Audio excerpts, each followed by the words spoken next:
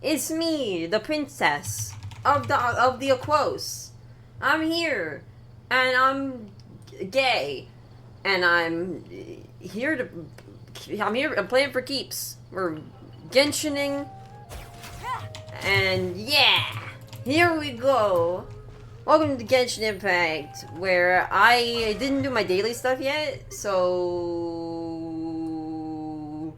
we're gonna do that real quick. But hey, we've got some main quest stuff to do over here. We got a mystery to solve. We got our mystery to solve. Ah! This is got all our fans here. Good for her. So true, so true.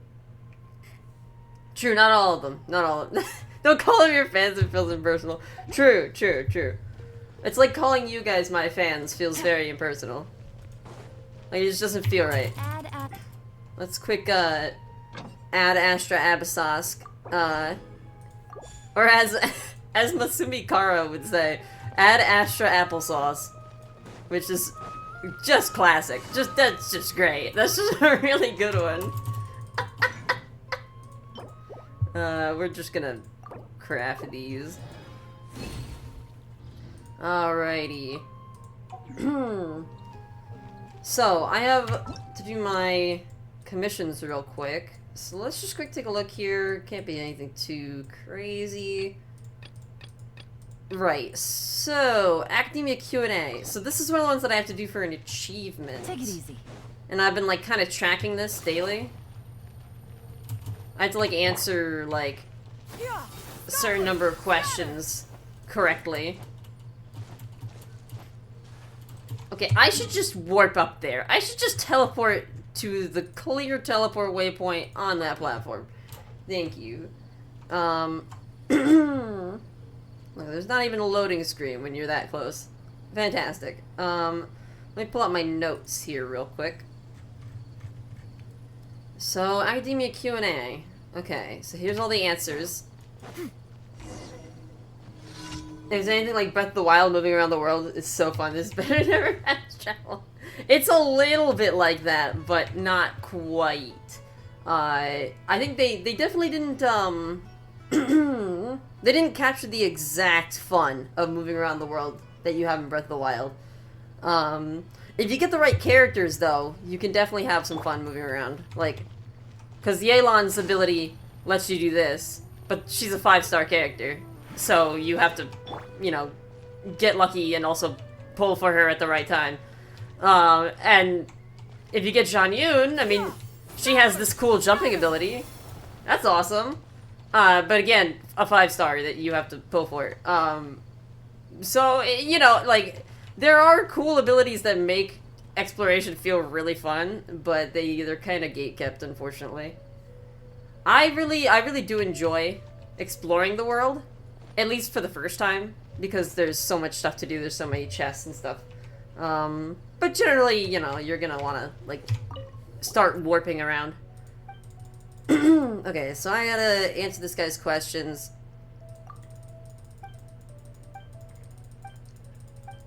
Okay, let's see. I think I've done something like this before.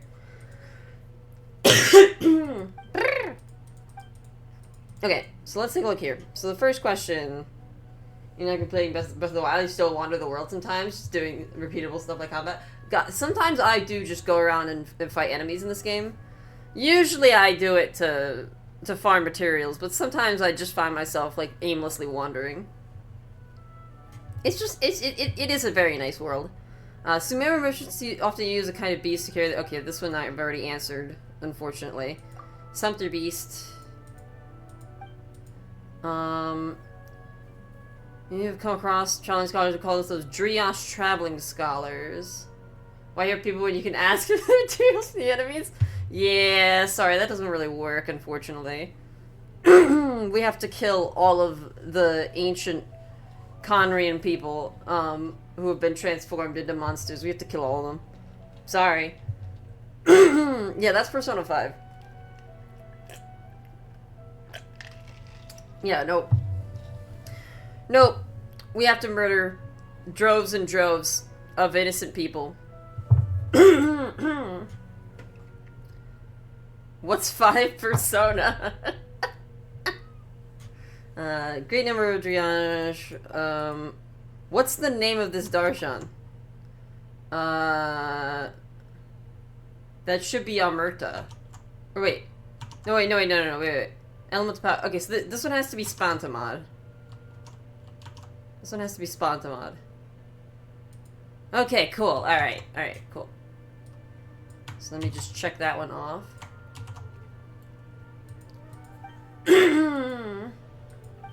A mushroom-like monster that's fungi.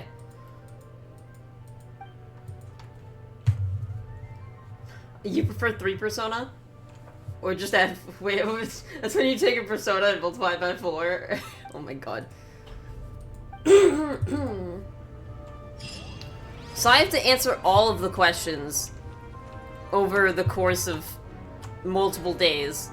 And I only get 3. There are 2 questions I have not answered yet. I only got 1 new one that time, but that's fine, whatever.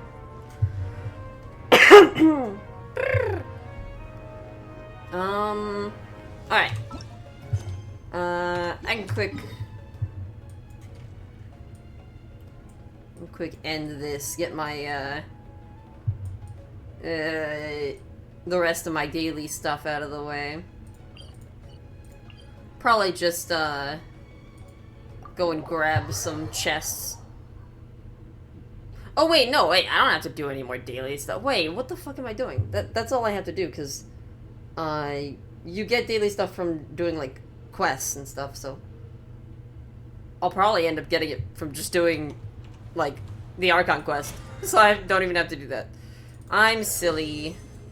But I did need to do that, because I want to get the, achievements. The achievables. Achievos. So I wasn't expecting them to add this area so soon, but apparently they filled in this little slot on the map, which is cool. I'm gonna have to check that out at some point. Maybe near the end of stream tonight. I will go and, take a peek at that. But let's get working on this mystery. The Opera Epicles.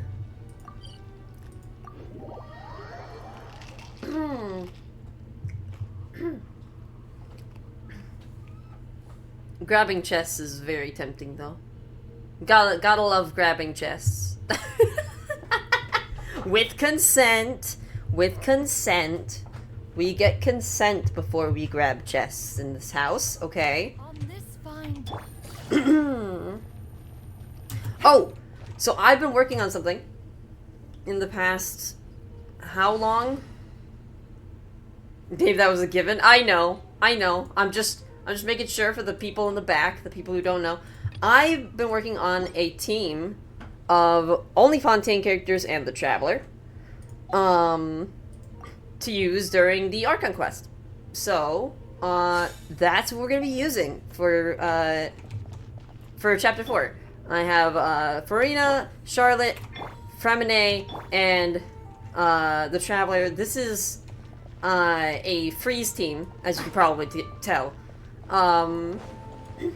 I could quick run through it, I guess. Might be good to do that. I'm using Favonius on my Traveler. I've got a, 2-piece Nymphs, 2-piece Golden Troop. So I'm kind of just going for, like, get some damage done. The Traveler, honestly, I really don't have a clear idea of how to play the Traveler in, like, any any context.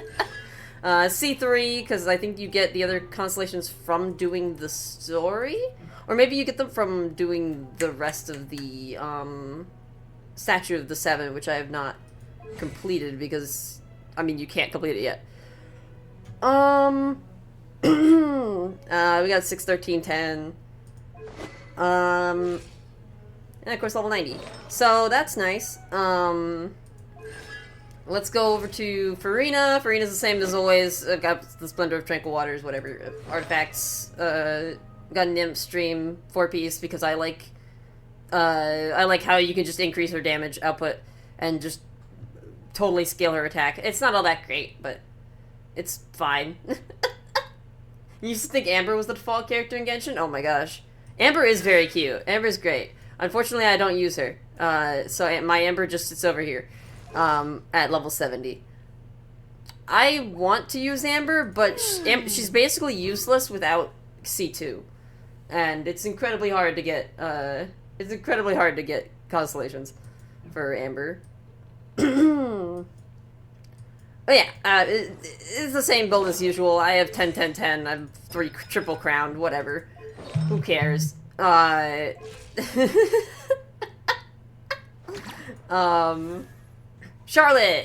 we're running Favonius Codex for energy recharge, and I've C5.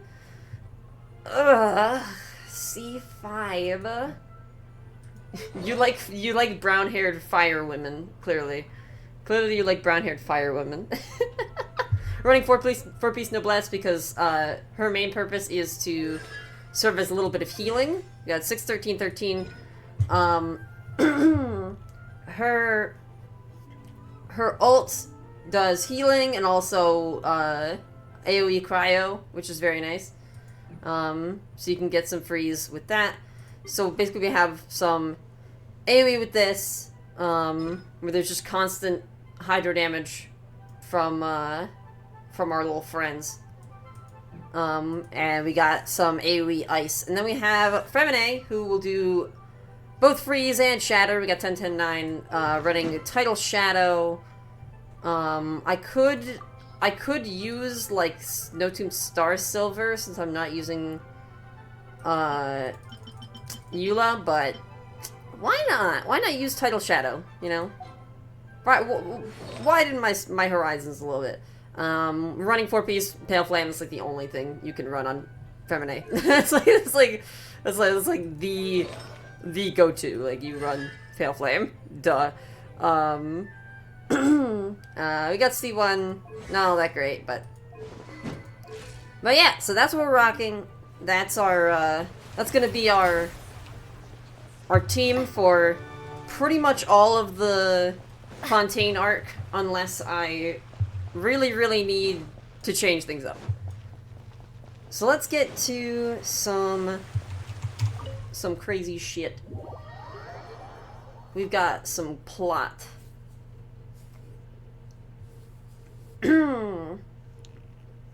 So last time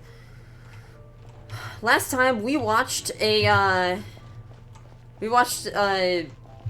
one of Lyney's stagehands get absolutely murdered.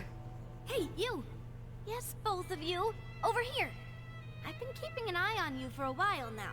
Oh boy. Oh god. Yes? So, we've been put in charge of investigating on the side of Lyney, trying to build his defense and eventually present the case in court, which clearly is definitely a task for a traveler who is not familiar with the legal system here. And I guess we're being called over by this mysterious woman. Huh? You mean us?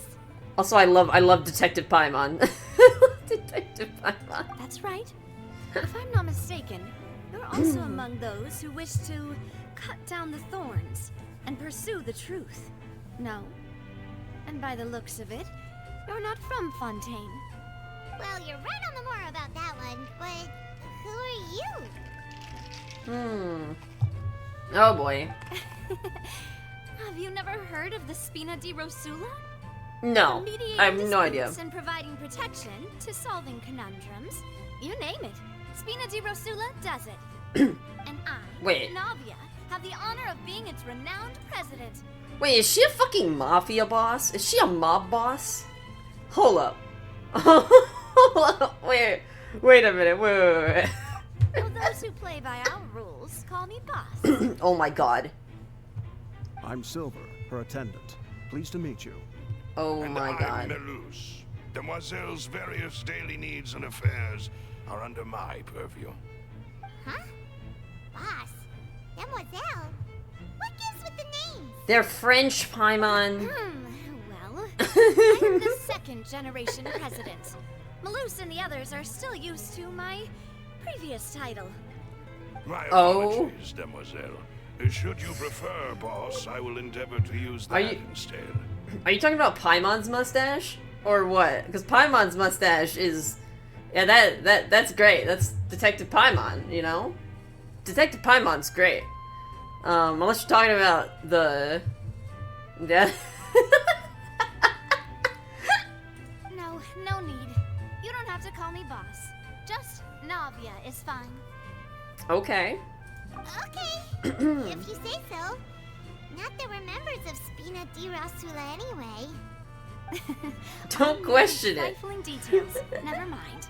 Now, back to the situation at hand. So you want to investigate as well? That's right. I've always kept an eye on the serial disappearance cases. My interest stems from a matter back from my father's time. Judging from the look of things, I find Lyney an unlikely mastermind. That's what I'm saying. But, yeah, so this is connected to the, sudden disappearances. There have been, young women suddenly disappearing, and it seems like this case is related because, basically the chamber that got crushed, live on stage in front of us was currently containing a participant for, or what is it, a volunteer for Lyney's magic tricks. And she wasn't the one that died in the box. Like, so someone stole her away, and for some reason, in her place was one of Lyney's, stagehands, who then got crushed and died. So, yeah. Ugh. Really? We think so too. That's why we're looking for clues now. But how did you come to that conclusion? Intuition, naturally. My unparalleled intuition. Dear God, Navia. Yeah, what's up? What's up, Lisa? What is your favor? I don't think that intuition is gonna hold up in court, by the way. DM me when you're gonna do the polls, because that's the part that you mainly want to see. Okie doke, I will. I can do the... I always debate on whether to do the polls at the beginning or at the end.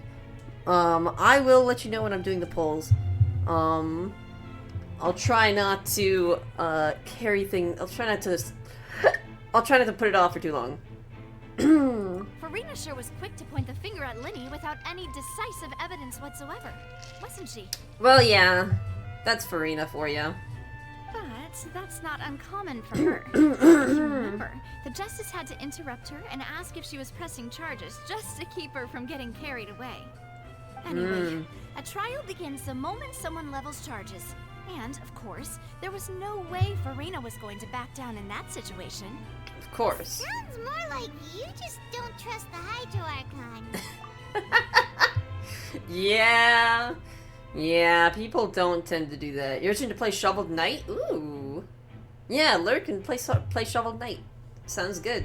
Well, what's your opinion? I must admit that she can be interesting at times, but liking her doesn't mean that I'll blindly agree with her.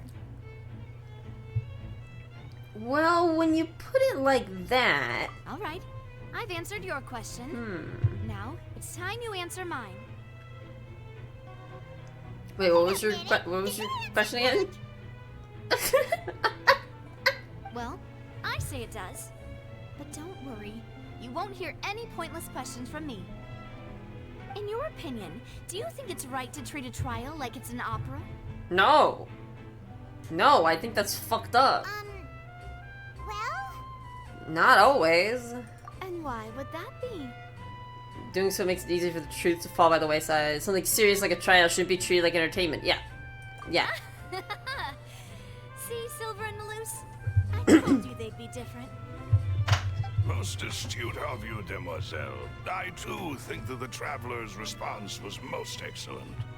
No Yeah, matter yeah. how wonderful the script or how fervent the audience's expectations may be, the trials that go on stage here must be based in fact. And if that can be done, boss, then... All right, that's quite enough, Maloose. Anyway, I like your answer. You passed with flying colors. Okay. I need to make some preparations, following which our joint investigation shall commence. You two shall be my assistants. Really, you know. Since when did we become assistants? Oh, well, I can be the assistant. Sure. Or your companion, if you like. I'm really not that fussy. Sounds more like it. I think you're missing the point, Paimon. Far be it from me to brag, but I believe that Demoiselle's intuition will be instrumental in uncovering the truth.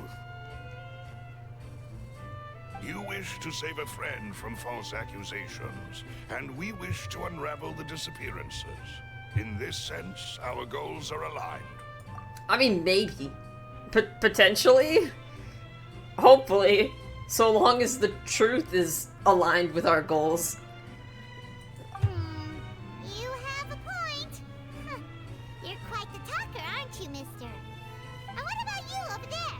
What do you think? You seem like you've got something on your mind. You can tell past his sunglasses? Look at his I have nice nothing to add. shades. Alrighty then. His 6 shades are clearly hiding his Some intent. preparations first. Just be sure to let us know if they start revealing Lyney's tricks. Thanks. Of course, yeah, we're gonna have to,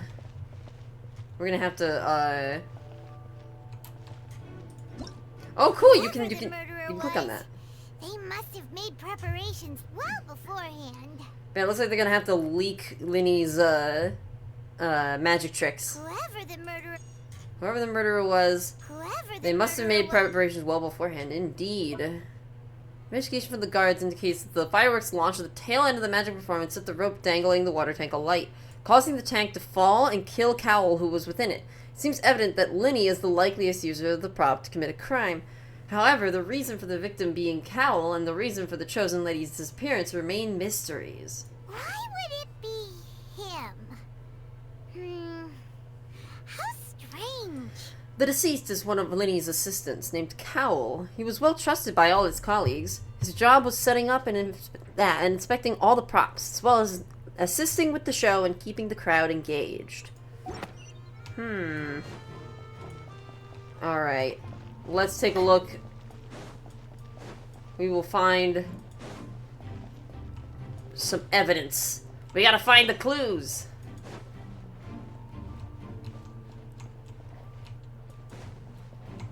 Wait, there's a clue near the entrance?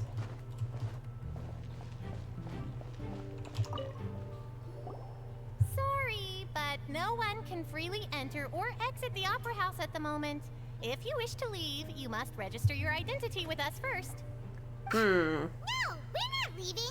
We're representing Lyney and Lynette as attorneys, so we're investigating the case. Were you always guarding this entrance? That's a good question. After the Chief Justice gave the order, everyone coming in or out must undergo a strict inspection. Wait, so only after the Chief Justice gave the order, So, the missing girl couldn't have left from here. At least, not from that point on. what about during the show? I doubt there was much opportunity then, either. Are you sure? How can you be so sure, Yeah. Paimon asking the good questions. Because I was in charge of security near the entrance at that time. I couldn't see Lyney's performance from here, which was quite a shame. Just my luck.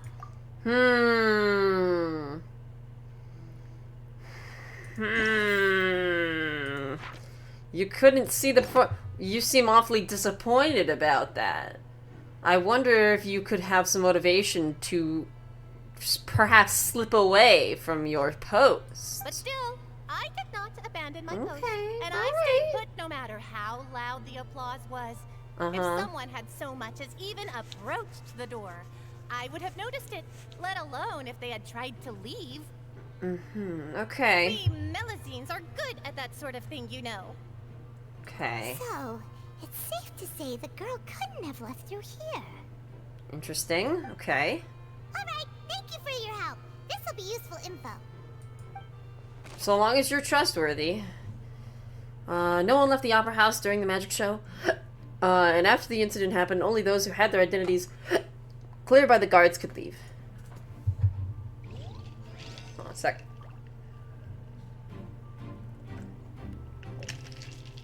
I gotta get rid of my hiccups. Alrighty. Let's go check it down near the stage.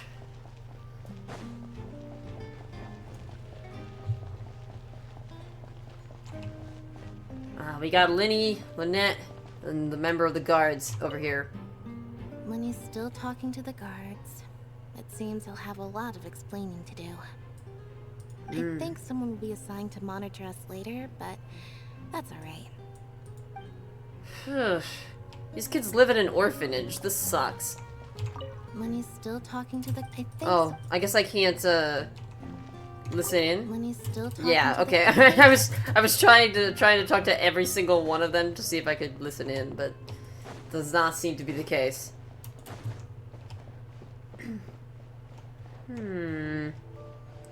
How about you, Esseldor? Do you happen to know anything? I see that you're investigating the area. Well, it just so happens that I'm interested too. If you find any new and interesting leads, be sure to share them with me, alright? Uh-huh. We don't have too many thoughts yet. Then why don't I tell you my hypothesis first? The way I see it. And I'll start it with that loud thud. Hey Ava, how's it going? Welcome. We're solving a mystery. Paimon Wright, Genshin attorney. The thud? Oh, you mean the sound that happened during the countdown? Yes, exactly. It wasn't terribly loud, but I suspect that most people heard it. It's just that everyone was awaiting the results of Lyney's trick with bated breath, so no one paid it much mind. But now that the incident has happened, the thud has become an important clue. Alright. That makes sense. So, what do you make of it? I'm of the opinion that it may have been the sound of Lyney's accomplice. Lynette, perhaps. Jumping atop the water tank, or something like that. I don't think that's the case, but okay. When the pyrotechnics went off, she cut the rope, sending the water tank crashing down. That seems improbable.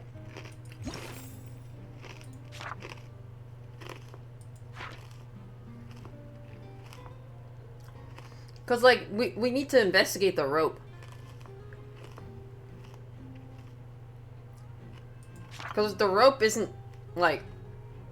If the rope isn't burned, then yeah, maybe it was cut. But if it is burned, then... Clearly it was done by the pyrotechnics. But wasn't the noise we heard too loud for that? Perhaps the balance wasn't right, leading to a particularly rough landing. Then wouldn't the water tank have started to swing a bit in that case? Oh, that's true. I suppose I must reconsider. That does remind Paimon, though. What was with that sound? Yeah. I mean, it's gonna be hard for us to find. Strange sound during the magic show. During the switching performance, there was an audible thump that many audience members heard. But we don't know what it could be. Well, let's investigate. Over here. I can't climb. You're not allowed to climb.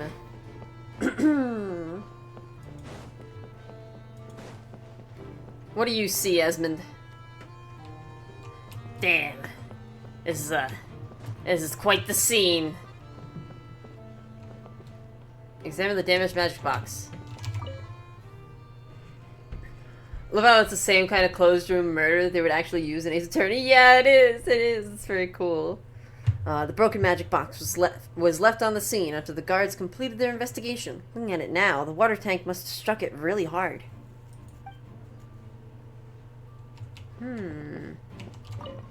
Hello, Esmond. Go ahead. have a look around. In the end, we're both after the truth. I mean, yeah. We just have different motivations. The white line. This is where the magic box was struck. If Cowell weren't inside the box at that moment, he might have dodged the falling water tank.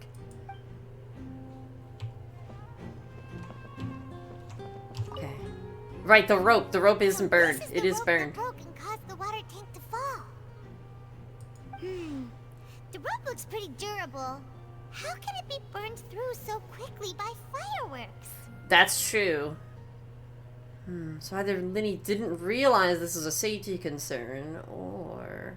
I see this being an Ace Attorney case if it was more polished. Yeah. I'm just looking at where the rope snapped. Whoa. Look! This bit is made from different material! Wait, what? This part of the rope is just made from a different Most of it material? was burned away, but there's still a little bit of it left. Seems to be flammable, like a type of flash cotton. So if a rope meant to hold something was made with that kind of material in it, then that means... It was made to burn. Paimon should write all this down. Let's take notes. Okay, this rope was used to suspend the water tank. It suddenly broke when the fireworks were being launched on stage. The investigation has shown that the location where the rope snapped was made of flammable material, specifically the spot where it snapped. Very interesting. Why was only some of the rope made of flammable material? To prevent from it being... Perhaps to prevent from it being noticed? Because if the whole rope was like that, then it surely would have been noticed, maybe?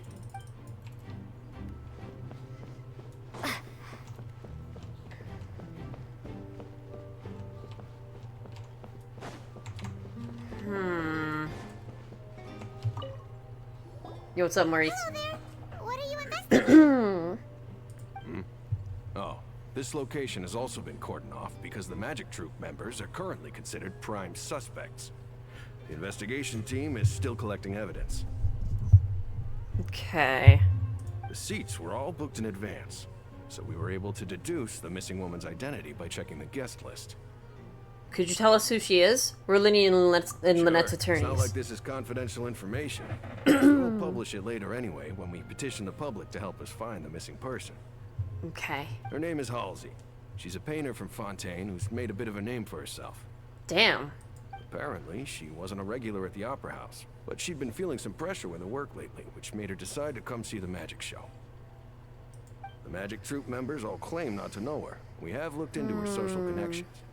It seems that she has no personal grievances or conflicts of interest with the suspects. Simply put, she wasn't related to the Magic Troop at all, which matches the features of the previous serial disappearances. Were the Okay. victims of previous cases also chosen at random? That's how it seems to us, in any case. Apart from the fact that they were all young women of around the same age range, there really weren't any other connections between them. So Okay, weird. then. Thanks for letting us know all this. No need to be so formal. If you do happen to see the missing girl, please be sure to contact us. Absolutely. It is of utmost importance that we get to the bottom of these disappearances.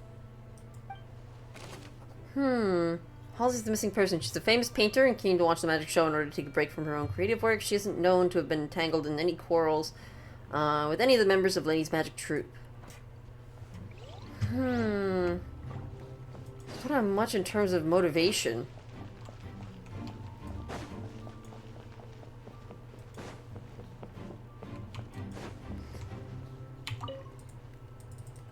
Go ahead, have a look around. I'm just curious because...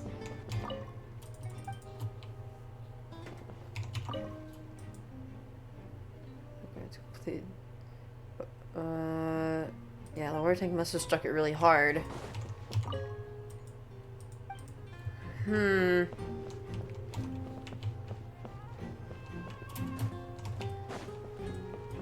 Let's take a look here. What do you guys think? The investigation team has some new findings. Turns out there's an issue with the random number selector after all. Ooh, See, hello? Told you. What if the machine picked some big guy's seat? You think the murderer would have still made his move then? Sorry to interrupt, but we're helping Lyney and Lynette with their side of the investigation.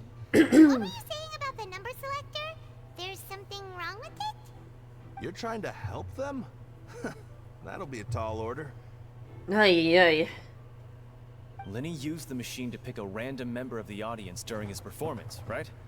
The lucky girl that later disappeared. Well, we thought there might be a serious problem with the machine, so we had it taken away for further inspection. Turns out that the seat number it picked wasn't random at all. The machine picks that same number every time.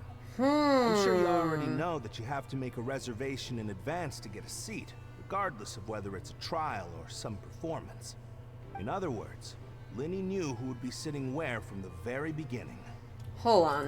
Who else had access to that information? Checks out. Lyney reserved our seats for us too. And who, like, did they commission the machine? You see why I was saying it'd be tough to make a case for Lyney. Thanks. Sorry to bother you. Even though it's bad for Lyney's case, Paimon had better write it down. Yeah, we're gonna have to address it, whether or not it's good for Lyney's case. He's a lucky member of the audience. However, the guards have found it will generate the exact same number no matter what. Clearly, someone has tampered with it.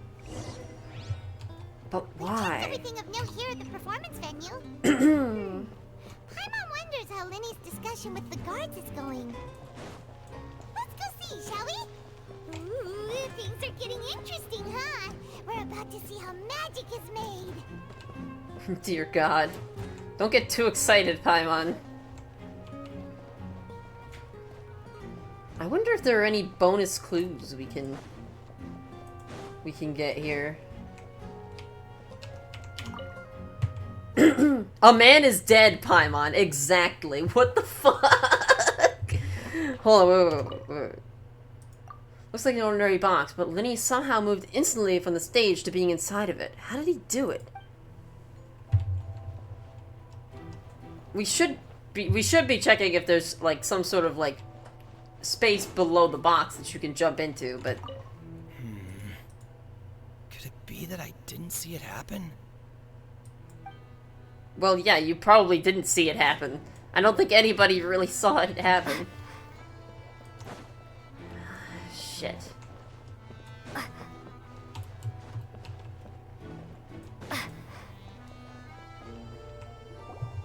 Alright. Understood. Then I will be going with you. Just so you're aware, I will be monitoring your actions and making notes as necessary. Very Okay. good.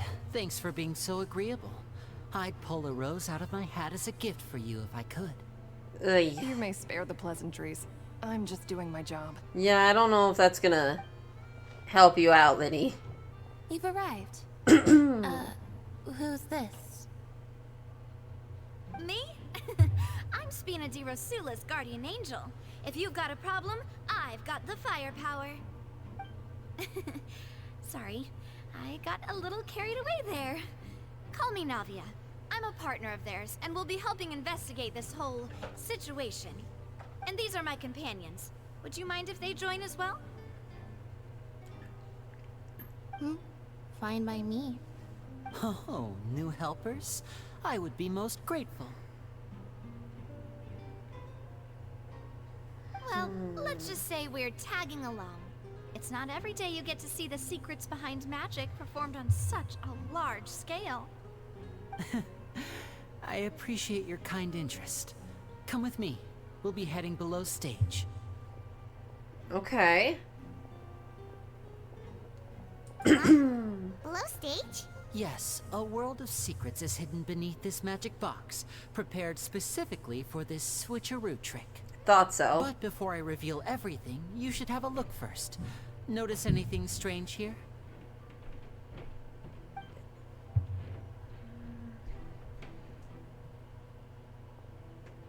I'm not trying to be dramatic. Remembering the details of a trick will help you understand the methods used to perform it more easily. Huh. Weren't there balloons and other decorations here? Where did all that go? Ah, good eye. That said, you're still far from discovering the answer. Oh, wait, what? The back of the door isn't the same. Wait, do these buildings have inner? Do these structures have like an inner compartment that like moves separately? So like the door, so like there's two separate like door pieces or something. Seems bizarre, but potentially. The back? You mean the inside of the door? What's different about it? Paimon didn't notice anything. What kind of attention to Very detail good does... Indeed. I thought you might not be able to catch that, given that you were sitting in the first row. The back of this door was patterned. Those patterns are now gone, replaced by a smooth wooden board. Oh, shit. So, if you put 2 and 2 together, what do you get? Does that mean there's another box inside this one? Exactly. Alright, let's go. I'll tell you how it works as we head down.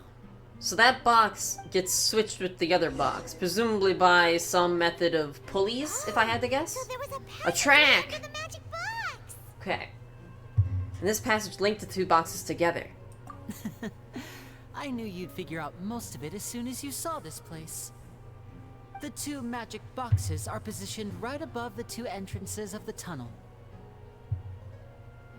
See this flatbed trolley? The box with the lucky I audience see. member in it would be shuttled over to the other side using the trolley. This trolley can raise and lower and even rotate, ensuring that the box will face in the right direction. Cool. I see. So that's the purpose of the box inside another box. Precisely. The inner box would descend after the audience member was put inside and be moved along the trolley, all while the outer box would remain on stage as if nothing had ever changed. So that's how you did it! Relatively simple. Once the box was lowered, the trolley would store some energy through this device here, with which it would complete the rest of the steps. The audience member would only be able to feel some slight movements in the dark, and by the time she walked out, she would already be back on stage. So from the audience member's perspective, the movements would be so subtle that they wouldn't feel the movements, basically. They wouldn't really know how they got there. Then what about your side of the trick? Right! You were talking that whole time, and you even came out for a moment near the end! Was it pre-recorded? Ah, yes. A phonograph operated by Lynette was used to achieve that effect. Pre-recorded. My assistant and I had already scripted our conversation beforehand. When the countdown began, I had already gone to the opposite box via a tunnel using that ladder. And Makes what sense, about makes sense. Lynette? Where was she? I was in the mezzanine space in the back of the box. Oh, interesting! That's how we were able to coordinate Lyney's lines with the assistant.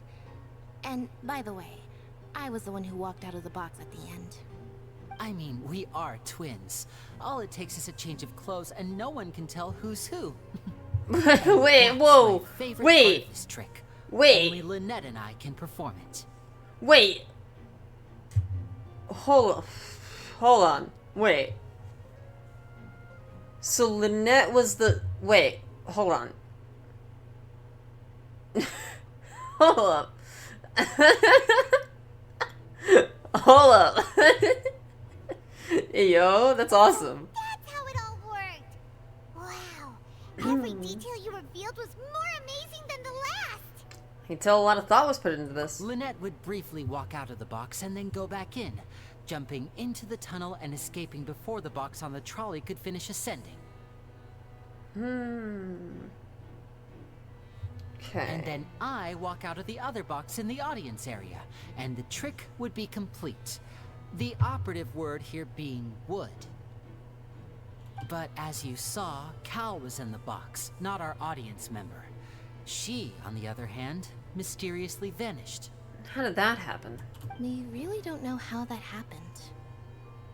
If not for that interlude, this would have been an astonishing trick.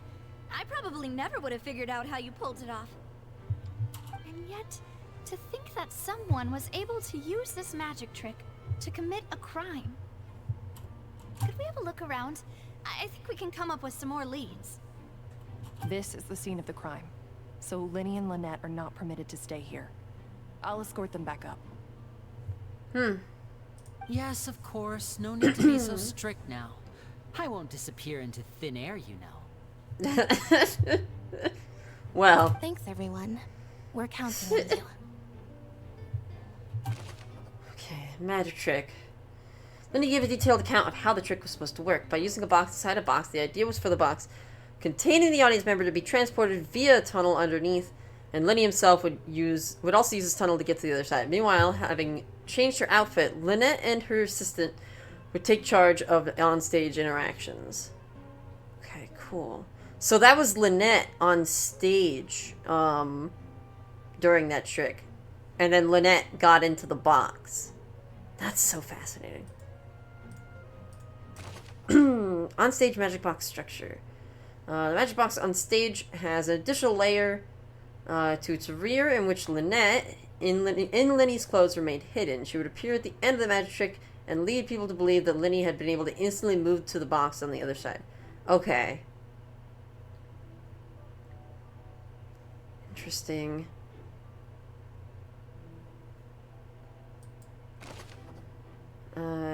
Right, that's so that he could teleport back and forth.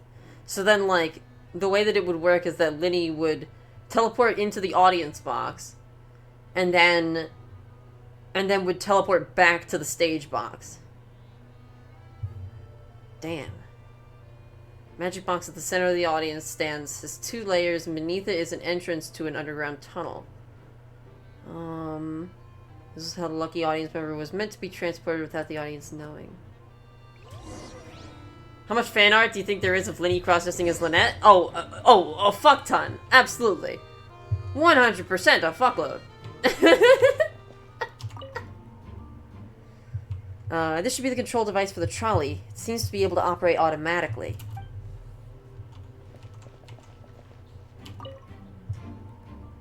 A ladder is required in order to return the magic box to the magic box above. We can, of course, take this ladder if we want, but...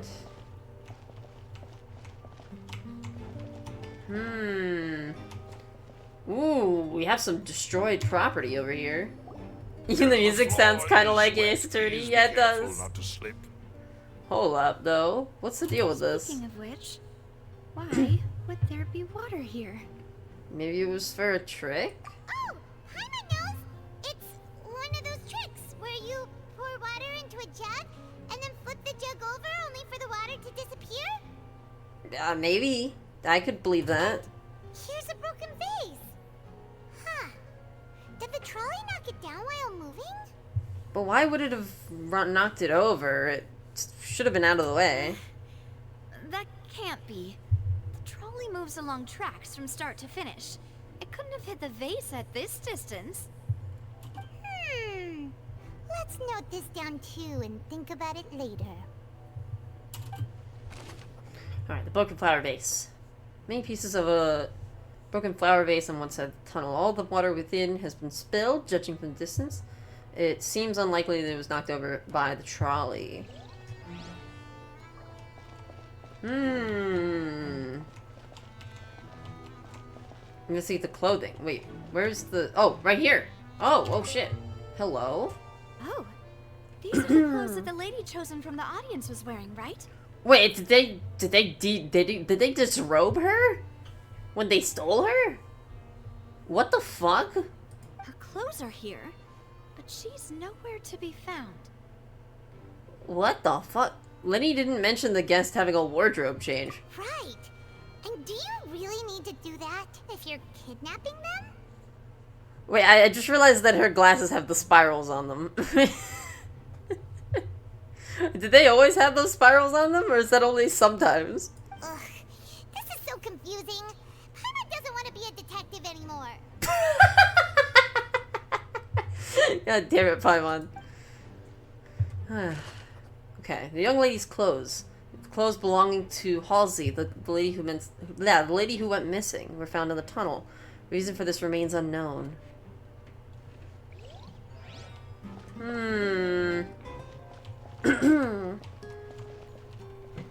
Something to investigate about the tracks? High precision is required to complete this magic show, and tracks are perfect for making the trolley stay on its designated course. Of course. That box is broken for some reason.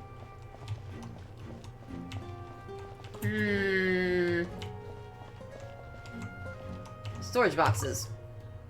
Over here. All kinds of props and costumes are haphazardly stuffed inside.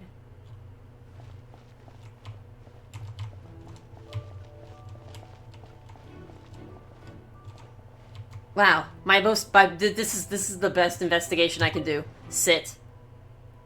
I can sit and investigate the storage box. I'm stupid. Don't mind me. There's a book.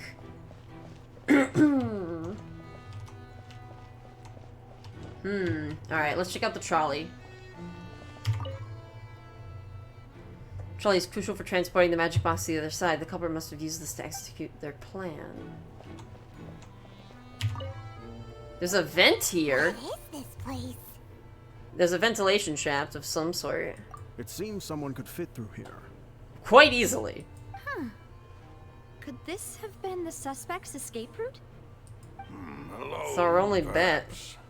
But if they had to pull another person with them, the space would be too narrow. Maybe? I don't know. It might be a bit more struggling. Yeah, I mean, yeah, there probably would have been more struggling. We would have seen more signs of struggle. In or out of here. Other than those that go through the magic boxes. And Lyney and Lynette were in the two magic boxes. You're right. Let Paimon write that down. Tunnel vent looks like it would allow one person passage barely, but leaving along with the missing lady seems an unrealistic prospect. What's the goal here? What's the big idea?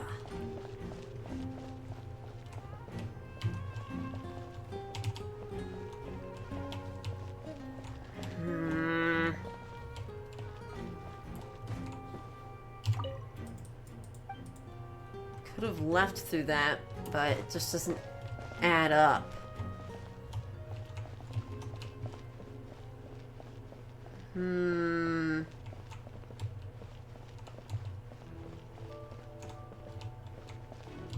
What do we got over here? Huh. What's this?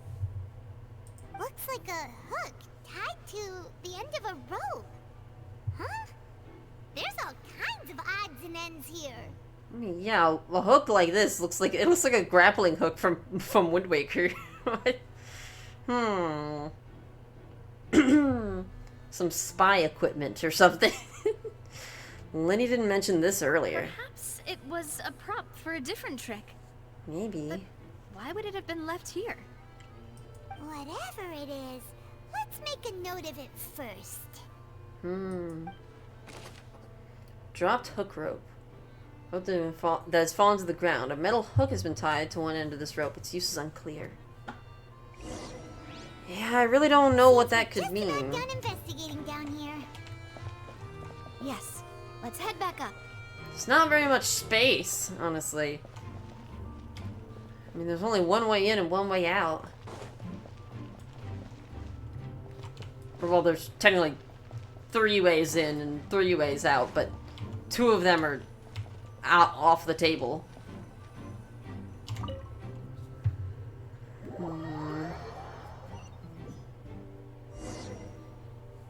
Well, we've ascertained the state of the crime scene. Let's find a place to sort out our findings once Malus returns. Seems to me that there are several things that don't add up here. Yeah. Apologies for the wait, demoiselle. So, what did the guards say? Did the criminal escape through the vent? They believe the odds of that are very low, since the vent leads to the Opera House's basement. Yeah, it doesn't sound very likely. The guards have checked the area carefully. No one left through the basement during the performance or after the incident, and no one was found hiding there. I really would like to investigate the basement myself, but... So the tunnels become like a secret chamber then. You know, like the kind you usually see in novels. It would seem so. The plot thickens. Halsey's disappearance and Cowell's death are both quite inexplicable. No wonder Farina was so confident in her accusation. All the current evidence points toward Lyney and Lynette. Well, we have seen people teleport. Like, I think Mona did that in, like, one of the limited time events. I don't know if that counts as canon anymore. I don't know if that's been retconned. We've seen a character teleport a group of people before. I think in Unreconciled Stars is when that happened.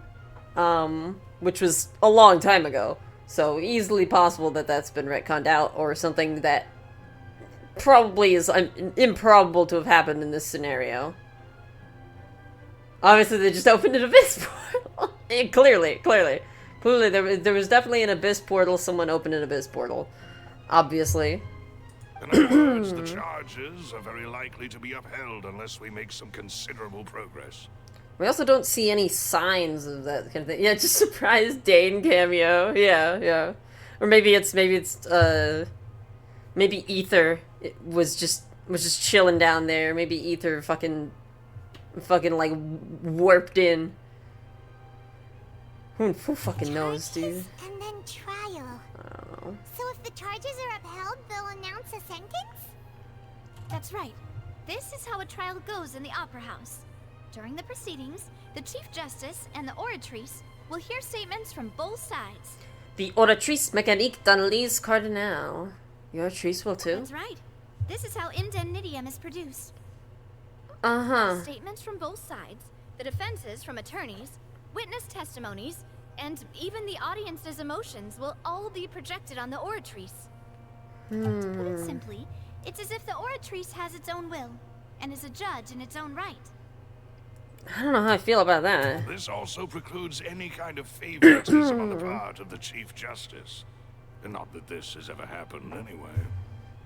Fascinating.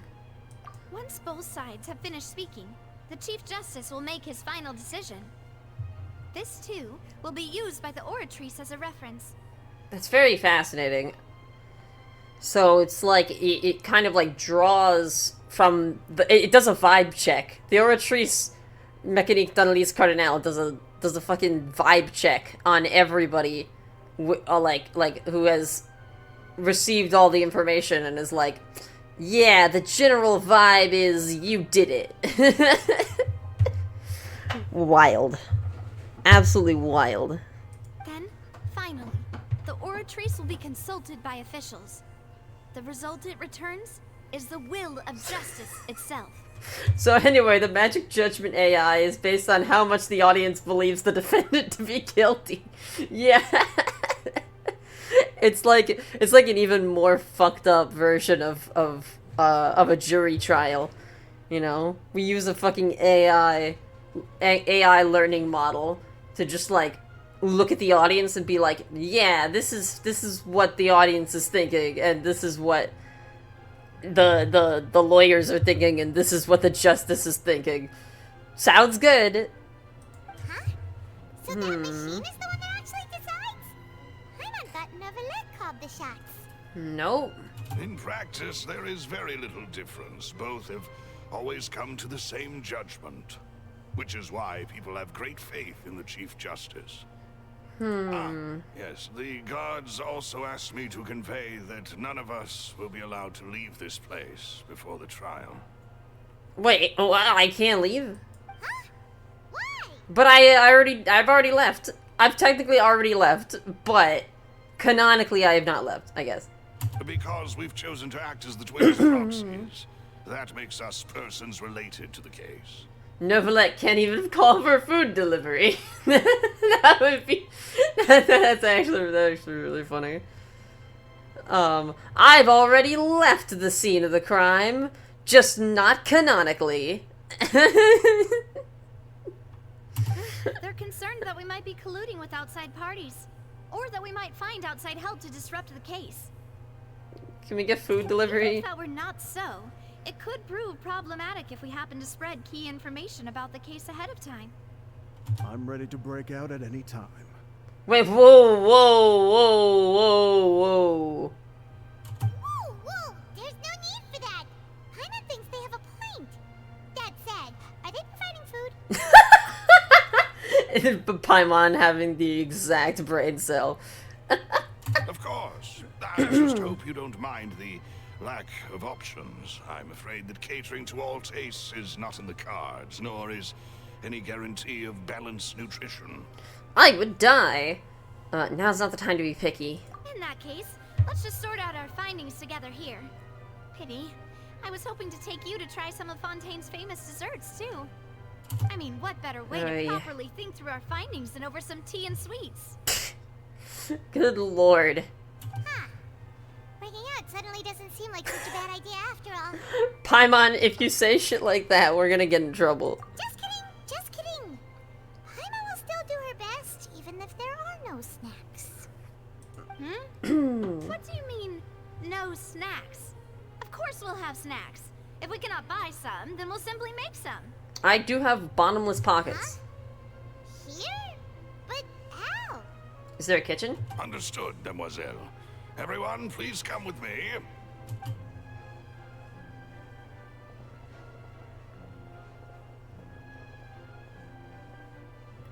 Wait, you're carrying a portable stove with you? Cute. Yes, I must be prepared to meet the Demoiselle's baking needs whenever the fancy strikes her. My god. I have eggs, sugar, and almonds at the ready. Good work, What you the two. fuck are you Then making? I'll get to it. Please sit tight for a moment. You'll get to taste my awesome snacks soon enough. Eggs, sugar, and almonds. What the fuck are you making? These three are quite the interesting group. Must be a Spina de Rosula thing.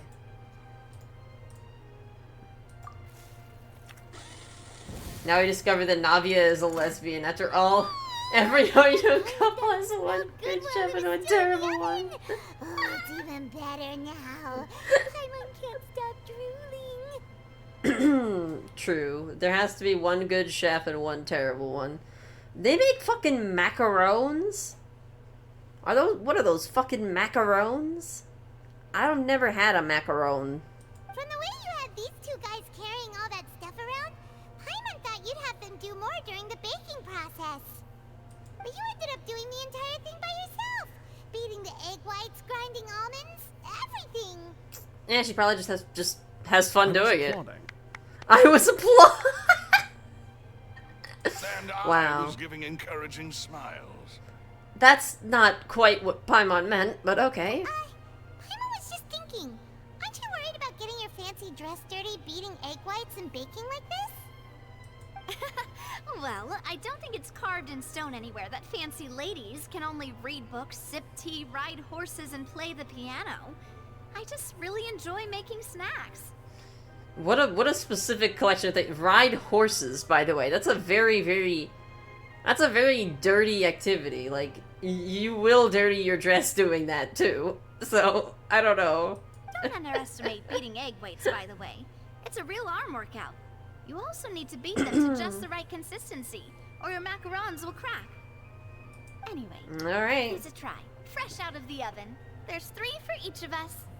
Only 3? Macaron. Well, eating too many Good sweet Lord. treats might send all that sugar to your head. You wouldn't be able to think clearly about the case on a sugar rush, would you? Seriously, Paimon does not care. Paimon will eat all of them. Tea is ready to be served as well.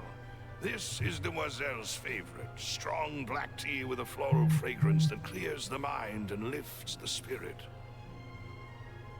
Why don't you take a break as well? No need for concern. I'm merely doing as I should. Okay, alright, buddy. She really is a mob boss, isn't she? Down to business. As Paimon mentioned previously, the tunnel seems to be something of a secret chamber. However, we can assume that Lyney and Lynette were not alone within it. Some criminal also occupied its sealed confines.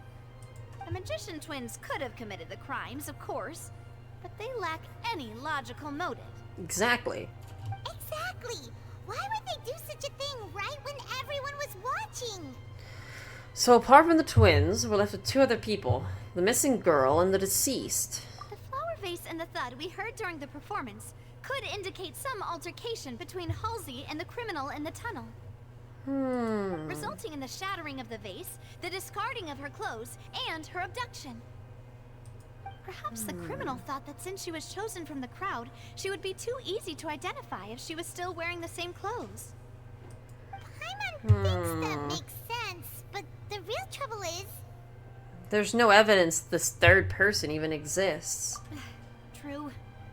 None of the clues we found thus far support the existence of this third person. But the only people left to consider are both technically victims. Whether it's the missing girl, Halsey, or poor Cowl. Yeah. So unless the girls in the disappearance case were running away on their own, which is honestly a crazy conclusion to come to, it's possible. It's possible that she disrobed herself. I mean, why, like, it would be a bit hard for somebody to take her dress off, but not impossible. But it could be possible that she was trying to escape. Somehow, for some reason, but it doesn't seem to make any sense. There's so many things we don't know. Huh. Could Halsey have secretly made modifications to the magic props in order to murder Cowl before making her escape? But she had no way of knowing how the magic trick worked. That's right. And even if she had tampered with the setup, she would need to understand the entire trick to pull it off. Yeah. Nor does she have any motive. Yeah. The guard said that she has never had any dealings with the magic troop's members. Were we not thorough enough in our search?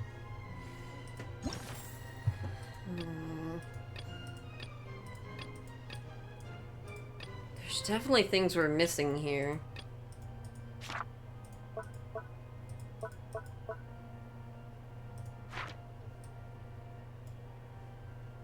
From the sound of things, this is turning into an impossible case.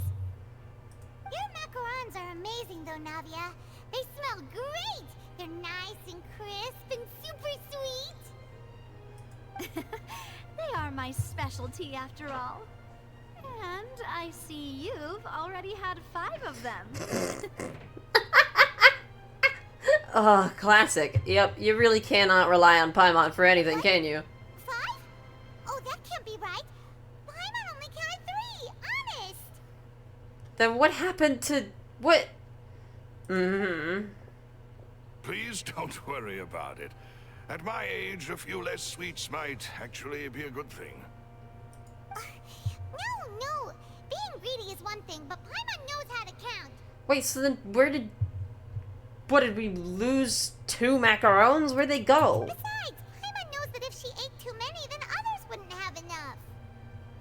Look, it's fine. If you ate them, you ate them. Everyone knows how much you love eating. Okay? Like, it's fine. Wait, even you don't believe Paimon? How could I believe you, okay? Besides, it's just food. If Paimon ate those 2 extra macarons, then may they turn into stone in her stomach. I hope that it'd be so great if like, fucking Zhongli just walked through the door and was like, no problem, let me take care of that for you.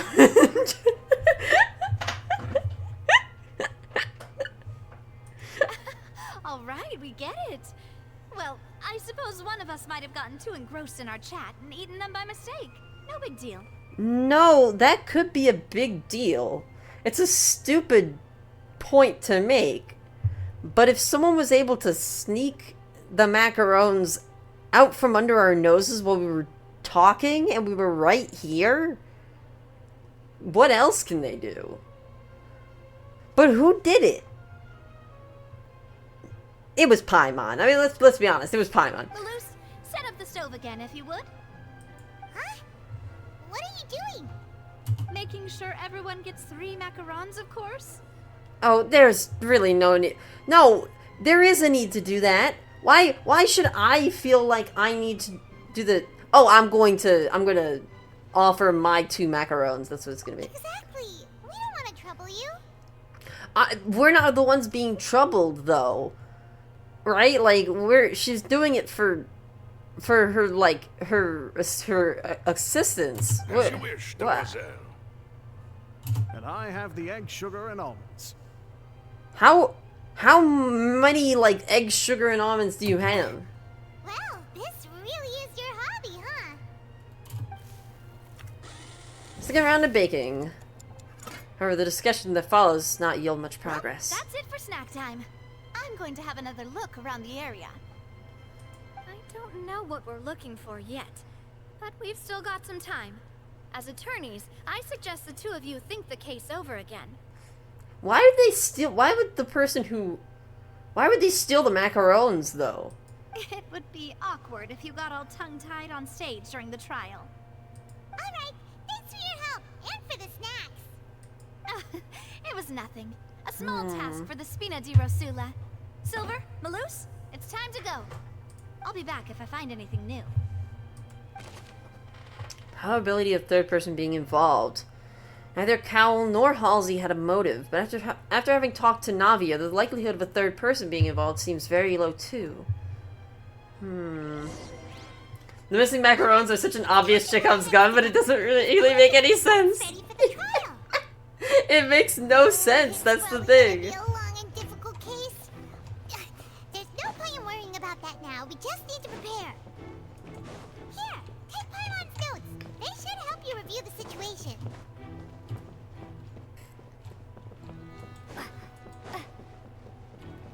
I don't understand. There just isn't enough evidence.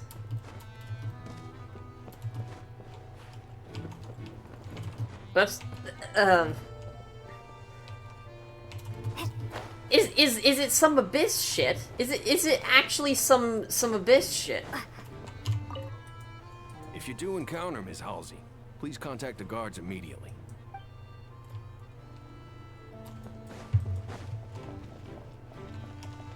Like, there's something going on here. It's just so impossible to know what.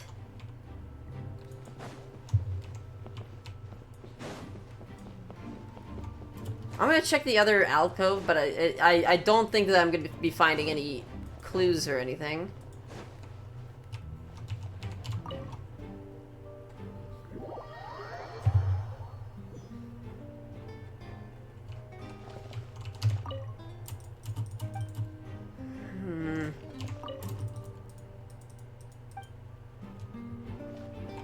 Let me take a look at...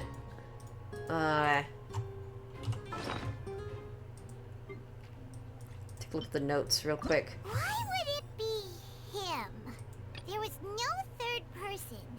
And Paimon didn't eat more than 3 macarons either.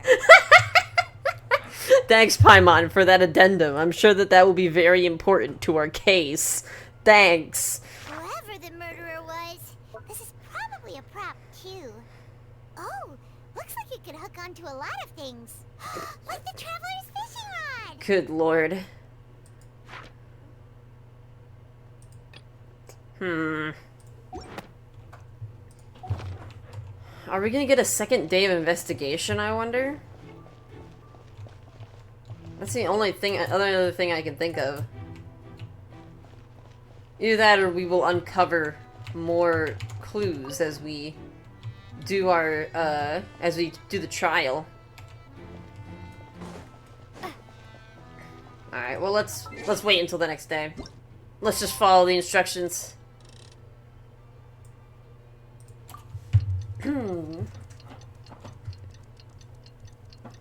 It would be very interesting if it was possible to lose this trial. And, like, you'd have to, like, try again.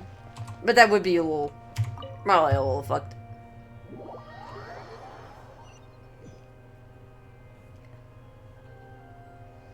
Alright, well, I guess we're just doing this then, huh?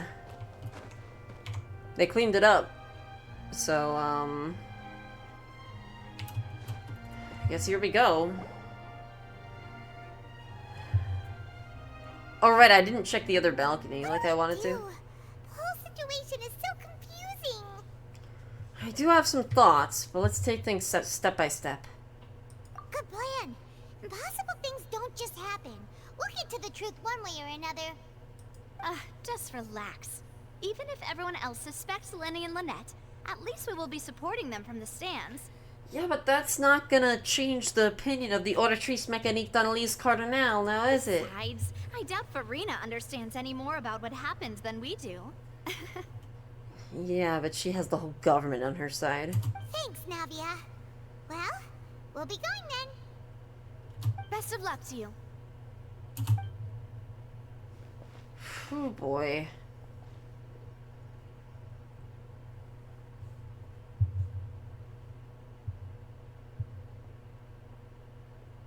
Ah, finally, you're back. Well, how did your investigation go? Could have gone better. To be honest, you might be disappointed. No. We're already very grateful that you were willing to help. Well now, don't you all look disappointed? Don't tell me that your investigation came up empty-handed. Oh, That you. was to be expected, of course. The guilty can never produce proof of their innocence. Oh, fuck you. Fuck off. I love you, but also, oh, fuck you. Oh, traveler. Did you know that I specifically asked the captain of the guards to check the body again? Behold, Cowell's updated autopsy report. That's so real.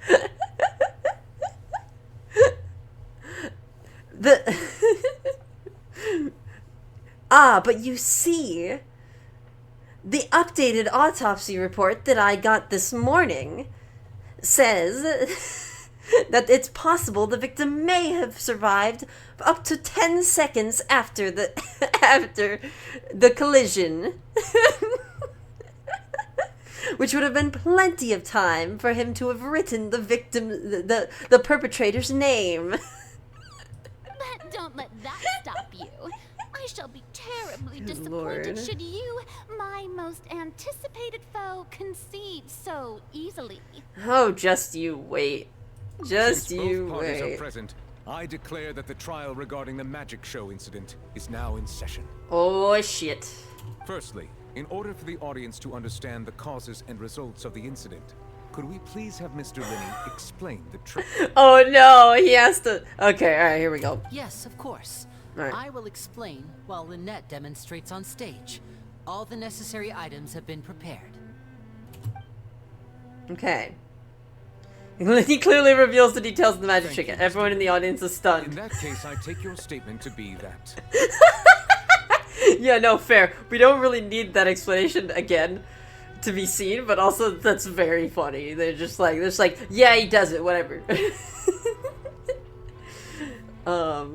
You ran to Got it. and remained hidden within the magic box in the audience stands once the trick began, and thus could not have committed the crime. Is this correct? Mm-hmm. Yes, that's correct, Your Honor. In that case, I call upon the prosecution. Lady Farina, do you wish to refute his statement in any way? Why, of course I do. Allow me to take the first shot and break this case wide open. Mr. Lyney is clearly lying. Oh my goodness. There is no way you could have been in the box the whole time if you were to abduct Halsey and murder Cowell. In fact, I'd say you were hardly in that tunnel at all. He had to go through the tunnel in order for the... What do you mean? That doesn't make... What? That is simply your hypothesis based on the presumption that I'm guilty. Oh, is that so? Ooh, look at that I screen may transition. ask, what did you hear while you were inside your box? The roaring countdown of the crowd, of course. That's how I kept track of the time and built anticipation for the finale. And you didn't hear anything else at all? Nothing that might leave an impression of any kind? No, nothing. Wait, he didn't hear the bang. He didn't hear the thud? Really now, that's bad. It's really bad for a case. But when the count reached 30 seconds or so, there was a thud. One so loud that I believe practically everyone heard it. Huh? And Lyney didn't know. Hey, hang on. Something's not right here. How could Lyney not know about that sound? Yeah, I'm sure he could have heard a noise that loud from inside the box. I was right by the box, and I definitely heard the thud. Ugh. Could those mean... They probably represent the Oratrice's stance in the trial. Well then, ladies and gentlemen, allow me to use the words of the magician himself. You never know what can happen in the blink of an eye. Indeed, it seems his alibi can also collapse in the blink of an eye. I don't really like your attitude here. Of course, I have armed myself to do Shit's far way more too- than smash your alibi. Confidence cannot go unfounded, and my foundations are rock solid. Is the inside of the box more soundproof than we're letting on? Tell me, aren't No, you maybe and not. Lynette actually from the House of the Hearth? What does that have to do with anything? The House of the Hearth? Wait. No, wait. That's the... Oh, wait. Fuck. Oh, wait. Shit. Wait. Hold... Oh, no. They're... Fatui. No wonder they did Father's something like this. orphanage. Yeah. Wow. So the serial disappearances were the Fatui's doing. Now it all makes sense. Fuck, this is bad. This is really bad for our case. I've got a feeling that what happened on stage probably wasn't just an accident. No, this doesn't make any sense. That's irrelevant. Our identities have nothing to do with what happened. Indeed. Then perhaps you could tell us everything that happened during that 1 minute. Your first priority is to prove yourself innocent after all. I'm sure there is little that needs to be kept secret now. Unless your script already has holes in it.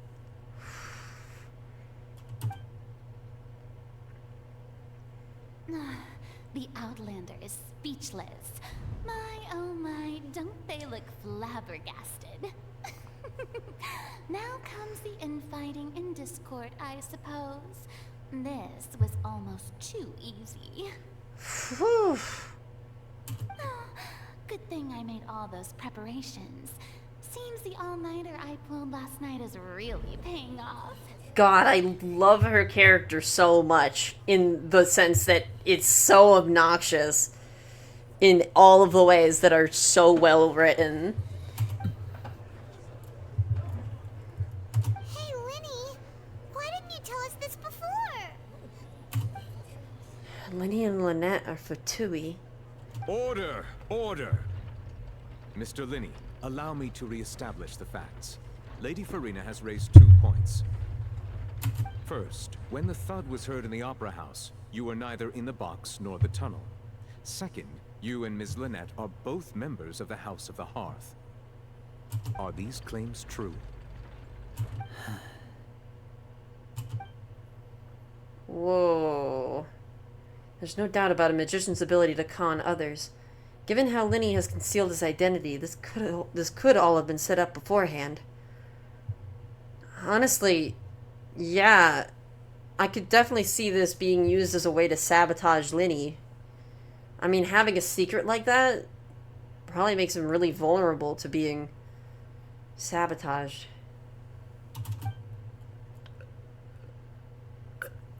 Plus, Child is here in Fontaine along with other house operatives. There must be some scheme at work here. I've been a victim of such schemes before, and now... Please answer my question, Mr. Lyney. Oh, fuck. I'm sorry. Yes, they're true, Your Honor. Holy shit. What? Wait, he wasn't in the tunnel or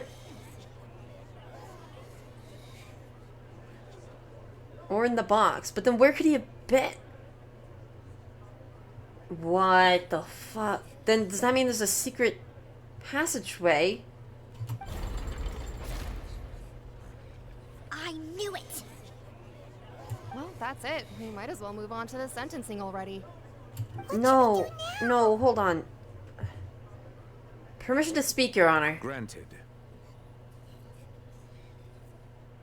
My defense cannot proceed.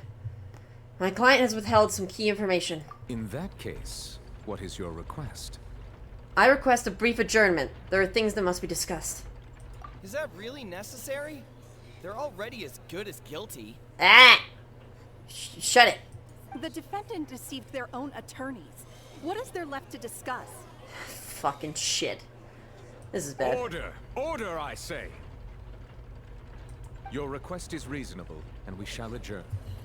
This trial will reconvene in 1 hour. So you would stick to Mr. Lyney's defense even after knowing what you do now? You certainly have more professionalism than I thought. In that case, my dear audience, let's allow the joy of victory to steep for a little while longer.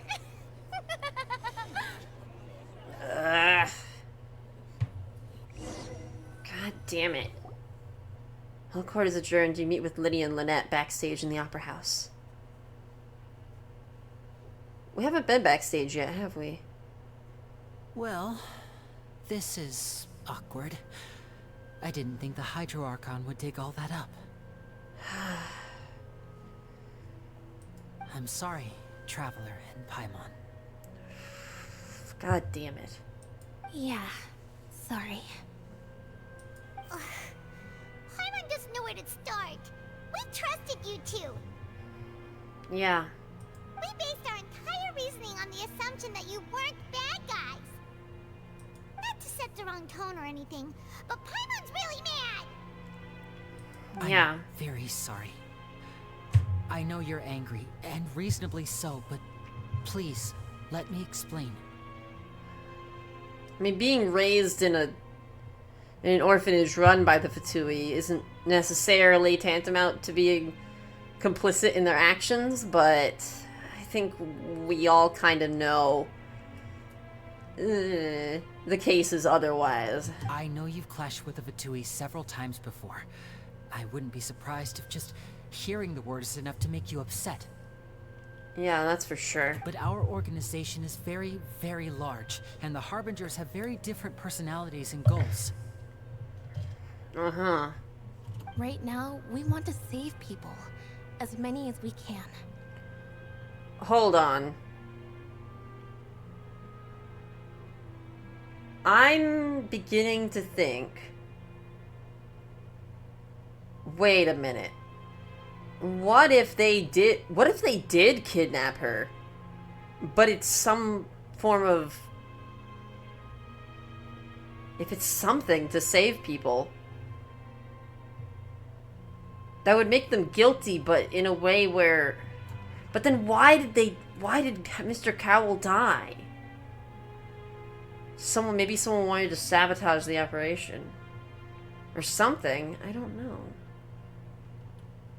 That's right. I'm sure we're on the same page when it comes to this nation and the disaster that its people might face. I knew if it weren't for our respective identities, we could become good friends. You're not all that different from Child. That's why I didn't wish to flat out lie to you, but chose to hide some details instead. Yeah, how'd that work out for you? The truth is very important, but being completely transparent about everything would see us spending more effort than we need to. How can we know this isn't all just another lie? Right. So, you be the judge. Heck, if I were you, I fear that I'd even struggle to trust me at this point. Yeah, you think? You met a Fatus who works as a magician, a trickster by trade. All by coincidence, too. But still, I'm asking you to trust me. I am no criminal. At least, not in this case. Sorry. Please forgive us. Well, you both say that, but... Explain the other issue first. Where did you actually go while the trick was being performed? Right. Let's hear your answer first, and no lies now. Of course. I'll answer any question you ask. Could he have been in the basement? We've been trying to find out how the Oratrice operates. Oh. We want to know why it has a consciousness. Why can it deliver sentences accurately?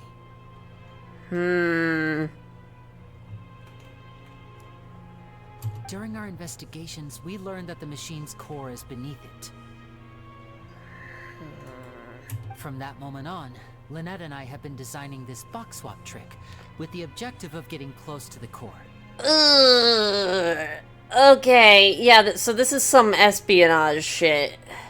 This is not looking very good for your case. As your attorney, I have to say that you're kind of fucked, I'm not gonna lie, and I would like to have my payment up front. Oh my god. Yeah, this is not gonna go well. Like, I get it, I understand. Legally, it's only espionage if it's on the behest of someone. I guess it's like, what is it? It's, they're trying to... I mean, essentially, it's kind of breaking and entering. Not really. Wait, no, what is... Yeah, it is, they're agents of Fatui, so it is on the behest of someone. So it is espionage. Yeah, in fact, it's international espionage, because the Fatui act on the interests of Sneznaya, even if they, you know, claim that all of the Harbingers have different motivations. Is that why you needed a whole minute? That makes sense. Wow. That's right. In truth, the audience would take about 75 seconds to count down from 60, while I would only need 15 to get to the opposite box. Good lord. So, after jumping into the tunnel, I accessed the Opera House basement via the vent, and went to investigate the room in which the core is stored. Of course you did. Wait, but then, was he related to the Thud? That air vent was created during the construction of the tunnel specifically to execute this step. Wait! Oh my god. They made an air vent specifically for this step. That's insane. Jesus Christ. How the audience takes roughly 75 seconds to count to 60 is so funny to me. Yeah, it is very funny. They count slightly slower than seconds. He somehow calculated it. Yeah, they didn't explicitly say as much. It's kind of implied that finding the core is, yeah. Given that they are motivated to work with the Fatui, the question of we, like who is we, wanted to know about the Oratrice. You know, like we could very well mean a lot of different things in this case. And what did you find? Nothing. As soon as I reached that room and was about to investigate, I heard someone's voice. Which should have been impossible, of course. I was quite certain that I was the only one in the room. Okay. That voice seemed to recognize me and tried to speak to me. I chose to err on the side of caution and retreated the way I came. On the way back, I saw the broken vase and the clothes on the ground, but the countdown was almost finished, so there wasn't time to give it any thought. After that, the homicide occurred just as you saw. Well, that explains why you didn't hear the thud. But why do you want to understand how the Oratrice operates? Because of that prophecy I told you about, of course. We must know all we can about this nation's secrets in order to deal with that prophesized crisis. That's the only way we can save everyone. Saving everyone is a bit of a bold mission to have here. So, there you have it. Can't save the whole everyone, truth. but I swear, I didn't hide anything from you this time. I get it. I get it. Still. It was never my wish to proceed under this cloud of mistrust either.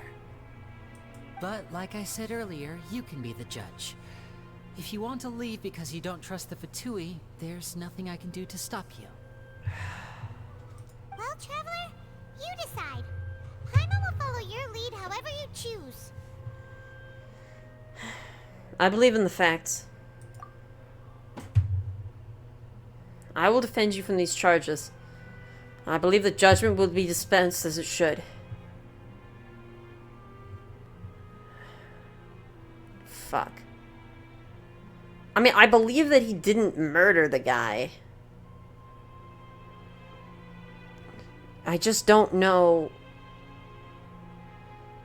This is just really, like, not gonna help his case. I'll defend you from these charges. Thank you. I'll do what I can. But I don't feel like there's any guarantee I can... Thanks for giving us a chance. I can rescue him from this. The current problem is that the scales are tipped pretty badly against you two. If we want to refute the Hydro Archon's accusations, we're gonna need a seriously watertight defense. Actually, we already have the key evidence we need. Huh? The adjournment's almost over. Let's go back. Oh, Paimon thinks she gets what you mean. As you can see, Your Honor, Paimon did not eat those 2 macarons. Shit. Lyney's statement. Lyney claims that he headed to the chamber containing the Auditrice core upon entering the tunnel and did not witness the crime taking place, and thus did not hear the thud. This is just going to implicate him in another crime, so... not great. The voice in the Auditrice core chamber. Lyney claims to have heard a mysterious voice within the chamber that houses the Auditrice core within the Opera House's underground structures. So the possibility here is that this could be our third person. This does partially cast doubt. I don't know... Since Lyney's the only basis we have for this, it's not going to be too great, considering that his credibility is in the gutter at this point. We really don't have a good shot here, but we'll have to see how this ends up. I'm not exactly optimistic. So yeah, backstage is actually really interesting. Alright. Oh boy, here we go. The brief adjournment ends, and the nail-biting trial reconvenes. Both parties have returned to their positions. Let us continue the trial. Alright, here we go. Left off, Mr. Lyney acknowledged the new evidence presented by Lady Farina as fact. Therefore, Lady Farina may continue stating her reconstruction of the events. Oh boy. That took long enough. Now then, if everyone would lend me their attention. At this stage, let's revisit that scene from Lyney's perspective. Oh boy. God, look at her smug little face. Look at her little smile. Oh god. Oh. Okay, here we go. Based on the opposition's account of events, you can identify loopholes in their statement. Okay. Use evidence and clues obtained during the investigation to refute any erroneous assertions of fact and replace them with new inferences. Use your refutations to convince the audience and obtain more support from the people. The Auditrice will display such shifts clearly. When you find and refute all incorrect content, you can complete the cycle of refutation and unveil the truth. Alright, let's do this! Oh, let's go! The countdown began. He entered the tunnel. When the flatbed trolley passed, he opened the box and got into an altercation with Halsey, which caused the loud thud. Yo, these little icons are actually really cool. Look at these little images. Oh, He did not fuck. realize that the sound could be heard by everyone in the opera house, which is why he claimed earlier that he could not hear the sound. That is an interesting point. Finally, he used the vase to knock her out before making her change clothes, Damn. to prevent others from recognizing her. At this time, Cowell arrived in the tunnel, having heard that strange noise, and caught Lyney red-handed. So Lyney proceeded to knock him out too before stuffing him into that box. Afterward, Lyney passed the unconscious Halsey to his Wouldn't there have been accomplice two through thuds? the magic box in the audience stands, before operating the devices such that Cowell's death would be ruled an accident. If Lyney fought two people down there probably would have been more than one thud. And there you have it. That's the truth behind what happened. Alright, let's tear this to shreds. Does the defendant's side have any objections to Lady Farina's description of the events? The key to refuting Lady Farina is the order of events. What Lyney experienced and what he saw. Yeah. Okay. Lyney's actions in the tunnel. Lyney entered the tunnel as the countdown began.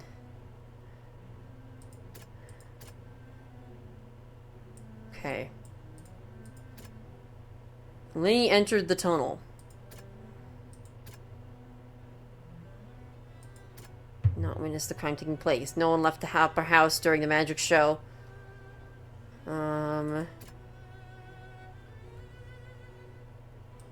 Yeah, voice traveler moment is always Pog.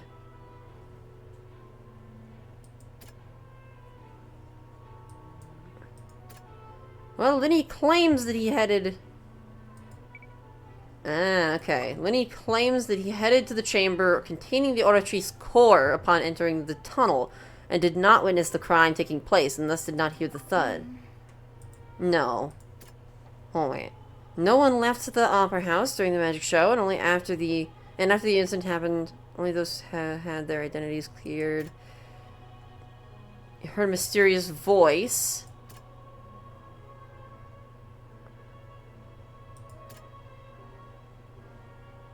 Yeah, here we are. Thump. He was here. That sounds from Lyney and Halsey's fight, but Lyney claims that he heard nothing in order to cover up the truth. Was Lyney really in the tunnel at that time?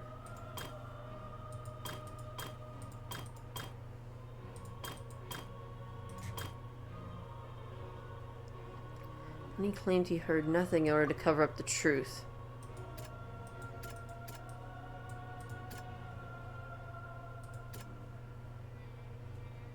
Chamber that houses the Oratrice's core. Ugh. I'm doing alright. Doing alright. Yeah, I'm defending I'm defending from myself. Ooh. Great to see you, Apocalypse Arisen.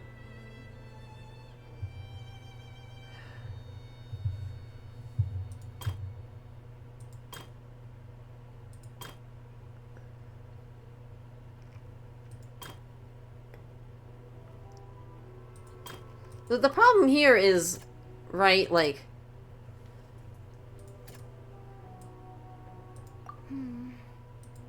Oh, really? But that really seemed like the only explanation for that part, right? Like, how would they even get out of there? Was Lyney really in the tunnel at that time? Well, he claimed that he headed to the...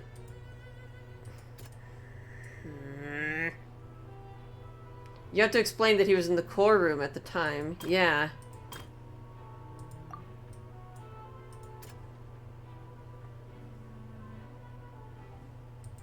Interesting to you, but it hurt your brain. Yeah.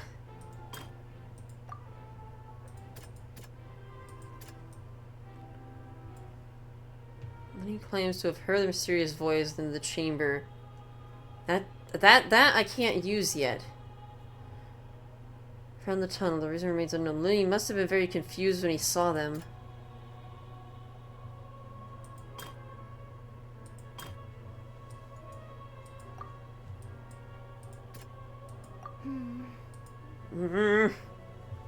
See, the thing is, like, I'm thinking about how wouldn't there be multiple thuds? There would be multiple thumps if this were the case. Evidence indicates that when Lyney returned to the tunnel, the crime had already taken place, and all Lyney saw was the young lady's clothes. Lyney did not take part in the underground altercation. He only witnessed traces of the aftermath. Yeah. He heard the voice in the core. Lyney went to the room that contains the Oratrice's core. This is the actual truth. Yeah.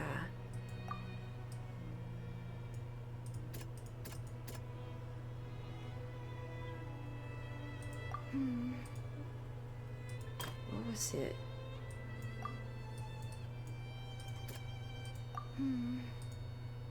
What's the idea here? No, it has to be here, right? The sound was from... And he claimed that he heard nothing. Well, yeah, that makes sense. Event after entering the tunnel. He couldn't have had that altercation with Halsey. Well, no shit. Attention! Ace Detective Paimon Yeah. has something to say. Okay. When the countdown started, Lyney did indeed go into the tunnel. Yeah. But he immediately used a vent to access the Opera House basement, which is where the underground core of the Oratrice is stored. Once he reached that area, he heard a voice in what should have been an empty room. Since he felt something was amiss, he returned immediately. The crime scene had already developed by the time he reached the tunnel again, and in order to complete the magic trick, he did not remain there for any length of time. Yeah. Finally, he reached the surface, and that was when the accident happened from his point of view. Therefore, he's innocent. I don't know if they're gonna buy this, but that's our story. Yo, they're singing the Vatui theme, if you recall correctly. Ooh.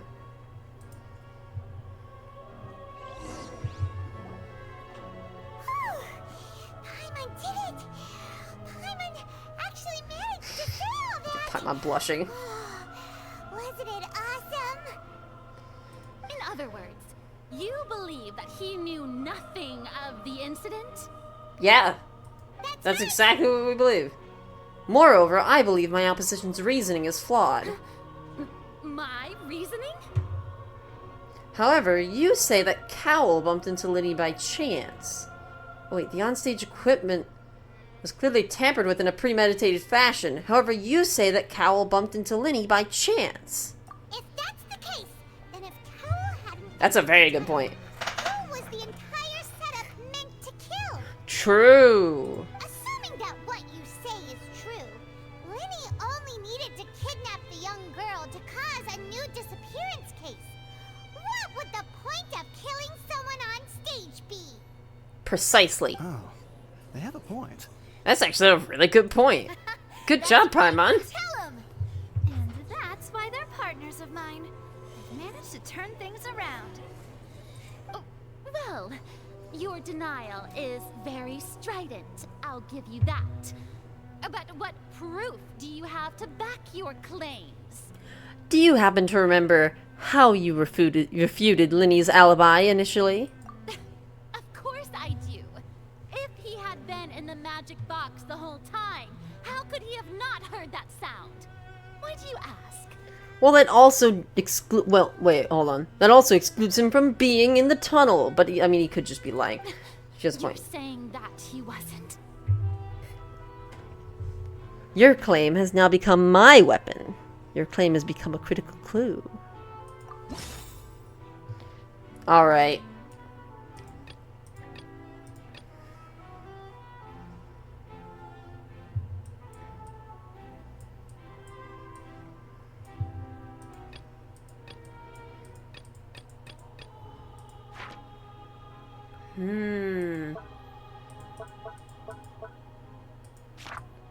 Wait, hold on. Information about the missing lady's identity. Strange sound during the magic show. It's the strange sound. Which is the evidence that Lyney wasn't in the tunnel, when the crime took place. The strange sound. He didn't hear the strange sound. Yeah. That's right! Lyney wasn't in the box or in the tunnel. That's why he didn't hear anything strange during the performance. Don't you hate it when you're traveling to France and the celebrity of the country starts to accuse you and your Russian spy friend of crimes? So true. By the way, you just made this Russian spy friend the moment that you arrived in France.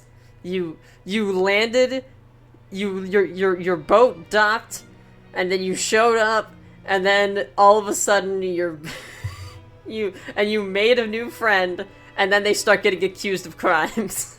This means that when the crime happened, Lyney had already entered the basement via the vent.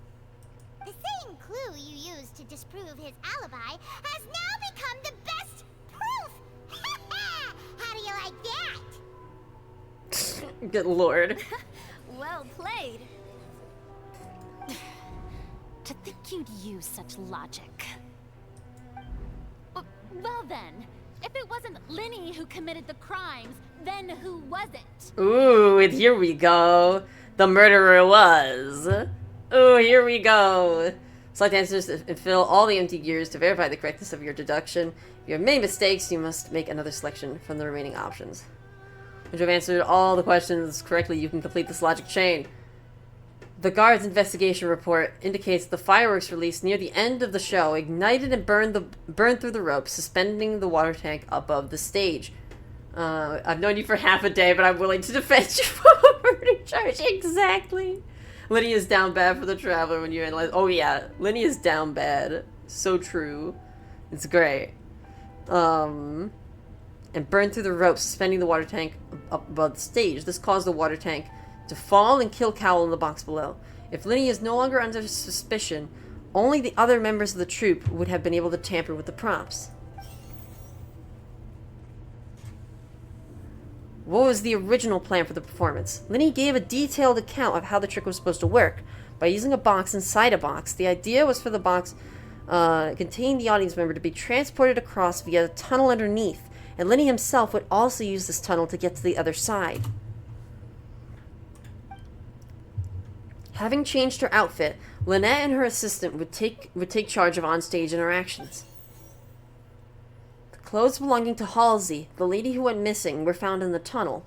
The reason for this remains unknown.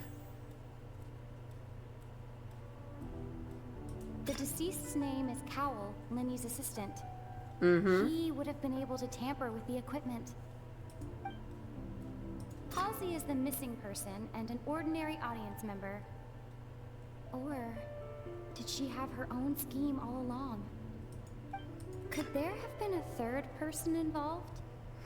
Is that really a possibility? The mysterious voice. What? No, fuck you. It was the mysterious voice. What the fuck? Alright, then it... name is Cowell. It could have only been Cowell, right? He would have been able to tamper with the equipment. I feel like it's the only possibility. But why would Cowell do it? Why would Cowell do it? Then he died. Why did he die? That can't be right. Are you serious? The killer was, in fact, Cowell, the deceased! That doesn't make any sense. Oh, is that so? How interesting.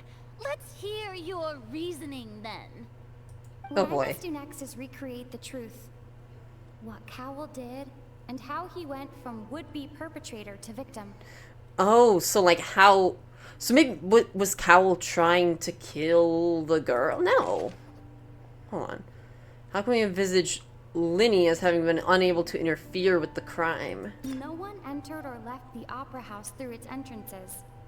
So, where would the criminal have wanted to take Halsey? The deceased's name is Cowell, Lyney's assistant.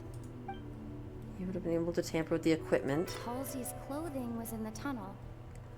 So, there must have been some fear that she would attract attention. The sound we heard may have come from a clash between the missing Halsey and the criminal. It would have been tough for both people to fit into that vent. They would likely have bumped into Lyney as well. Lyney was not in the tunnel at that moment, which gave our criminal ample time.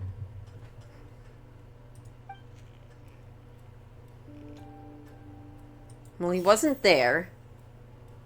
How can I prove there was an altercation in the tunnel? The sound we heard may have come from The sound? between the... And who is the prime suspect currently? The deceased's name Well, is it's Cowell. Cowell. And where did the missing Halsey go? No one entered or left the opera house through its entrances. So, where would the... It would have been tough for both people to fit into that vent. They would likely have bumped into Lyney as well. Yeah. Halsey's clothing was in the tunnel. Must have been some there fear must she have been would some attract fear that she would attract attention. It would have been tough. They would have wanted to go through the vent, They would likely have bumped into but Lyney they as well. couldn't. It would have been impossible for them to go into the vent.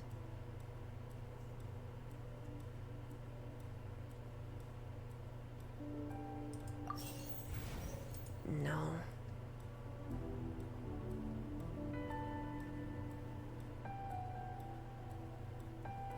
No one entered or left the opera house through its entrances. So, where would the criminal... Okay, well. There's no way to leave. Where did she go? Yeah. clothing was-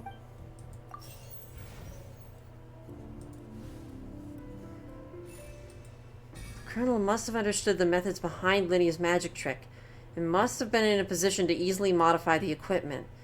Leaving aside how he died, Cowell had all the means to commit the crime at his disposal. The strange noise could likely have been the sound of Cowell and Halsey struggling. Lyney was not in the tunnel for 1 minute.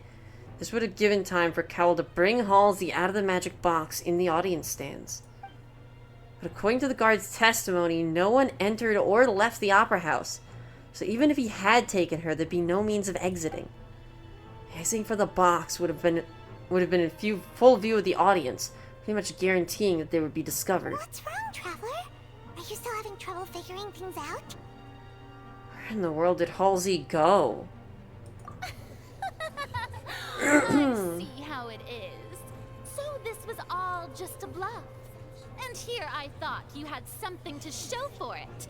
But it seems you're still far from the truth. Hold on, but you can't explain that either. You can't explain where Halsey went either. Look, since we're at a dead end, why not consider a different track? Just like the trick as it transpired, the end result must have been utterly different from the magician's initial design. If only we knew how Halsey disappeared. Well, that would be nice, but the tunnel only has 3 exits, and none of them seem very likely. Man named Cowell squished helping Lyney with magic show. Lady who joined also water now. I mean, think Cowell make Lady gone and Cowell die. This is a magic trick where you can just make a real live person disappear. You know, like you did from that water tank, Lynette. Magic. Escaping from the water tank. Wait, could it have been the water? Excuse my interruption, Wait, what? dear opponents, but do you not see that the crowd is growing impatient? There is no greater sin in this opera house than an awkward delay in the performance. You did include an element of the case that hasn't been explained yet? Yeah, there's the voice. And there's... Yeah. Farina is very pretty. Yeah. Yeah. She just looks so good. She looks so good.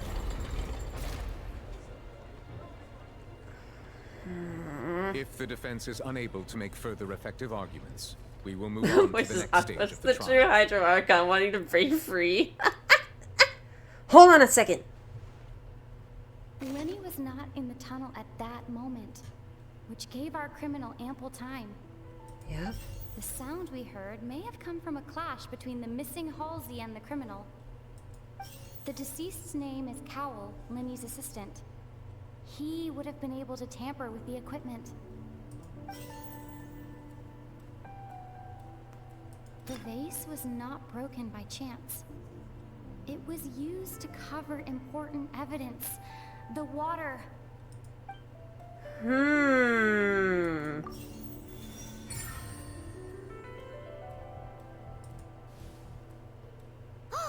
Paimon gets it! It all comes together if Halsey disappeared instead of being kidnapped.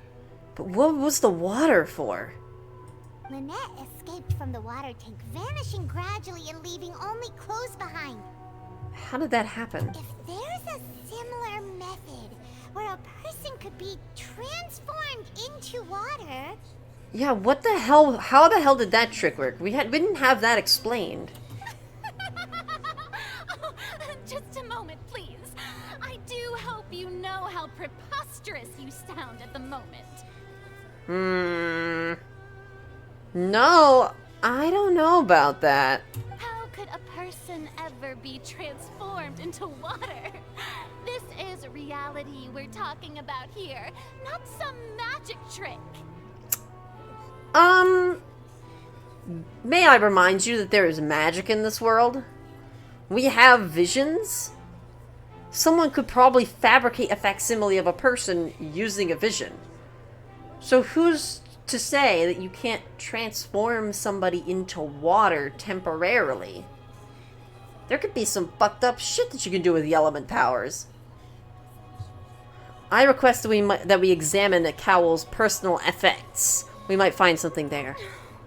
Must we really? I should think that of anyone. Your friend Lyney already knows this truth very well. What if Cowell had a delusion? Magic tricks are ultimately just illusions and misdirection. But Halsey's disappearance is very real. We're talking about two completely different things.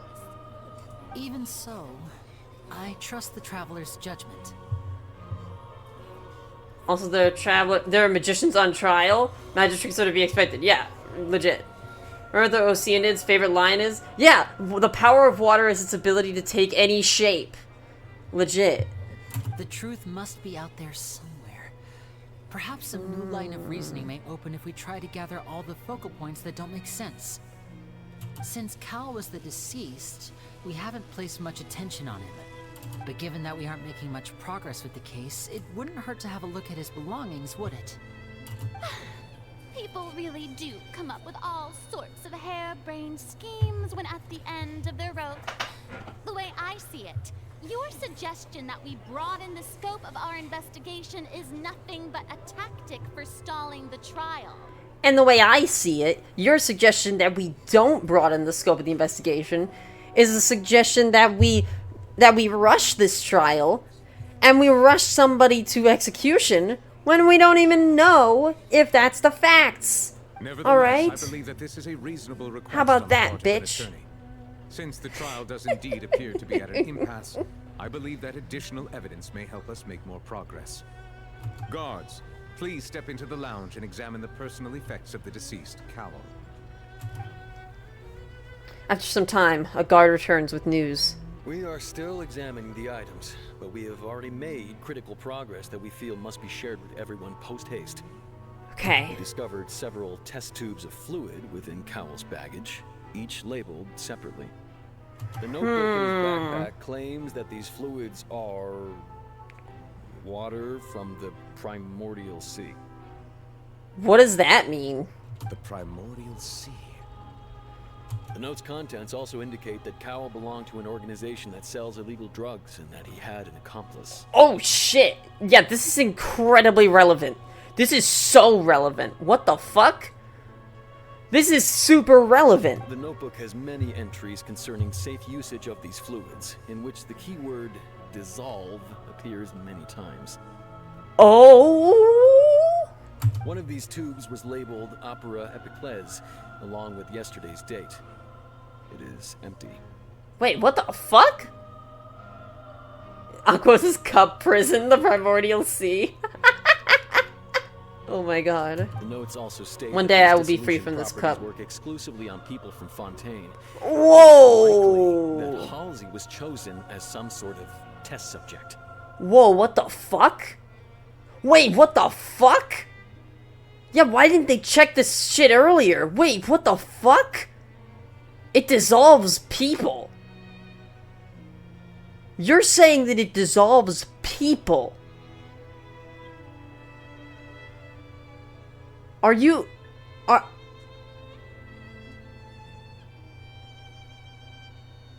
Oh my god. Oh my fucking god. But then what? How? As such, we believe that the defense's hypothesis is, in fact, supported by sufficient evidence. Holy shit. You gotta be kidding. People dissolving into water? Could something so ridiculous actually be true? Wait a moment. This reminds me of a certain prophecy, but it's just a coincidence, isn't it? Oh no, no, no, no, no, no, no, no. Oh god. People can become water. Does that mean that the water tank's real use was as a means to hide water stains? And if Cowell was targeting that girl... Holy shit. Wait just a minute. Could that mean... You two, with me, quick! Demoiselle, wait! What about your partners? Let's go. Just trust me. Order! Order! It's wild that we have Taylor Swift here.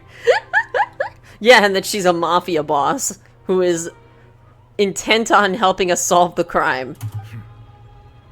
It is undeniable that further examination of the deceased's personal effects has yielded some surprising results, but we cannot yet verify the veracity of these clues. Still, let us assume that these clues are indeed authentic, albeit with the understanding that Ms. Halsey has yet to be found. Guards, wow. Please continue examining the items Oh along these my lines. god. Mr. Lyney, it appears your hypothesis is supported by the evidence, so please continue speaking.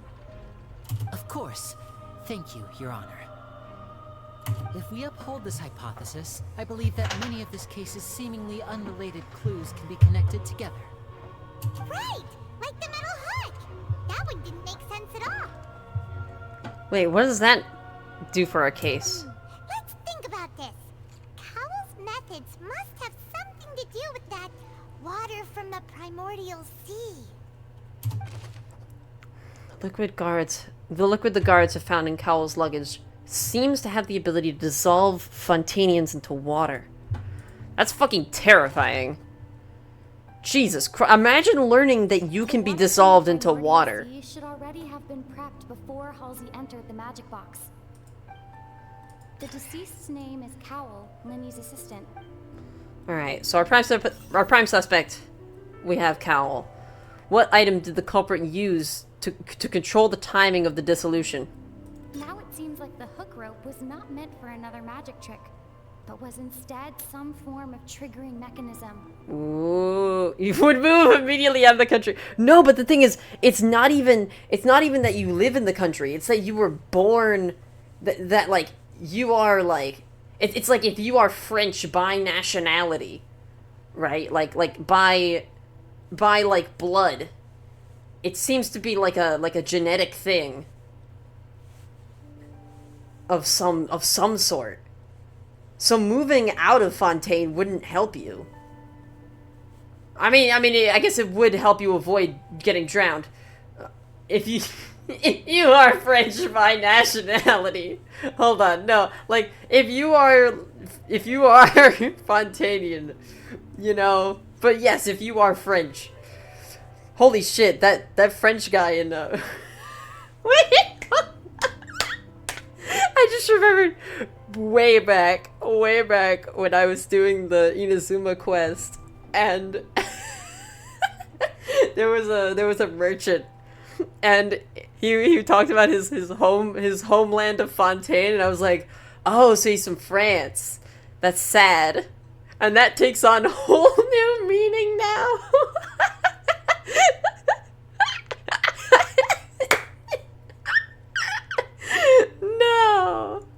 No.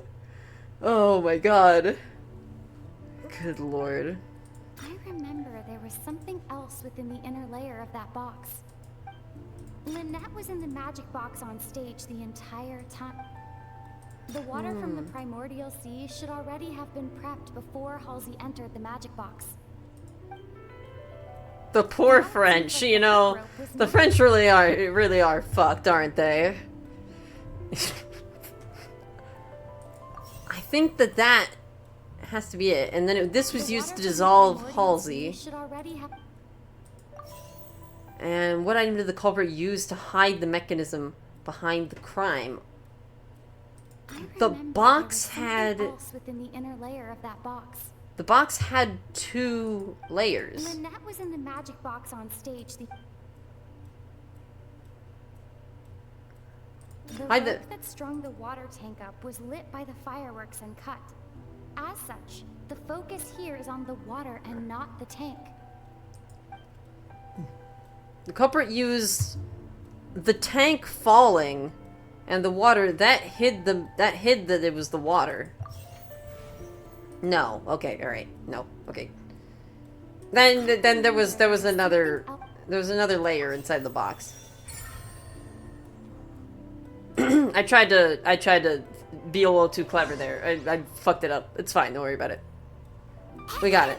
It's Ace Detective Paimon! French woman, I know very much so. Alright, Ace Detective Paimon, what do you got? In the original plan, Cowell would tamper with the water tank rope and the number selector securing his target. When the magic box containing Halsey was lowered, the metal hook would retract gradually and pierce the balloon at the top of the box. Oh shit! To the box popped. The water from the primordial seed inside it. Wait, the balloon! And dissolve Halsey. Wait, the balloon! Holy shit! That's why the balloon was gone. Afterward, Cowell would enter the tunnel and break the flower vase to conceal the water inside the tunnel, with the remaining evidence being covered up by the water tank on stage. Holy shit. He encountered something unexpected in the tunnel, and wound up being fatally hit by the same water tank he meant to use to cover his tracks.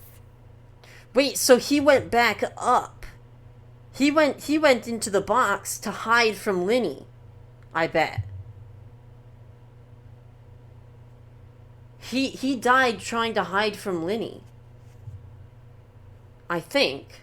Encountered something unexpected in the tunnel. Huh. That does make sense. But what could it... Wait. That actually links together a lot of the more confusing pieces of evidence.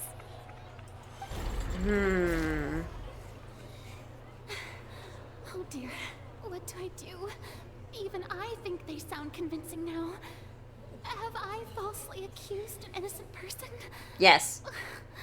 What a humiliation. Yeah. Now, it seems like the only point of contention remaining is the exact circumstances that led to Cal's death. His notes mentioned he had an accomplice who could be related to the situation. On that note, the guards have just contacted me indicating that they uncovered new evidence. Oh boy, here we go. I shall now invite him on stage to share it with us. Oh boy. What do we got? Thank you, Your Honor.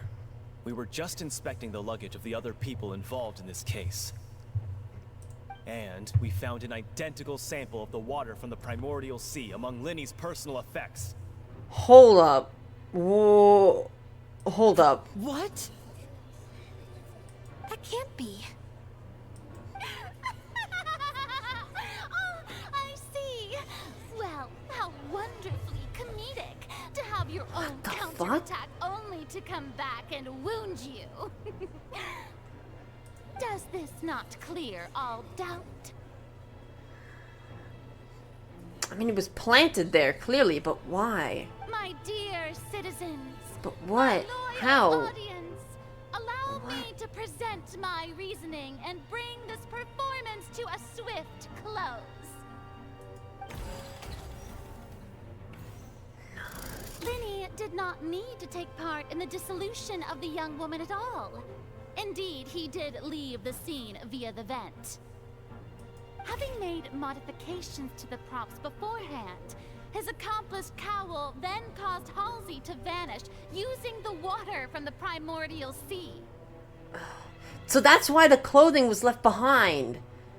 Fuck. But upon his return, in cruel avarice, Lyney desired sole credit and prepared to do away with his partner in crime. Why the fuck would Lyney want sole credit for the crime? That doesn't make any fucking sense. What? Are you fucking shitting me?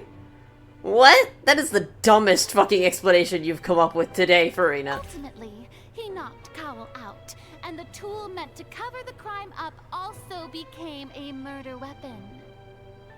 Oh, so like he used the shards of the vase because they were sharp, he used them to... Now, as much as I regret having come to such a viciously straightforward conclusion, it does seem that the famed Fatui is quite the cold-blooded and ruthless organization.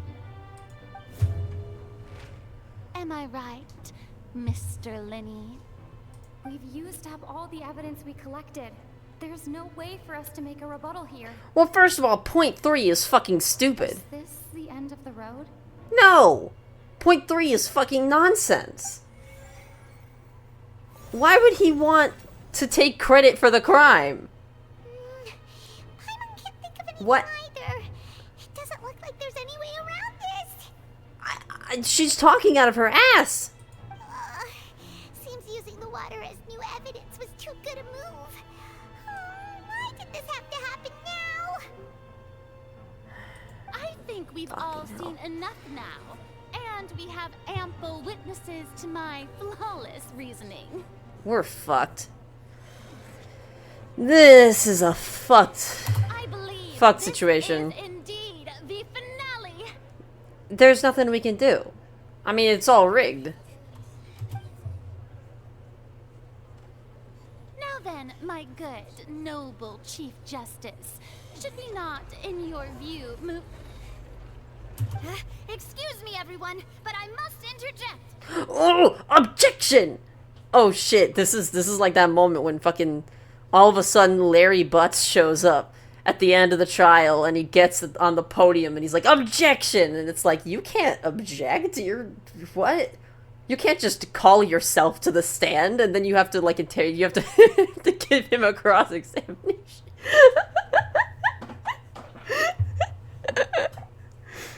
Miss, I must ask you not to shout and to respect the ongoing legal proceedings. Navia sure is fearless, yeah. Oh, come on. Don't be hasty. I have a good reason for interrupting, you know.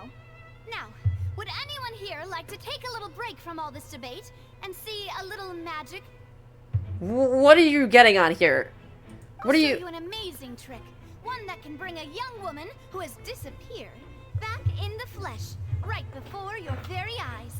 Please, do the honors, Mr. Lyney, if you would be so kind. Wait, what? What in the world is she saying? No offense, miss, but miracles like that are beyond my scope as a magician. Come on now, don't be silly. Magic is all about misdirection, isn't it? It often conceals the truth while presenting a fascinating illusion. But once everyone believes the illusion, can't magic reveal the truth to them once again? What the hell is this? Such a trick be the most marvelous finale to today's performance? Come on, Lyney and Lynette. Give it another go. Don't worry. Spina di Rasula has made the necessary arrangements on your behalf. Did they undissolve the lady? Did they undissolve the lady? But as the magic makers and stars of the show, I think I should leave the final performance to you. No, they couldn't have how do you even undissolve a person? How do you dissolve them and then undissolve them? Huh? I understand.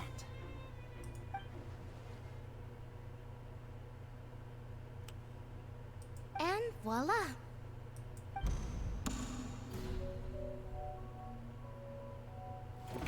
What the fuck? Sorry for the interruption. Where did you come from? Wait, isn't that Halsey? So the whole thing about people dissolving wasn't true after all? To be clear, I'm only here because this person told me that if I testified, the merit of doing so would lessen my sentence. Wait, hey yo? Hold up. I was hiding outside this room listening to the proceedings because I was afraid that I would be the one put on trial. What the I was fuck just feeling happy happened? that no one had noticed me. And then before I knew it, she caught me. Where was she hiding? What the fuck? That'll teach you to underestimate us three. Where should I begin? I'm sorry. I'm the one who killed Cowl. I admit it. Holy shit. What? Why? Firstly, my name isn't Halsey. It's Lillian, and I'm originally from Mondstadt. What the fuck? What the fuck is happening? I heard that Lyney's show was gonna be a real thriller, but I missed the chance to buy a ticket, so I stole one. Oh shit! That's how I make a living. I steal stuff here and there. And I'd never been caught before. Whoa. Wait, what? Oh, are you fucking shitting me? That's the Chekhov's gun? Somehow she managed to steal the macarons. Are you fucking shit? Right under our noses? Right under our fucking noses? Wow. What a fucking thing for them to go for. What a plot line. Wild. Okay. Alright. I was noticed at the harbor a few days ago, and I barely got away. Lyney was That's the one really who caught me in dumb. the act. Hey, no wonder you look familiar. So you were the thief. Wait, holy shit. Lyney even mentioned that you were pretty skilled. Holy fuck, wait, it was the thief from the fuck... Bro. What the fuck? Well, and I thought that would have been the end of it, but then the number selector chose me. And it was designed to choose only one it was designed to specifically choose you. Wait a minute, wait. So is this like a multi-layered crime? Were you supposed to... Wait, was Halsey actually supposed to be dissolved? And the only reason she wasn't... Oh, I'm terrified now. Hold the fucking phone. He even mentioned the Fortress of Meripede. That's a prison, isn't it? So you can imagine how shocked I was. I thought he was on to me for sure. So I played along with the show while looking for an opening to flee. But then I got water poured on me for no reason, and then someone jumped into the tunnel to nab me. I wasn't going to take that lying down, so I knocked him out and stuffed him into the box. Wow. So they were trying to use Halsey as their test subject, but they got Lillian instead. And since she's not from Fontaine, it obviously didn't work. And then she just stuffed him into the box because obviously, yeah. Where did she hide? There was nowhere to run from there, though, so I had to change my clothes and hide in a box containing performance costumes. Of course, okay. I guess we somehow didn't investigate the or somebody didn't investigate the boxes. Wait, I guess we... I slipped out after the first guard arrived at the scene. Yeah, there it and is. continued hiding inside the opera house. Okay. So she was gone after but before we... Yeah, she found places to hide. Can a person even hide in there? If they're a practiced hand of concealment, probably. A professional thief can make it work, I guess. But I swear, I didn't know that the water tank would fall down. Really, I swear it. Had I known that, I wouldn't have put him in the magic box. I may be a thief, but I'm no killer. Yeah. So there was something that we uncovered something. There was something trying to be covered up here. Well, that makes everything pretty clear now, doesn't it? So the plan was to dissolve her and then make it look like an accident. But it was probably... But the plan didn't go through properly. Holy shit. Oh my god. Wow. Okay. This is really fucked up. Oh my god. Yeah, now it's time to refute the Hydro Archon's previous reasoning. This time, we need to tell the entire story from Lillian's perspective. Yeah. Oh my god. Okay. Did not participate in the dissolving of the young woman. Let's see. Corwell planned to use the prepared apparatuses for these magic tricks to dissolve Halsey inside the magic box. As Halsey has appeared completely unharmed before all of our eyes, Furina's conjecture no longer holds water. And how would Halsey have reacted when the water from the primordial sea suddenly began to trickle in?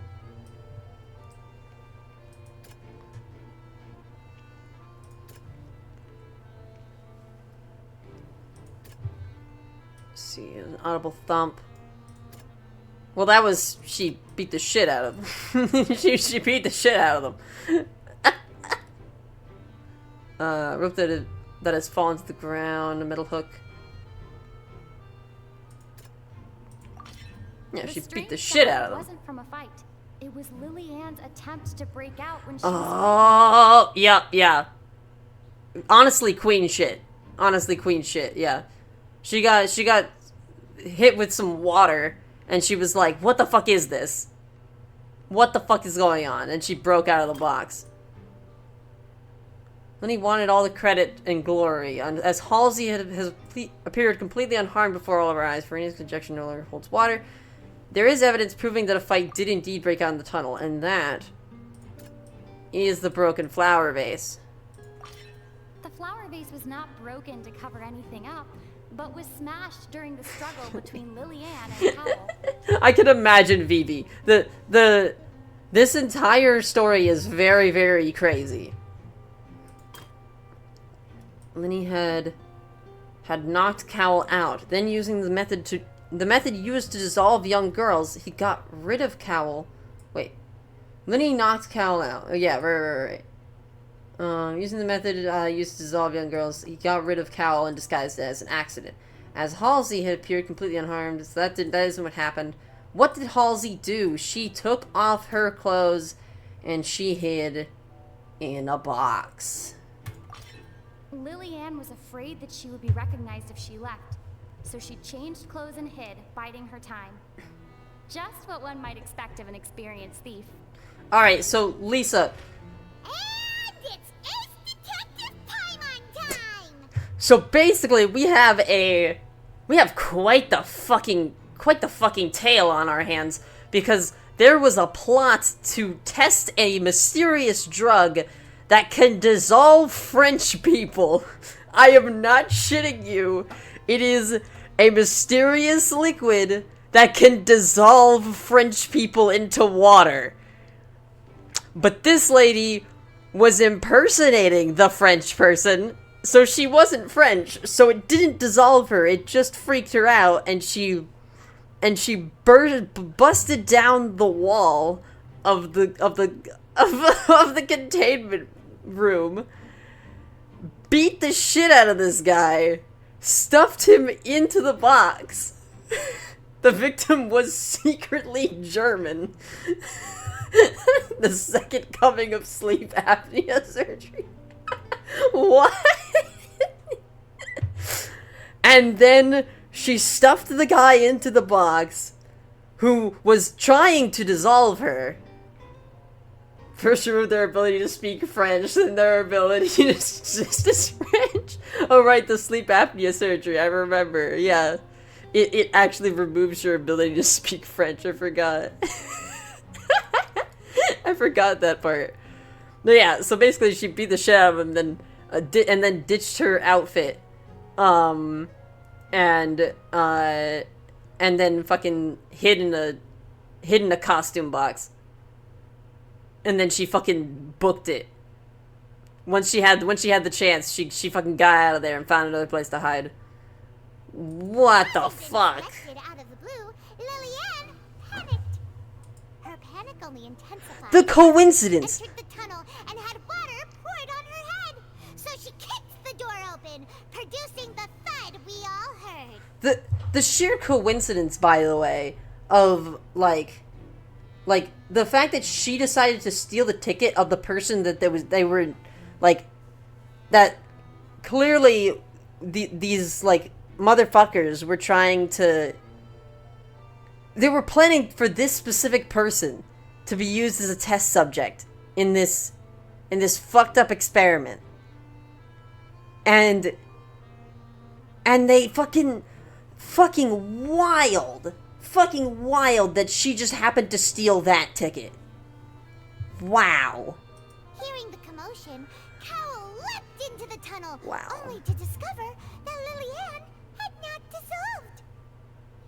He did not know Vinci that raises Lillian them was different. not from Fontaine, but was a thief who made her way in by stealing a ticket.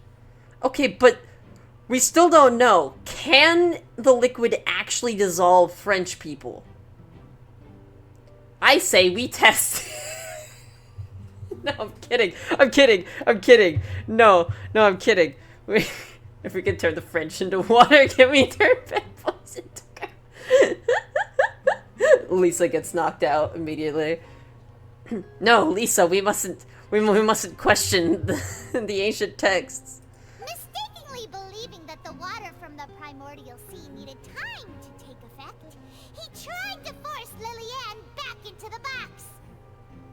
The two broke the flower vase during the struggle, but Lillian came out on top, knocking Cowell out and putting him in the box. Wow.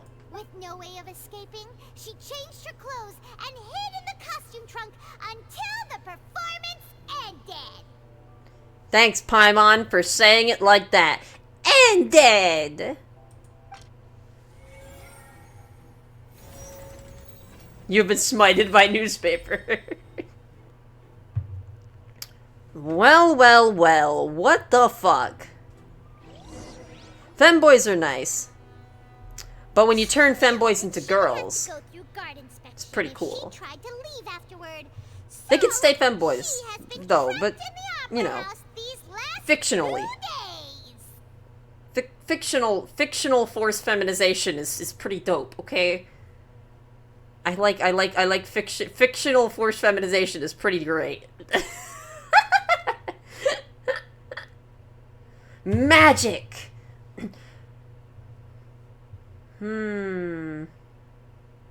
She had already become desperately hungry. At last, femme girls. So, she swiped two of them right under our noses. Talk about a sneaky thief. The fact that worked, the fact that she was able to do that is absolutely ridiculous. I can't even. Oh my god. Also, I have previously described myself as a femme girl, by the way. Early on in my transition, I decided, you know what? I think femme girl is a very funny term because it just doesn't sound like it makes any sense. Also, hi Hazel, how's it going?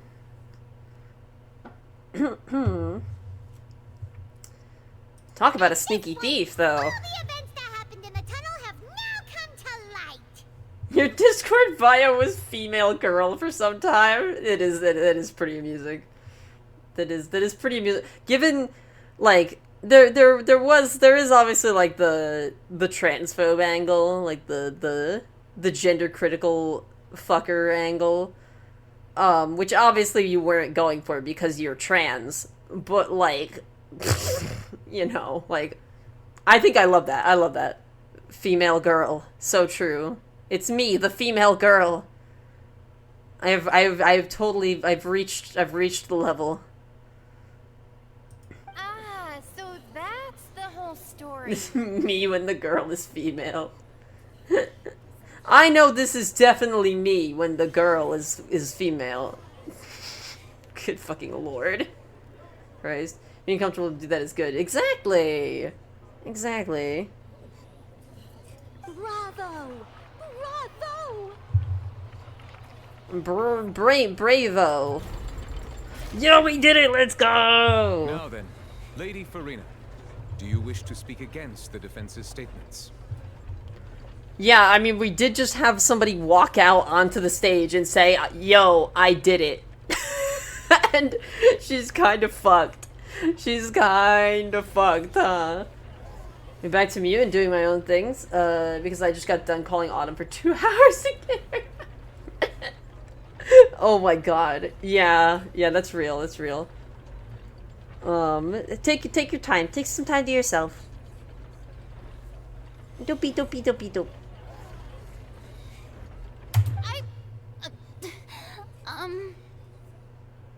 Please answer the question, Lady Farina. Also, if I may add, the trial has not yet ended. As such, I request that the I will let you know. not leave the room before the proceedings have concluded. Oh shit! She was just gonna walk out of shame. What? Are you reading my mind now? No, he just kind of knows how, I mean, you're a little childish, so I think he knew. No. I have no further arguments. I admit defeat. But really, could you at least have left me with some dignity? Wow. Look at that. She's like a deflated balloon now. The Farina and Neuvillette relationship really does give sibling vibes. Yeah. If there are no objections, then as the Chief Justice of Fontaine, I shall once again repeat the full sequence of events. The actual perpetrator of the serial disappearances, Cowell, selected his next victim from the audience reservation list. With some modifications to the selector, he could ensure that the pre-selected young woman would be chosen. To cover up any evidence while committing the deed, Cowell thought of allowing the water tank to fall, which would conceal the water left behind after the young woman was dissolved. He also tampered with the rope suspending the water tank, using the fireworks at the end of the performance to cause the tank to drop and hide the watermarks. Wow. He poured the water from the primordial sea into a balloon during the preparation of the magic box and stuck it to the box's lid. Finally, he passed the prepared hook on a rope through the gap in the magic box's door when bringing the young woman to said box. When the magic trick officially began, the box containing the woman was lowered into the tunnel, tightening the hook rope and bursting the balloon containing the water. If all had gone to plan, the young woman would be dissolved at this time. However, Lillian was not from Fontaine, and thus fled the box with a loud noise. Realizing that there was trouble, Cowell entered the tunnel and met Lillian. Thinking that the waters had not yet taken effect, he decided to proceed. However, his opponent was more capable than he thought, and he was overcome, knocked unconscious, and Holy placed into shit. the magic box, and thus became his own final victim. Lillian, Jesus according to her Christ. own statements, then changed clothes and hid until the performance ended, before hiding in other parts of the opera house. As for Lyney, he was in the underground structures within the Wow. opera house, and was thus ignorant of these happenings. From this Jesus. reconstruction of events, we can conclude that Lyney, the accused, is in fact innocent. While there is Well. much in Lyney and Lillian's conduct that should still be investigated separately, Yeah, for sure. this case at least can be handed over to the Oratrice to make the final decision. What's it got?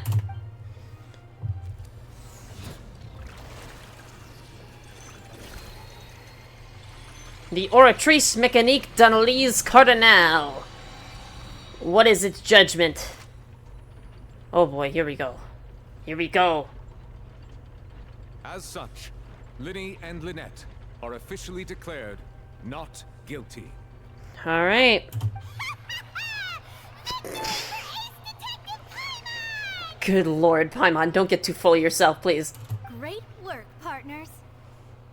Thank you all. Thank you so much. Let's not celebrate just yet, okay? We've basically just uncovered a plot to dissolve women. To dissolve French women. Can we maybe, like, address the fact that we just uncovered a conspiracy to dissolve French women? Maybe? Like, I'm sorry. Are we just gonna, in French it's so extra, in English it's just flat, orator, mechanical analysis cardinal. Orator mechanical analysis cardinal. Yeah, Paimon's voice is kind of annoying. Yeah. Like, I kind of like her, but I also kind of, like, really fucking hate her. Let's not celebrate just yet. I think we deserve an explanation, Guard Vaughn. The voice director started instructing her to go higher? Ah. Yeah. Yeah. Because I remember, yeah, she used to have a deeper voice. And it was more tolerable near the beginning. How did you find the water from the primordial sea in Lyney's baggage? Was it planted? Right! Your discovery caused me to make a serious mistake, you know. Or was that not a discovery, but false evidence that you dare to bring before this court? Oh boy. I suspect that the accomplice mentioned in Cowell's notes was not Lyney, but you, yes? Oh shit! Oh fuck!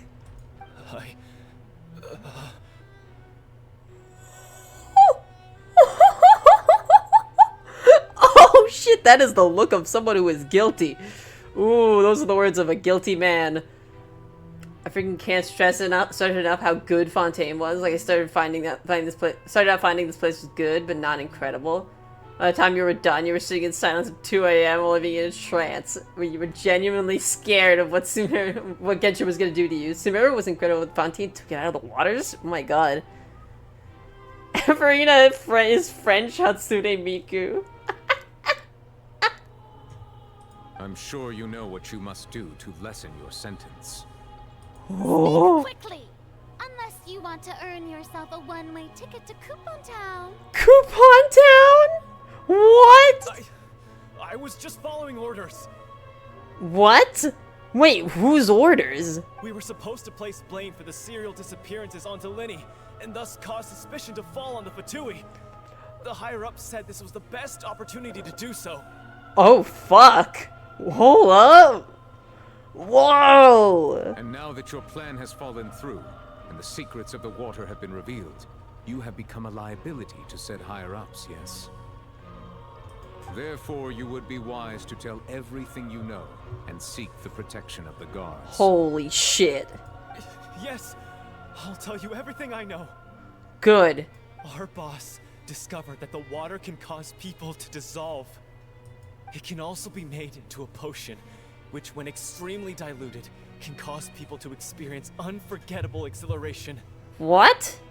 We've been in this business for a while now, and have made decent more off it. The disappearances were also the boss's idea. I mean, this is the boss we're talking about. The...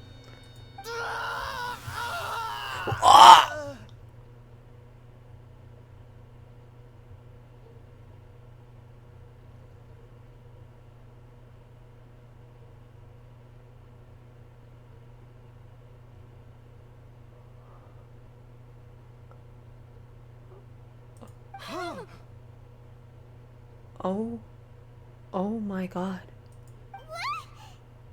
He turned into water.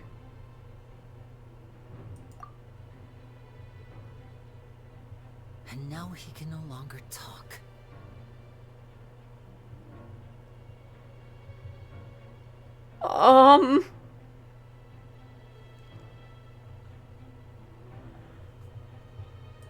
Such ruthlessness.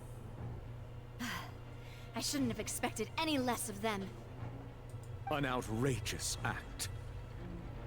All present, please submit to inspection immediately. Holy shit. Now he can no longer talk. Yeah. I'm gonna be honest. As much as I don't want it to be, I think it's Farina. I don't want it to be, but I think it's Farina.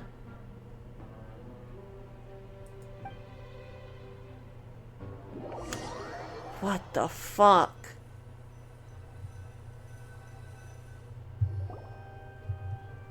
My bae. So, we're just going back now? I don't know. Imagine if they find the killer and they did it through a water gun filled with primordial seawater. Yeah, they just shot him with a water gun. That is such a sadly possible idea.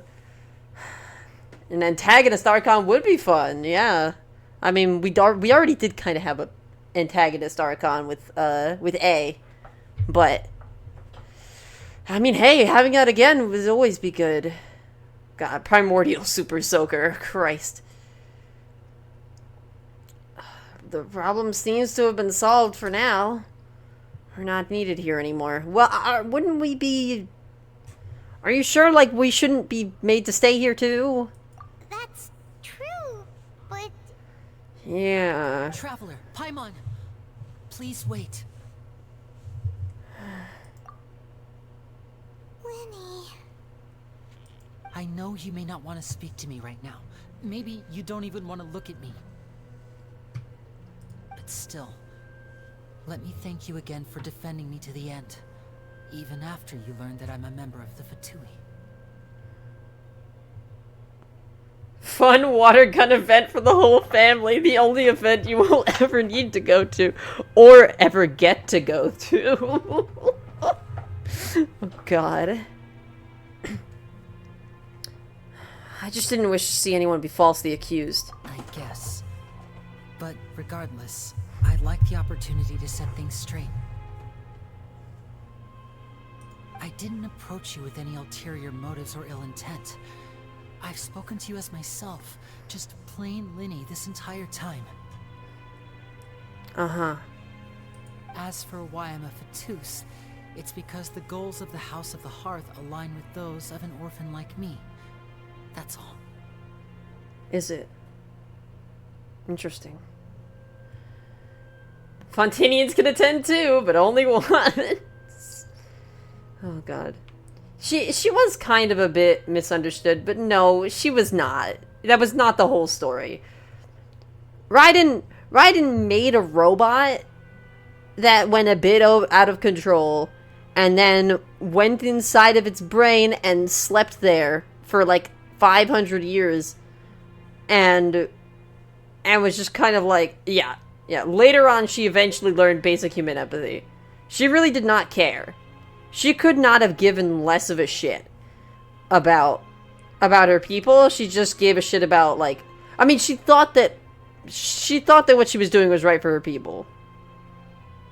And she was also probably, yeah, trauma from losing Makoto, for sure. I mean, I definitely think that she was still an antagonist, right? Regardless of any of that, she was still an antagonist. You're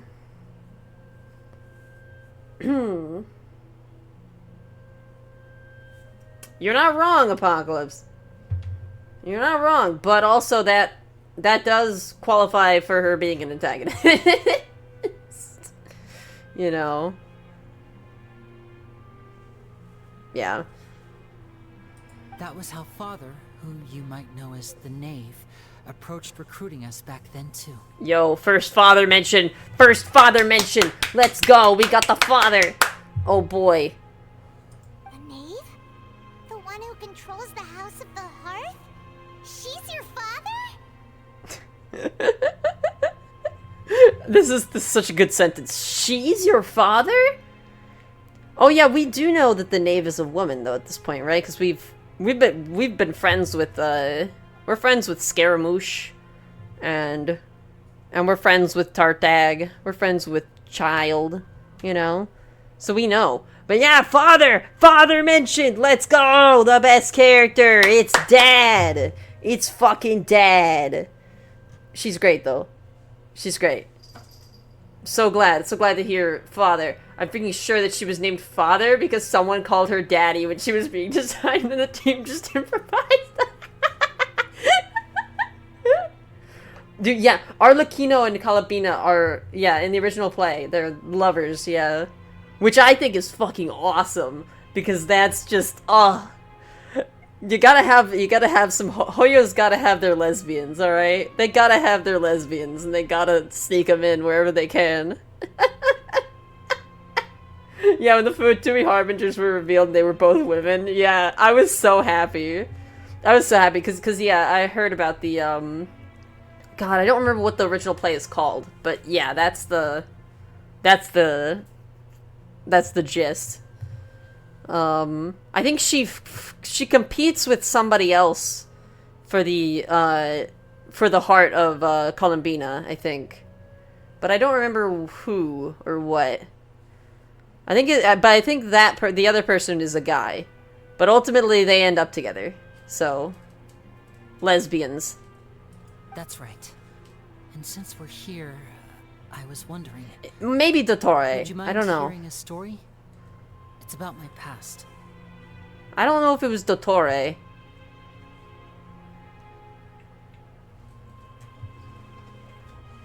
I think it might have been Capitano. But I don't know. Back when our parents first died, Lynette and I were left wandering the streets. To survive, I took to surreptitiously observing an older street performer who did magic. It took me several days to figure out how he pulled off his amazing tricks. I took my sister through several streets until we found a crowded corner, and we began to perform magic tricks there. I think Inazuma had a very incomplete ending. A deserves so much more. Yeah, honestly, A did not get the punishment that she deserves, I feel like. The Archon quest ended without resolving it, and then you kind of have to follow through with the extra content, like, Raiden's, story quest, and even then it doesn't fully resolve itself. Yeah, she doesn't really get a just, like, punishment. She just kind of goes, I'm sorry. You know, it's pretty fucking insane. She basically subjugated the entire nation. The lockdown forced them to rush things? Yeah, maybe. Maybe, yeah. To my surprise, we proved to be pretty popular, and we could at least stop worrying about where our next meal would come from for a time. But I didn't want my sister to remain a street rat together with me forever. The resolution is literally, I have to fight my clone every week. Jesus Christ. Yeah. Oy. Before long, an aristocrat came to me and claimed that he wished to take us in after watching my performances. I fought my clone for thousands of years, and then we did some time travel shenanigans, and it was okay.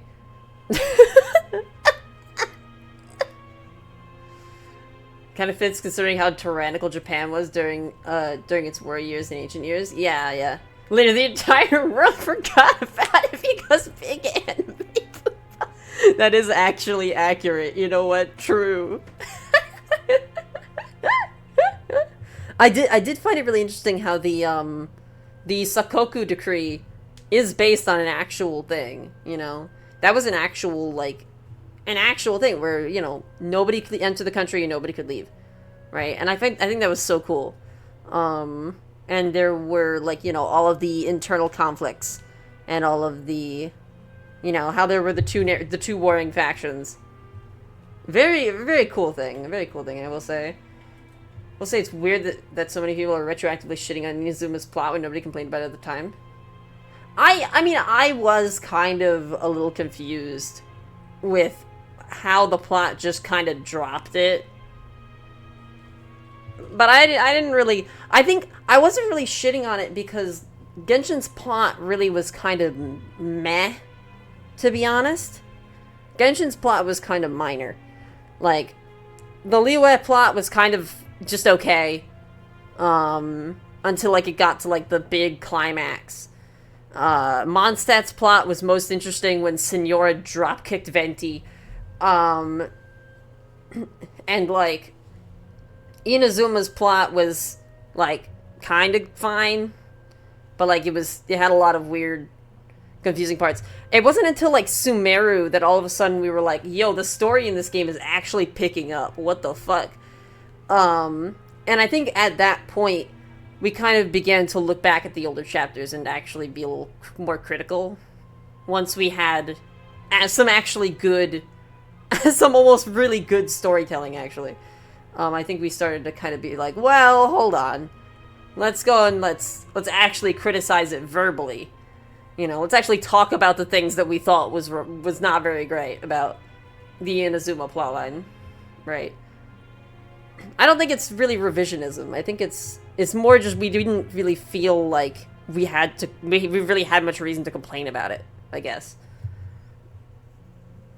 Anyways. So you went from orphans to nobility just like that?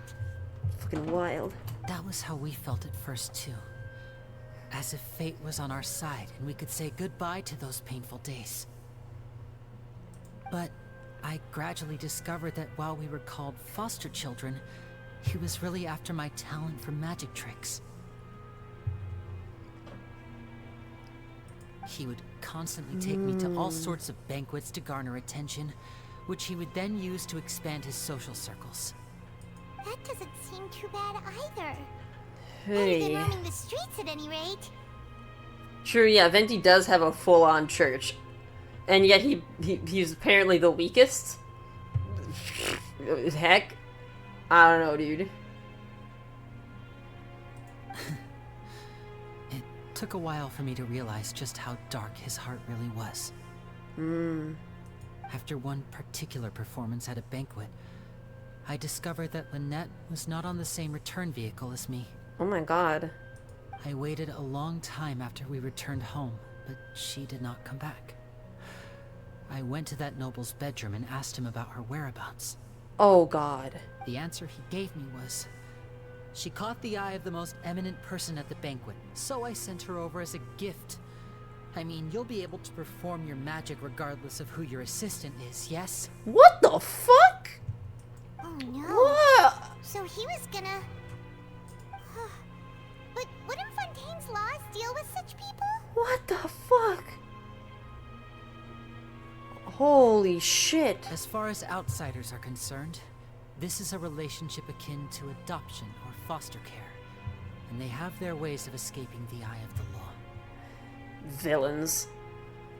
So what happened after that? I managed to ferret out the location of the mansion of that so-called eminent person, and hurried through the night.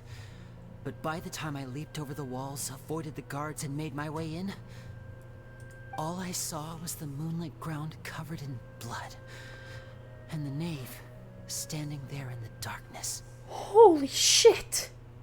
So, she'd already taken care of that guy. Dude, Tepe is honestly the saddest thing, I will say. I will say Tepe's story was good. That shit hurt me. That hurt my soul. I liked it. I like that shit. But also Queen shit, let's fucking go. Dude, Arlecchino just fucking murked this dude. That's right. She had rescued my sister before she could come to any harm, and had even discovered several girls hidden in a basement, all of them orphans. Holy shit! Oh my god! Wow. And he has so many layers that I will say he will be the only Archon that has at least 3 story quests. I hope he gets another one, and I hope he gets 2 more, honestly. I look forward to it, because right now he's the only Archon who has only 1. Which is really annoying. Venti might be one of the strongest and deepest characters we know about in the game yet. I hope so. I hope so. Venti's very cool. Father, I mean, the knave, might have seen something in me, and so she made me an offer. The House of the Hearth welcomes you, for your interests align with ours. Here, none will ever betray you. Indeed, betrayal shall never be permitted here. I was hesitant to trust her. I mean, I had just been betrayed by nobles. But she was also quick to destroy the noble who had taken us in at first, giving us back our freedom. Holy shit. That's true, he does have the queen piece, which I think is hilarious, but also awesome. It's the most powerful piece on the board, so he's got something up his sleeve. That's for sure. Oh, so that's how the two of you joined the House of the Hearth. The knave is after the Gnosis, isn't she? She has her own plans. Really? She has gained permission from the Sarita to first use the Gnosis's power once she obtains it. She plans to use it to find a way to break the prophecy and save Fontaine. That's really sweet, actually. I can't really fault her for that.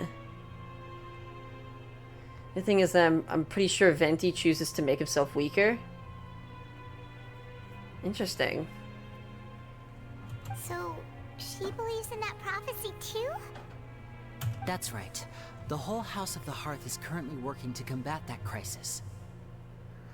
Today's case has also proven that people from Fontaine can indeed dissolve into some sort of water, thus further supporting the prophecy.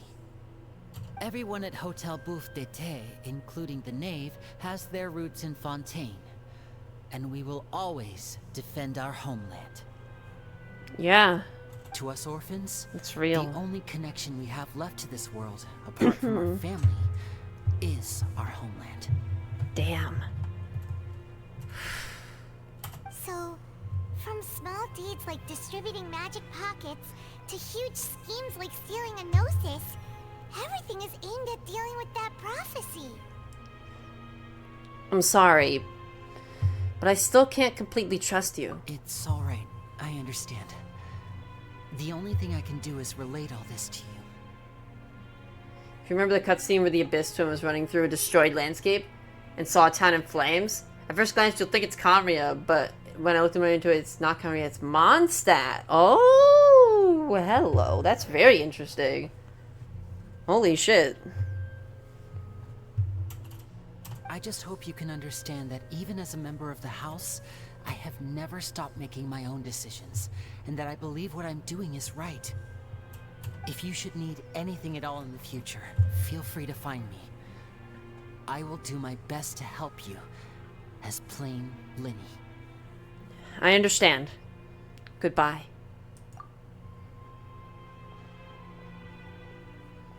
Bye, Lyney. Yeah.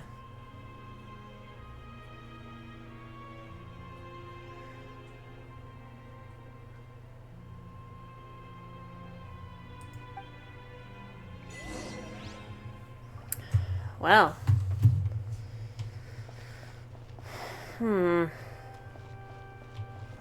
That's disheartening.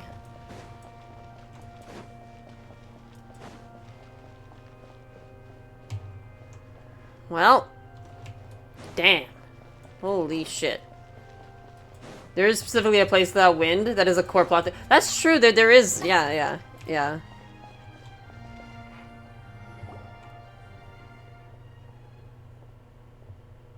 Hey there. What was with the disappearing act you pulled right as the trial ended? Were you looking for us, Navia? Well, this whole thing isn't exactly over, is it? Yeah, I do Mare feel that we're getting Javari. closer to solving the serial disappearances case, though. Don't you think so too? Well, I'm sorry, Navia. Huh? What's wrong, my dear partner? I was really only trying to defend Lyney. I wasn't necessarily looking into the serial disappearances case. Okay, but the fact that Navia helped me with it, come on, this is gonna be a I scratch your back, you scratch mine situation, you know? Navia's gonna be like, oh, but I helped you. Shouldn't you help me? Besides, are you sure we're the ones who can crack a case that's been cold for decades now? Well, we did find the primordial sea thing. She's probably gonna have some really good points here. Given that there's new We didn't actually figure it out, though. Breadcrumbs for the Hydro Archon's people to follow now, right? Wait, what? Venti isn't just the god of wind, he's also the god of death? I am... Hold on, whoa. Yeah, and he has ties to the god of time, which is very cool. What's her name? The god of time? Fuck, I don't remember her name.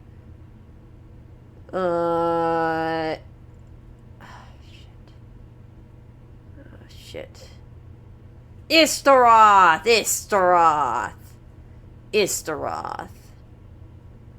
That's the one. Ah. I see. Well, I won't lie. I'm a little shocked to hear that from you. But I suppose you are just travelers who have only arrived in Fontaine after all. Reminder that the Traveler is canonically a fucking asshole and was willing to leave the rebellion to suffer until she basically had to spend a week watching the victims. Yep. You're not wrong. You're not wrong. The Traveler is kind of a fucking self-centered asshole. She's got her mission, and that's the only thing she cares about, basically. Unless it literally is directly tied to her mission, she's kind of just like, it's not really my business. Which is wild. Sorry. I might have been too presumptuous. Don't say that, Navia. Ah, and we were having so much fun investigating with you, too. I mean, also Paimon sometimes will persuade us into helping with stuff. You know. There are multiple different reasons why the Traveler might actually help people. And generally most of them are not. The Traveler felt bad and actually wanted to help people. Which I think is interesting for a protagonist, to be honest. It's like having new waters flowing into a stagnant mire, causing new hope to spring forth, and the reflection in the murk to become clearer. I'm glad I could play some role in good happening. I won't call her an asshole because we know the entirety of Teyvat is trying to deviate the Traveler from their goal of finding the truth. So I literally don't find it odd that the Traveler wants to abandon everything and focus on the mission. You know what? That's a fair point. That's a fair point. It's like everything is... for all she knows, these could be just more distractions. And she's just like, well, you know, I hope I set you on the right course, and I've got other stuff to do. I gotta go, alright? I gotta focus on my mission. If I don't know what's gonna happen to my brother. I gotta go. I gotta fucking go. Mom gets and also, like, the Vatui might get their way, and we don't know what that means, and I gotta learn all this shit. Mom gets bread out of the trash to make sure it really needs to be thrown away. Mold, but it's not every piece. Mom, that's not how that works. Yeah, what the fuck? Yeah, that's not how that works. Take some pieces out anyway. Check them later. Mold. Visible mold on every single one. Your mom, I tell you. Jesus Christ. If you're gonna be so obviously wrong, you could at least have functioning eyesight. Yeah. What's the Traveler? Yeah, honestly, the Traveler's motivations and personality really aren't explored all that much. She doesn't really talk. You know? When We Will Be Reunited quest occurred, and the Carabera quest occurred and all that. Including Dane's stuff. Yeah, no, like, I really can't, like, trust the Archons. Oh yeah, that's true, there's the voice lines! I forgot. It's a pain to go in and, like, check those all the time. It's annoying that they're not, like, worked into the story a little better. Sorry, interrupt the lore talk? Yeah, no, that's... Yeah, totally. I totally understand, Lisa. Thank you for stopping by and telling me that, because that is insanely stupid. What the fuck? That is literally not how that works. She is whack. Sorry about that. I'm a bit prone to nostalgia. Don't mind me. Oh. Yeah, it's not part of the actual gameplay. Yeah, like, I never really go and check the Traveler's voice lines. You know, when I check voice lines, I want to find, like, unique details about characters, and I don't know, I just never really did that for the Traveler, you know? It's like a new character will come out, and I'll be like, ooh, I want to hear what their thoughts are about Joe Schmo. I want to hear what Farina thinks about the heat death of the universe. Right? Like, Genshin Impact means primordial god's impact. Well, hold on. Genshin, I'm pretty sure Genshin means, like, it's like a demigod, I think. I don't think it's the primordial god. I think the Genshin, the titular Genshin, I think are the vision bearers, if I recall. I'm pretty sure that that's what it is. It's the impact that the vision bearers have upon the world. I think that that's what it is. Genshin Impact means the primordial god's impact, so it's like we're going across the world experiencing the damage the Fates did as a primordial god and the consequences of having heavenly principles. That's potentially the thing, but I thought the Genshin referred to the vision bearers. Like, I thought it was like the demigods. Genshin means tribunal, and Barbados refers to Genshin as power and its users, as if its tribunal power is referring to the gods as the judge. So it means the impact of God's court. Okay, that's interesting. That is interesting. Okay. Yeah, then I guess I'm wrong. Which is always acceptable. It's always acceptable to be wrong. Again, this was stuff that I probably heard like 3 years ago. So makes sense that it would not be super accurate. Wait, shall we have a farewell meal? Means original god. To Okay. commemorate our time as partners? Huh? Do we really need to get that formal? Well, guess you really did treat us as partners, huh? Oh, right, the allogenes. Vision bearers are what's referred to as Genshin, but in English they use the word allogenes. Yeah.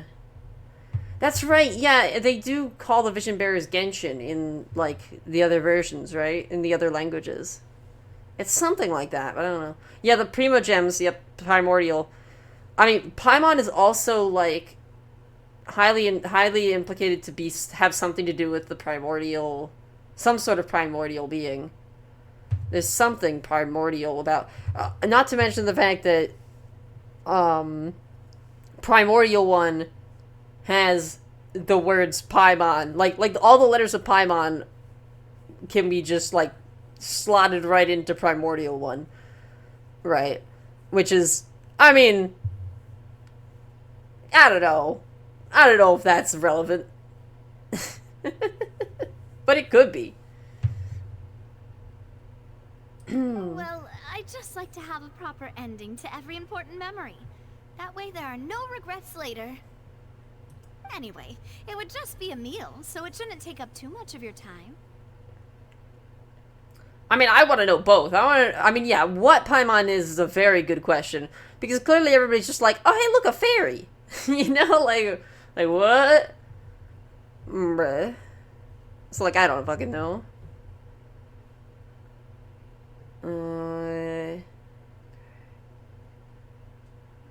Let's go have that meal then. You don't have to twist Paimon's arm. If Boss Navi is treating, count Paimon in. Yeah, no, if the title of Genshin Impact is super on the nose, I wouldn't be surprised at all. Yeah. Oh, wonderful. In that case, why don't we return to the Court of Fontaine and head to the Hotel de Boer? I believe we'll make it just in time for dinner. All right then, let's have our farewell meal. Alright, we have finished Act 1. Finally. That was the longest fucking Act 1 I've ever... My god. It probably wasn't actually the longest Act 1, but that was pretty lengthy. Whew, Fontaine is very long. Yeah, this is gonna be a time, isn't it? We also just unlocked, like, 7 quests. Semi-automatic forging. Okay, well, I guess we unlocked 2 quests. Okay, what area will I have to avoid for this? Let me take a look here. It's so freaking worth it. Oh, I can imagine. So far, this story is absolutely wild.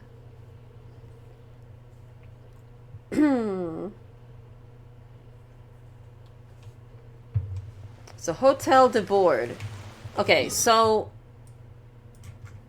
in order to trigger this, I have to go inside the hotel, right? Just to double check. Just double check that I can't accidentally trigger this, right? And then we will focus on our next stuff. Yes, okay, so I have to go into the hotel, so we'll be fine. So I guess next time on the Archon quest, we'll be doing that. First, we will be doing some pulls. Let me also collect my commission rewards, because that's a thing. Thank you very much.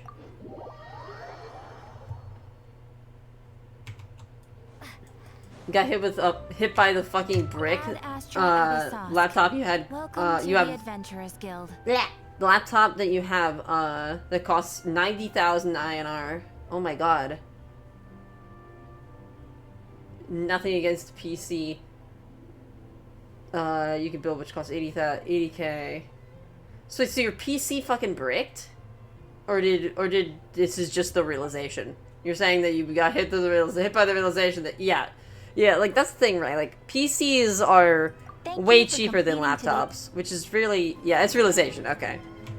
Yeah, it is really tragic how a PC can, like, you know, like sometimes for the use case you just really want to have a laptop.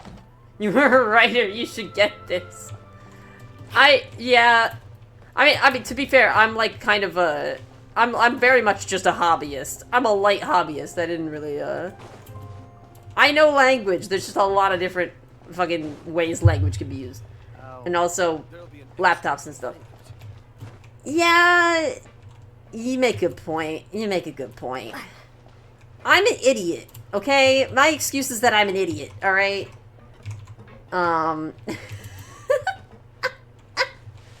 English is not even your native language. Listen, okay? I am also a big techie, okay? I'm a big techie. So when I hear the word brick, I also think of technology that has been broken. Technology that has ceased working, that is hard locked, hard crashed, and does not work anymore. Right? So, I've heard a lot of different uses, okay? As a person where English is my native language, look, alright, I'm just saying, it's not an unreasonable mistake, okay? It's a perfectly reasonable mistake, alright? I'm just joking, don't worry. Good lord.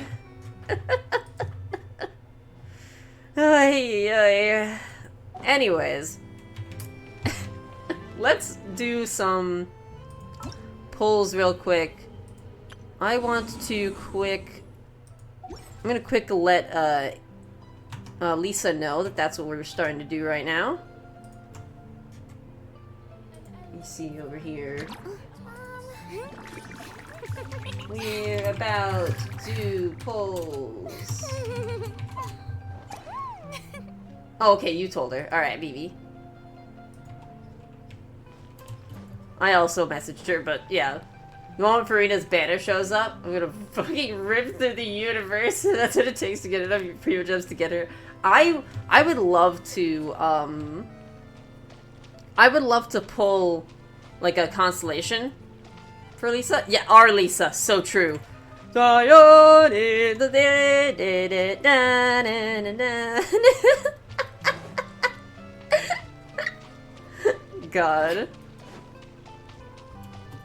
Oh, shit. I'm really looking forward to, I want to get a constellation on Farina, but it all depends on whether or not, like, the rest of everything in this game is going to, like get in the way of that. Because there's very well the chance that I end up, like, getting distracted with, like, Chlorinde or something, you know? I love how, like, you know, the camera can obviously move through this. So this is how you do third-person cameras, by the way.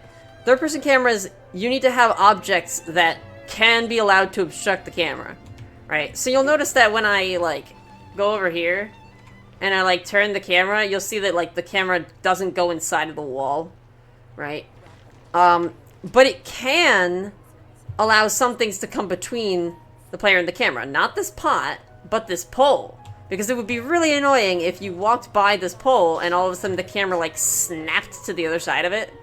If it just like all of a sudden was like over here and then it like, and then like pulled back out, that'd be super annoying. You were just brushing your teeth? No, no worries. We didn't wait on you for very long or anything. But yes, because of that, they also cull things out when they're not on camera, right?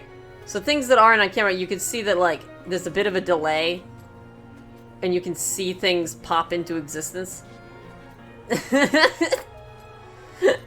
So you can kind of see some fucky situations if you walk through such that the camera pulls through it. It does look a little weird. Anyways, game dev rant, everyone. Content. So true, so true.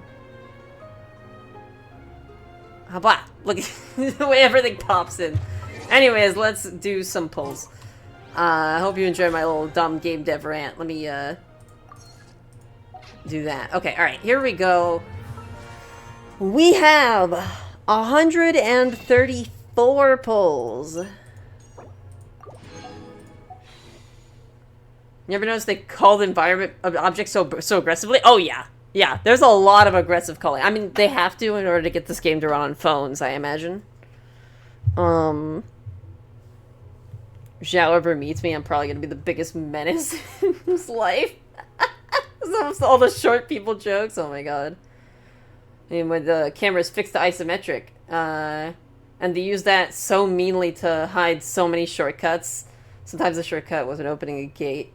The path is always there, just behind the camera's blocking. That's wild. Would still explode your phone? That's real. Alright, so, as per tradition, we're gonna do a little bit of, we're gonna do some standard banner. So we're just gonna, you know what, let's just spend all of them. Let's just spend our 24 standard banner pulls and let's take a look at what we get.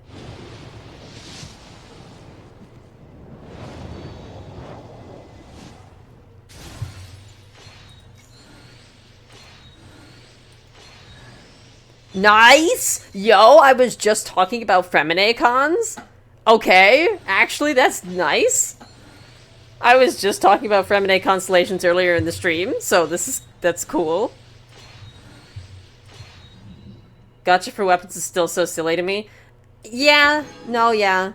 Yeah, I get you. But hey, there's something about getting the big cool, the cool scythe. It's not a scythe, but it does turn into a scythe when she's using it. I don't know how that works with other weapons. I want to see how that works when I get her. Let's give another wish.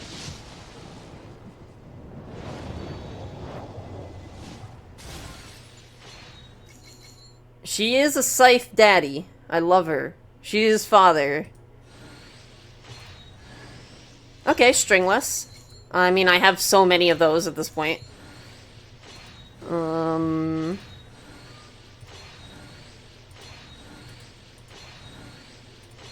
Okay. And we got 4 more. Although, quick, let me go into here because I forgot it's a new month. So we can get our 5 fates from Stardust of each type. Very pog.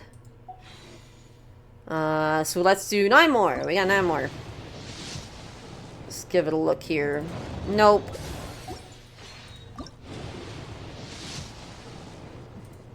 Nope. We got a 4-star. I'm Chevros. Yeah! Maintain special security and surveillance patrol. Let's Excuse me if go. I skip the pleasantries. Is there a case that needs my attention? Hell yeah. I missed my opportunity to pull for her before. I love her. I love Chevros. Oh, she's great. I like her design and yeah, I'm happy to have her now. That's great. Hell yeah. She may be a cop, but she's very cool, okay? And she likes to eat snacks, okay? She likes to eat fries and chips. And, you know, it's very adorable. Fictional cops get the pass most of the time. Real. Real. Ooh, we got another 4-star already. Ooh, Lynette Con. Let's go. Alright. Pretty nice.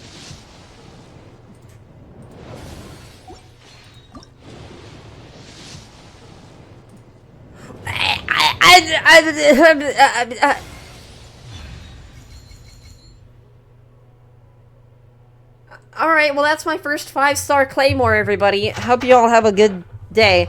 Wow, that's my first 5-star Claymore. I don't know if it's any good. Skyward Pride isn't bad? Hey, yo.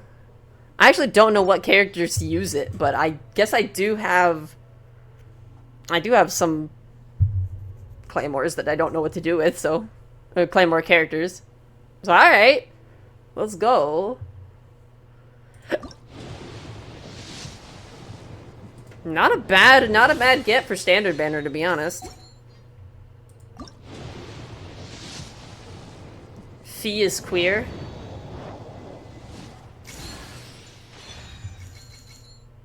Nice, Favonius. Cool. I'm pretty comfortable with the word. It's Skyward Pride. Oh my god. I'm fucking dead. Are you kidding me? Are you fucking kidding me, Vivi? That was a good bit. You got me with that one. I didn't even pick up on that. I feel like a fool. I feel like a fool of that. It just sounds wrong. Yeah, I guess, I mean, that's fair, you know. You're entitled to feeling weird about it, you know. Doesn't roll off the tongue at all for me. Yeah, again, fair. I've gotten a lot more comfortable with it. Okay, so, let's take a look here. Because we are decently deep into here. So let's take a look at our current pulls. We have 51 pity, which is a pretty good start, to be honest. 51 pity. 74 is when soft pity starts. So that's pretty cool. We'll have to see. 51. So we'll go up to 61 now. Soft pity starts at 70? I thought it starts at like 73 or something.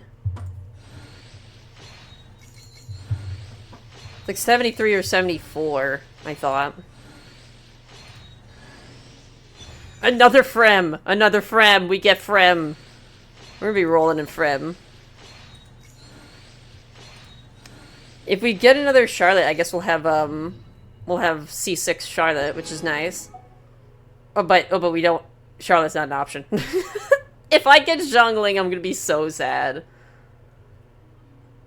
Now start doing single pulls? Okay, alright. So we're at 61, 62... No. 63. No. 64. Super Mario 64. No. 65 though. Yeah, it's not 65. But what about 66? No. Yeah, the invisible walls in Mario 64. I watched that whole video. I watched that whole fucking video. I loved it. Oh my god. Wait. 67? I kind of lost count. 67? Yeah, they were at 67. Hey, yo. Okay. Alright. Oh. Great. I have perception. Goes in the pile. 68. Okay, but this is the moment of truth, okay? Do we get father on pull 69? Do we get father on pull 69? Nope. No pull 69. Sorry. We do not get father on pull 69. Alas. So fucking sad. 69 was a lie. I'm so sad. You know, actually, I think what it is... Tea parties are a must for the wealthy. I think I know what it is. I should have gone in front of the, Where is the, Where is the orphanage? I didn't go in front of the I didn't do the pull ritual, you know? I didn't go in front of the orphanage. Clearly that was the problem. Clearly. Damn. We're going to meet independent families. God, I don't remember where it was, because I remember there was a quest that brought us there, like near the beginning of the Archon quest. I think we went there with Lyney, but I don't fucking remember where it was.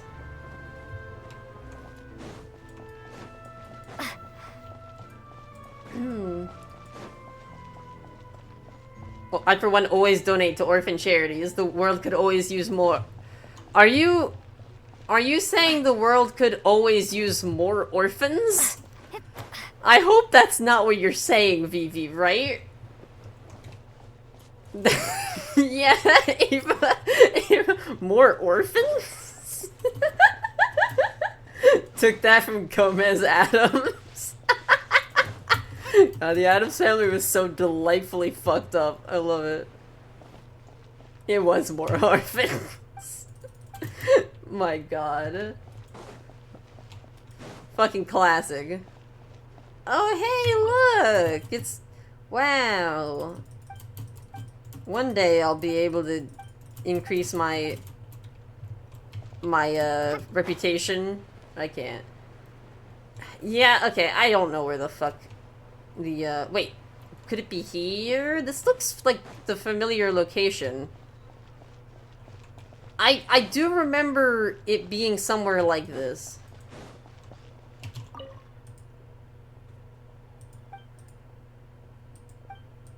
Wait, this is totally it. That's why they're little children over here. Talking about the hearth. Maybe not.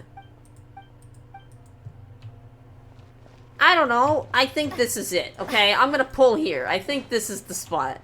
Alright? It's this building. We're here, we found it. Okay, cool.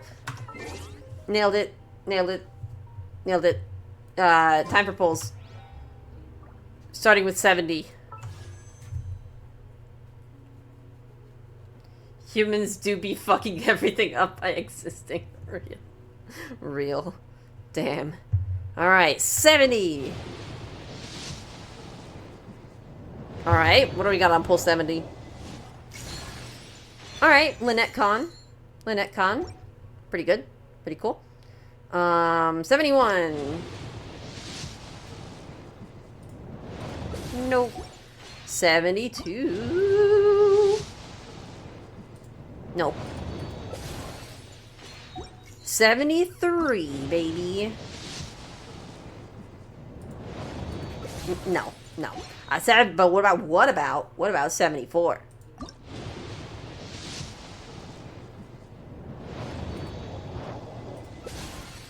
It wasn't 74. 75?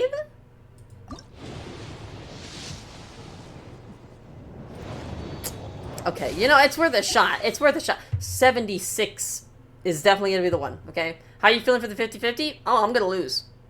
Oh, I'm going to lose the 50-50. 100%. There's no way I'm winning the 50-50. 76.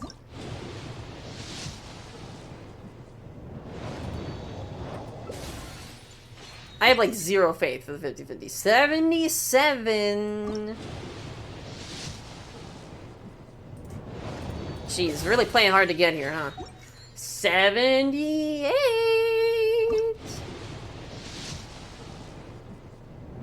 Wow, they're really drawing this out, huh? 79 though. Who knows? All right. Fingers crossed, please.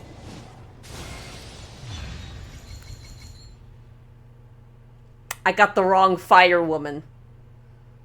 I got the wrong fire woman.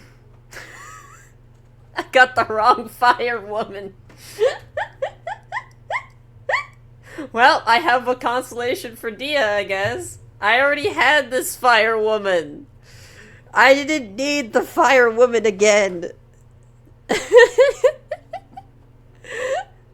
It's fine. Don't worry about it. It's fine. She's got actual scaling stats now.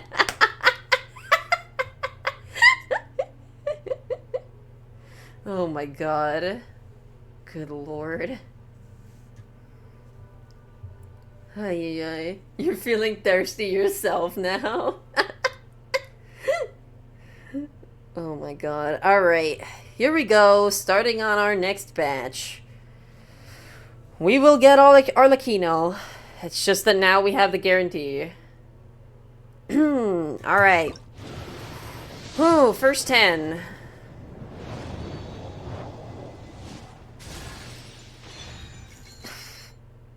Why? Why did you have to throw Xiangling in my face? Why? No. That's a crime. You can't just give me Xiangling like that. That's so rude. Ugh. Okay. Only if it's poured by Dia's ass. Yo, 20? 20! Funny chef girl, go burr. Fremy! Woo! There's Fremy boy. Ooh, Lion's Roar. I don't care. I don't use it. But I suppose I will put it in my collection.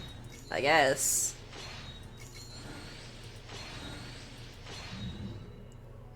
Alright, one more Fremy is still kind of nice. Alright, 30!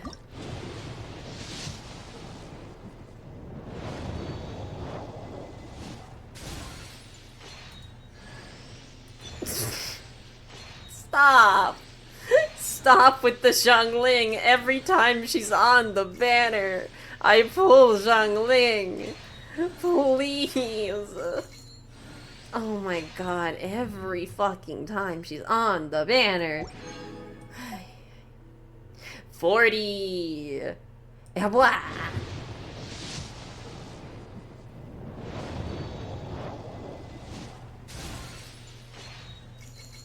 God. Yay, more Fremy!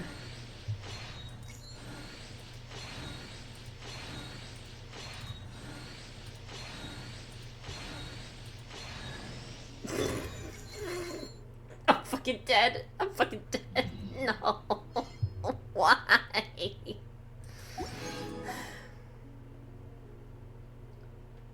Bizer from Magia Bizer's name means fuck. Is that legit? Okay, I'm hearing sort of. Okay, hold on. Fucking. Okay.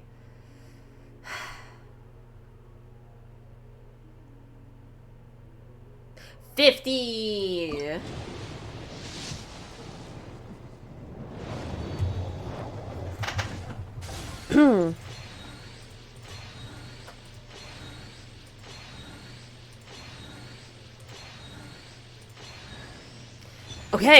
Okay, that's fine. That's fine. It's good to have more Femine, okay? You know, like I'm down for more Femine. If I can get C6 Femine, that'll be cool. It'll be nice for my Fontaine story team that I put all that time into building. Close enough is good enough for foreign naming identity stuff. We all do the close names. The close enough for names like that. Real. Alright. 60. Oh, God.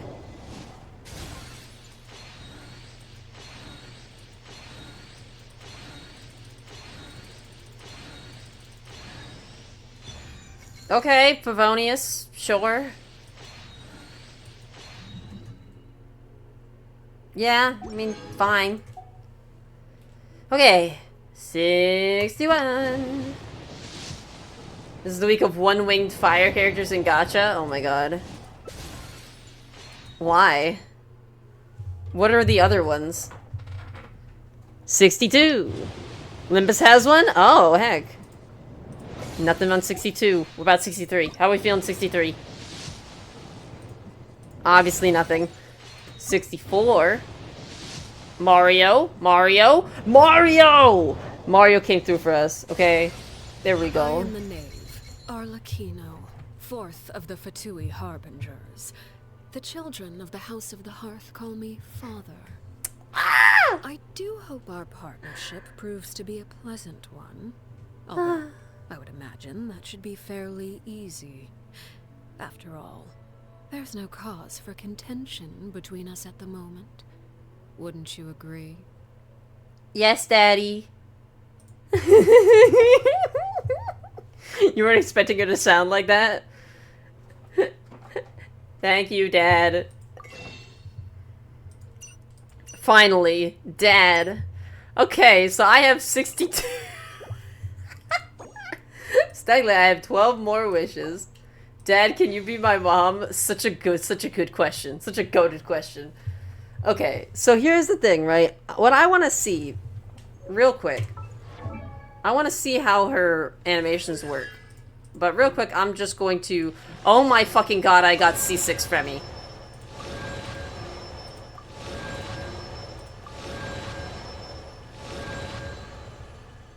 Well, I have C6 Fremi now. So that happened. Cool.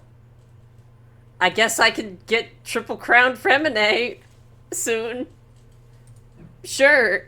That sounds like a fun time. Gotta respect the femboy. It's what it's all about, I guess. Hold on, so Dia's max HP is increased by 20%, and she deals bonus damage based on her max HP when using the following attacks. Molten Inferno's damage would be... Oh my god, she actually has scaling! Wow! She has scaling! Wow! Actual shatter support? Yeah, he actually has, like... He actually, like, can trigger shatter and it does things. Yeah. Look, triggering shatter actually matters for Fremine. After Fremine triggers frozen, shatter, or superconduct against opponents, his attack will be increased by 9%. Max 2 stacks. Wow. And it can, yeah, like, Fremine can shatter shit. He's good. He's actually not a bad freeze team player. Pretty nice. Let's get our cons for Lynette. When Enigma faints, Enigma thrust hits an opponent with the shadow sign. A vortex will be created at that opponent's position that will pull nearby opponents in. Wait, whenever the Boggle Cat box summoned by a magic trick, Astonishing Shift fires a vivid shot, it will fire an extra vivid shot. Oh, neat. Okay, so here's what I want to check real quick. Let me do a quick test, because I want to see Arlecchino. An insurmountable problem, I presume? Oh my god! Hold up, hold on, no. Oh, that animation is so cute. That animation is so cute. You know you love me? I love you too! Wah! Okay, hold on, let me look at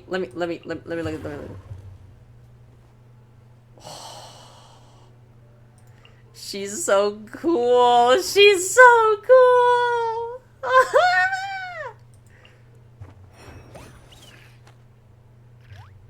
I actually don't think I ever looked at Gaming's. Wow.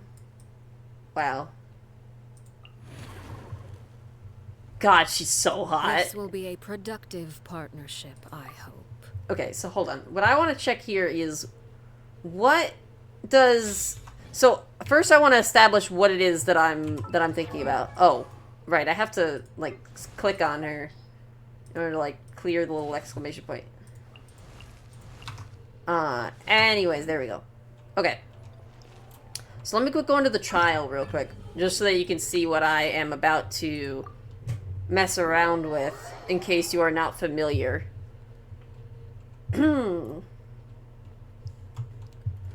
So, this is Arlecchino. Her attacks are fucking awesome. Overruled. So you can see the scythe, right? This is what I'm curious about, right? Because you'll see that the scythe part fades away separately into recreating her normal weapon.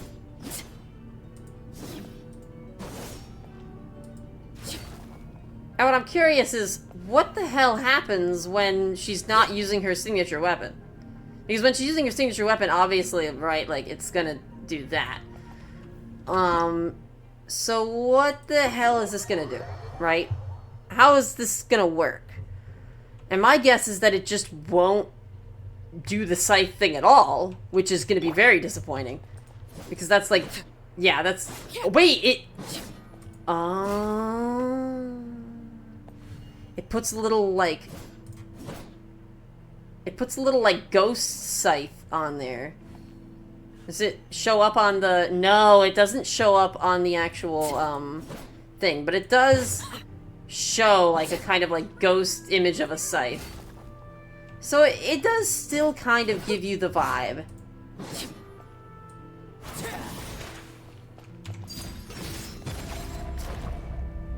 Alright.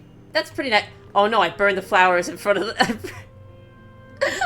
the flowers in front of the orphanage. I'm so sorry. I'm so sorry. But alright. Yeah. I would prefer to get her weapon. I would prefer to have the weapon as well. But we'll see if that might not be practical. Like, I just do not have the pulls for that.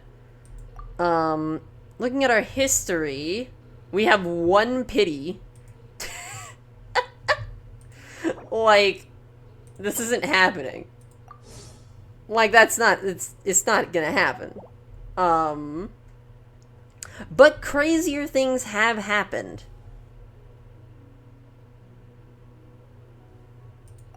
Crazier things have happened.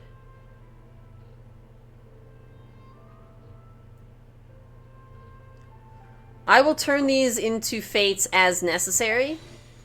First things first, we will start by going 2.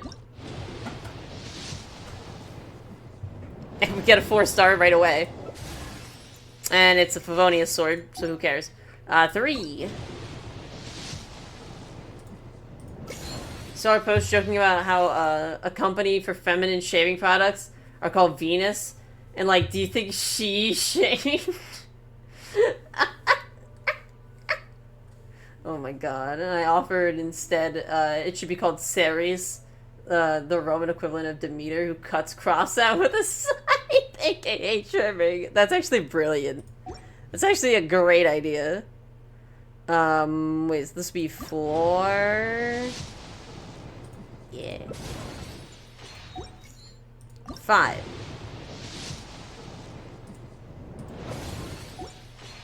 6. 7.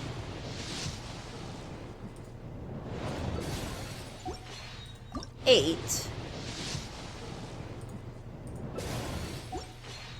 9. 10. Okay. Ooh, okay. That's a fascinating gacha weapon, I will say. It only took the whole stream here. Genshin is finally updated. Jesus. Alright, we got a sword. as Vivi has so elegantly put. Yes, a sword. That's such a weird claymore. I like it. Very neat. Alright, so we're at 10, so let's do, 20. Chainswords are very cool.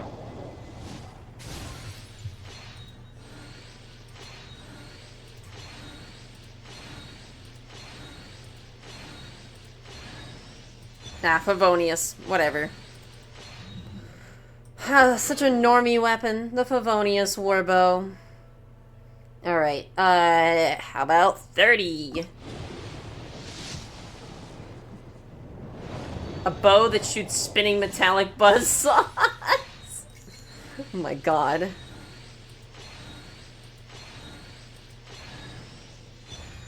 Alright, the Dockhand's Assistant. Very cool looking weapon.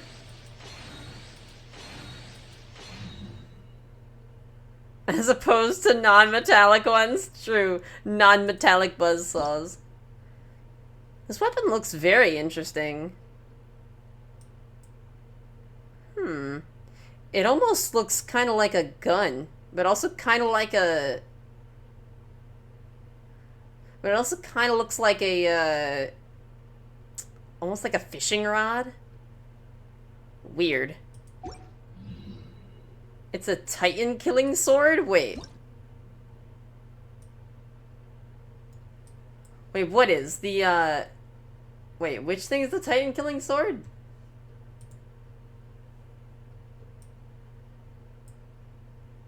Oh, the swords. Oh, it does look like the Titan killing swords in Attack on Titan. Oh my god, it does. Wait, what the fuck?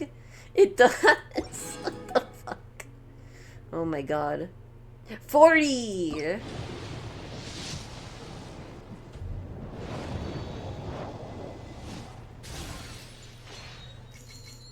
You were cuter that call than usual? I think you might have been. Who knows? I'd trust. I would trust that judgment. Also, we got higher perception, which is a waste of my time. You just did a lot of weh? That's very cute. What are you talking about? Weh? Your wehs are very cute. What the heck? Let's see here. I'm gonna grab 2 of these. Alright. This is what, 50? I think this is 50.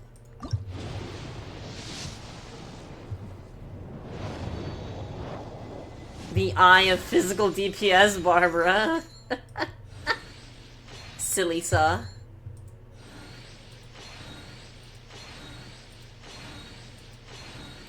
What 4-star weapon did I get? Never mind, I got Razor.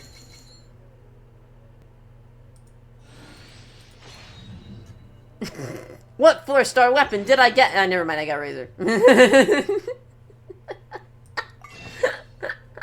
Everyone's favorite 4-star weapon. Razor. Which I already have C6 of, so...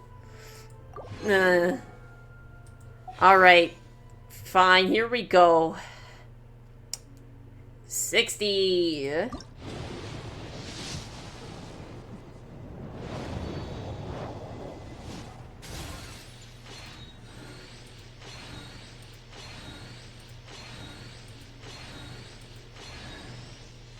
So we got the unseen razor weapon. Yo, we got another portable power saw. That's pretty cool. Dragon's Bane. Whatever. Ay, ay, ay. So be it. We get 5 more. Let's make it count, I guess. 61. 62. 63. 64. Alright, and our last one's 65. Nope. That is a no on the weapon. We do have a standard banner, and I'm going to do it. And we get nothing. Anyways. Not the worst pulls. Not the worst pulls. I have her, at least. I can look at Dad. I at least have Father. This is such a good idol. This is such a good idol animation. Oh my god. This idol animation slaps. How long does she sit?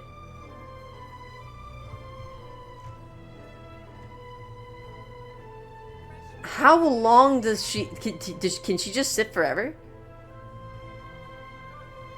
Oh my god, I think she just sits until you move. This is so good! Let's go! This is a great idol. This is probably the best idol. Oh my god.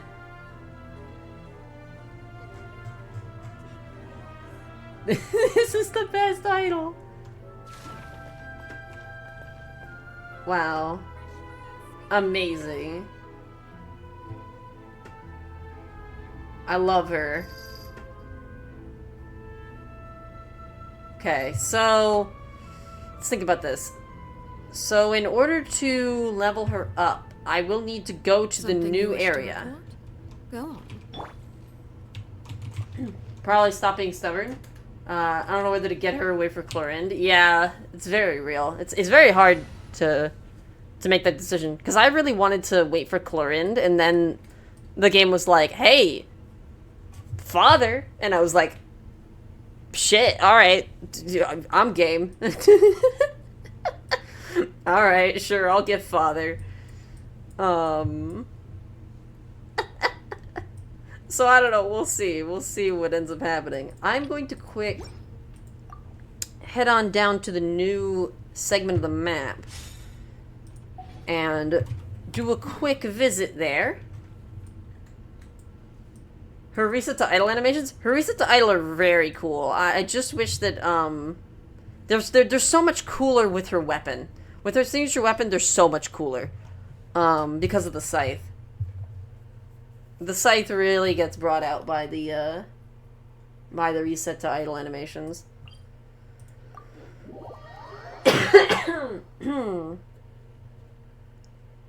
I really do think that if you're gonna get Arlecchino, the weapon is probably like a must-have.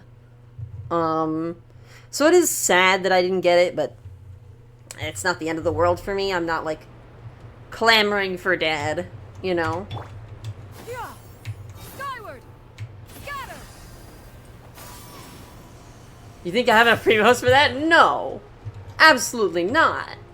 I'm just saying that that is probably the ideal situation, is to have dad and the weapon. And say fuck it to any, like aesthetic-wise. Probably don't even have enough for her. That's so real. Yeah. Oh, one thing that I didn't really consider was, so I buy the Welkins. I do buy the Welkins, and I have some Genesis crystals, but generally I save them and buy costumes, buy outfits with them.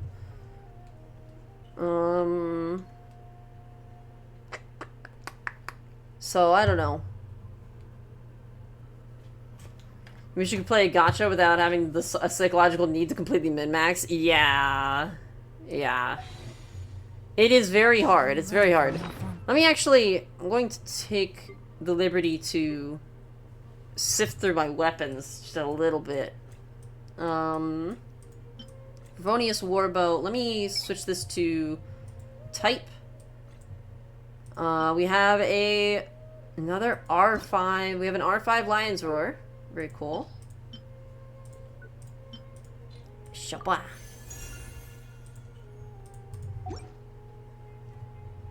Yeah, very valid indeed, honestly. I never R2'd to this sacrificial. I might as well.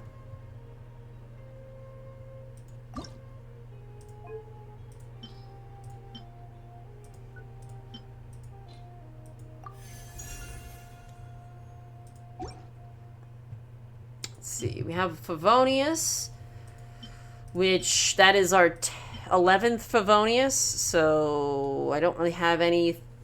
I don't have a Favonius to consume that into. So that's fine.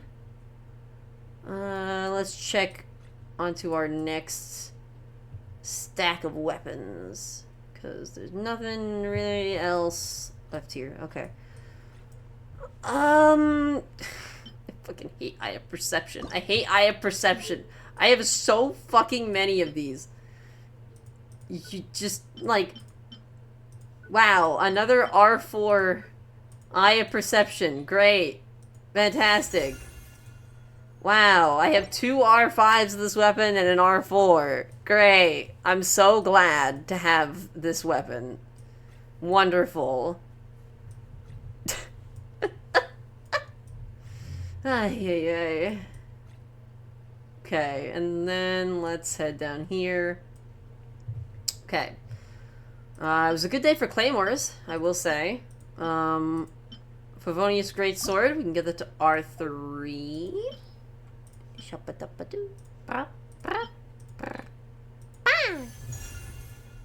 Very cool.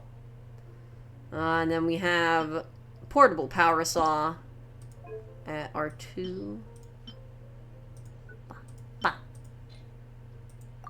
Shabadoo. You want to sleep, but something in your brain is going, you haven't done non-specific thing yet. That's so real. Oh god, that's so real. And we have Skyward Pride, which, very cool. That's our first 5-star Claymore. Hell yeah. Bows! We got another stringless, which means we now have an R5 stringless and an R3 stringless.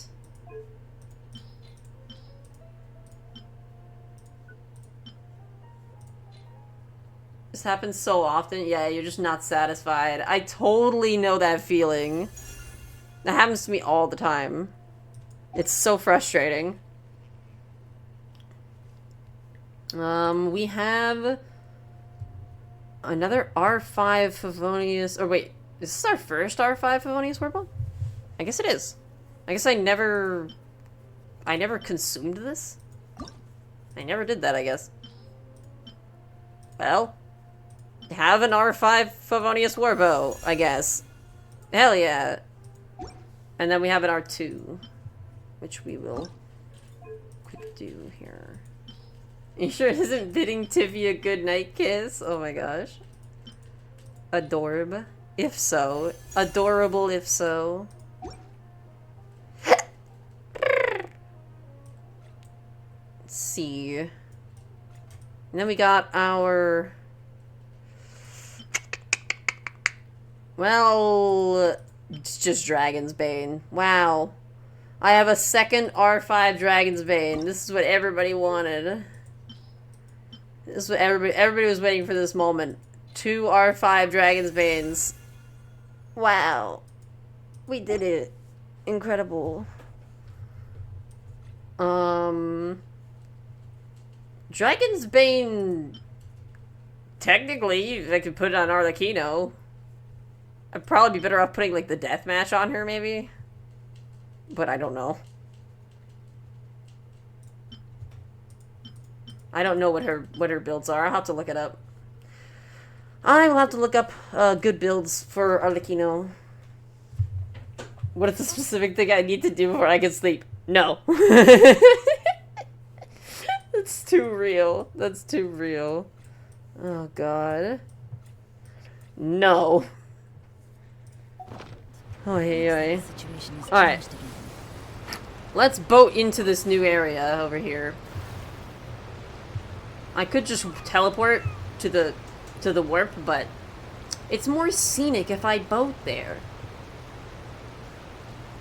I definitely wasn't expecting this whole area to be like just a giant like a giant like blob of ocean.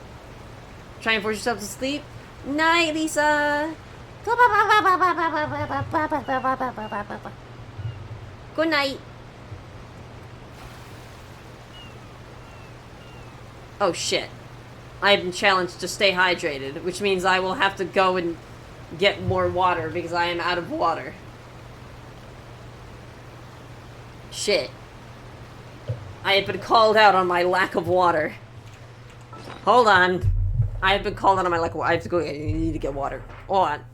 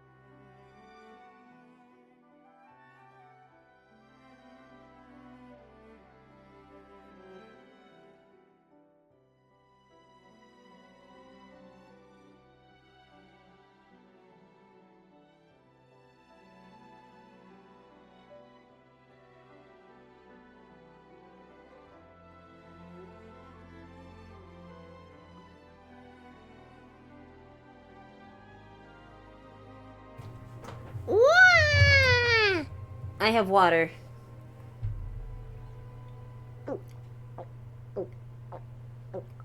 Ah! Thank you so much for the stay hydrated, Lisa.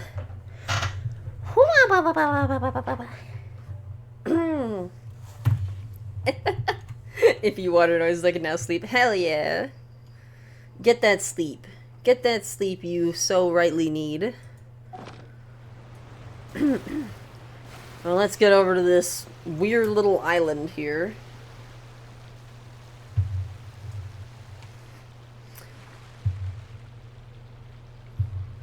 Autumn called you drinking water sexy once, and you still have no idea what she meant by this. What did she mean by this? What did she mean by that? What a quaint little island.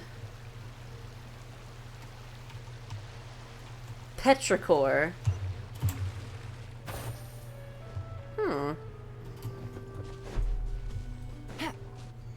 Hey, Katra, can you maybe not risk messing up all of my audio equipment? Just maybe. Just, like, potentially don't fuck with all the audio equipment. You know, just maybe. Just maybe. So I am looking for... I think it was this one? No, it wasn't that one. There's a quest over here that I'm supposed to do. Or something. Oh, is it over there? The world opens itself before those with noble hearts. Hello there. Alright, yeah, so there's the quest. Okay, I haven't accepted it yet. Alright, well... What an interesting area. Wow, guys. They really brought out the big guns with this update here. I mean, dude, I don't know. This is a lot of content. I don't know, dude. Man, I think this update is too much content.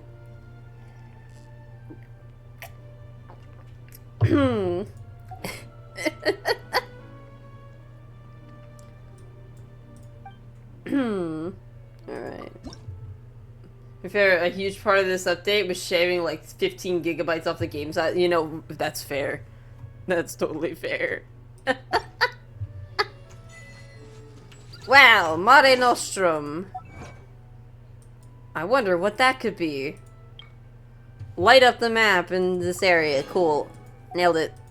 I'm amazing. I did it. Oh, and I unlocked new avatars. I forgot. I got Arlecchino and Chevreuse. Oh, by the way, they added... In this update, they also added new avatar icons based on the quests you've completed, which is really cool. So, if you've completed the Chasm quests, you get G-Strong's signature, which is very cool. If you complete the Asase Shrine side quest, you get this one. The Jet quest, you get one. Just so cool. You already swapped a Jet? Of course you did. I knew you would, so I was hoping. I was hoping that you had already done it. But yes, they have all of these different little avatars that you can put on now, which is so cool. I think it's such a great little detail. And I look forward to seeing what other, like, quests they add avatars for. You have the Arlecchino one. Oh my god. Hey you! Yes you blithering idiot! What are you doing dragging your feet for? Waiting for us all to get old? Why in the blazes aren't all these boxes already on the ship? No, boss, it's just these boxes are way too heavy. If we lug them all up, I think the ship might... Might what? This is treasure here. Treasure! You're just gonna leave profit on the ground like that? But if we load everything on board, plus ourselves, I don't think the boat can hold all that weight. That's an easy one. If we just leave a couple of you here on this island, we can bring all the treasure back, now can't we? Ooh, a cunning plan, boss. Wait, I'm one of the ones you're taking with you, right? I don't want to get captured by those golems. I've seen what happens to anyone they catch. The dude they call idiot. Say it like Frank Welker. Treasure. I'll start saying treasure. Then stop yapping and start moving. If the Dark Lord's lackeys catch up, we're all done for. Dark Lord's lackeys? Are they putting on some kind of show? Wait, boss! There's people over there! Princess Aquos, why don't we go ask them? Oi, you! Yeah, you! The big one and the tiny thing! Oh yeah, it's Scooby-Doo's friend. Yeah, treasure. I love that. I love how he says it like that. What are you skulking over there for? We're in trouble. Can't leave any witnesses. Huh? Traveler, what are you saying? Princess Aquos, what are you saying? Anyway, we should talk to them first. Can't leave any witnesses. From the look of you, you must be foreigners. And here I thought you were minions of the Dark Lord Remus. This is Princess Aquos, and Paimon's Paimon. And you're right, we're travelers. Oh, but who's this Dark Lord Remus you've mentioned? Or would it be Remus? I'm gonna keep calling him Remus. Remus, you mentioned? Has he finished playing his part already? Haha, you don't even know who the Dark Lord is? Alright, I get it. Suppose it is up to me to educate you, oh ignorant outlanders. As you know, this was once a peaceful town. In those days, it was not yet named Petrichor. We Fontanians lived here in peace and safety until the golem armies of the Dark Lord Remus came. He was an awful tyrant, one who claimed to be the ruler of all waters. Catra, what are you doing? Catra! Catra! She bumped my fucking microphone arm. She bumped the mic arm. Told the golem armies of Dark Lord Remus came. Petrichor, the smell of earth after rain. Wow. Wild. That's such an interesting name to have. He was an awful tyrant, one who claimed to be the ruler of all waters. His forces had already obliterated countless towns and cities before arriving at ours. The essence of stone, etymologically. Oh, cool. Petrichor is a very cool sound. I mean, smell. What the fuck did I just say? Petrichor is a very nice smell. It is. I agree. He took our lands, polluted the sources of pure water, and even tried to use music to tempt us. They raised high bell towers and fortresses, and the Dark Lord's fell melody enslaved our kin. But we, Fontanians free, rejected his rule. Thus did I, and the warriors under my command march to war all across the land. Ooh! Nice world building. Very detailed. Yeah, this is you're totally still acting. Yeah. And then what happened next? How did you defeat the Dark Lord? The Dark Lord's golems are each mighty beyond measure. How could we be their match? Still, we had the aid of Est the quick-witted this time. With his aid, we infiltrated the Dark Lord's fell keep and reclaimed the treasures he and his minions plundered from us Fontanians. Like the boss said, what is it we're doing again? Oh yeah, disrupting the special military maneuvers being conducted by the Dark Lord's legions. Totally a brilliant plan. You're the protagonists of your play, yet you aren't on the up and up. When does the Dark Lord take the stage? Ha! Do you think we'd still be lugging treasure if he showed up? Like as not, we'd all have been turned into golems already. Just like Este probably was. Este the Pitiful, now more like it. Whoa! He totally helped you, and you guys just left him behind and ran away? Are you sure you guys aren't the baddies? Baddies don't get to be the protagonists. Okay, but Paimon, sometimes they do. And those are pretty good stories, to be honest. What do you mean, protagonists? Take the stage.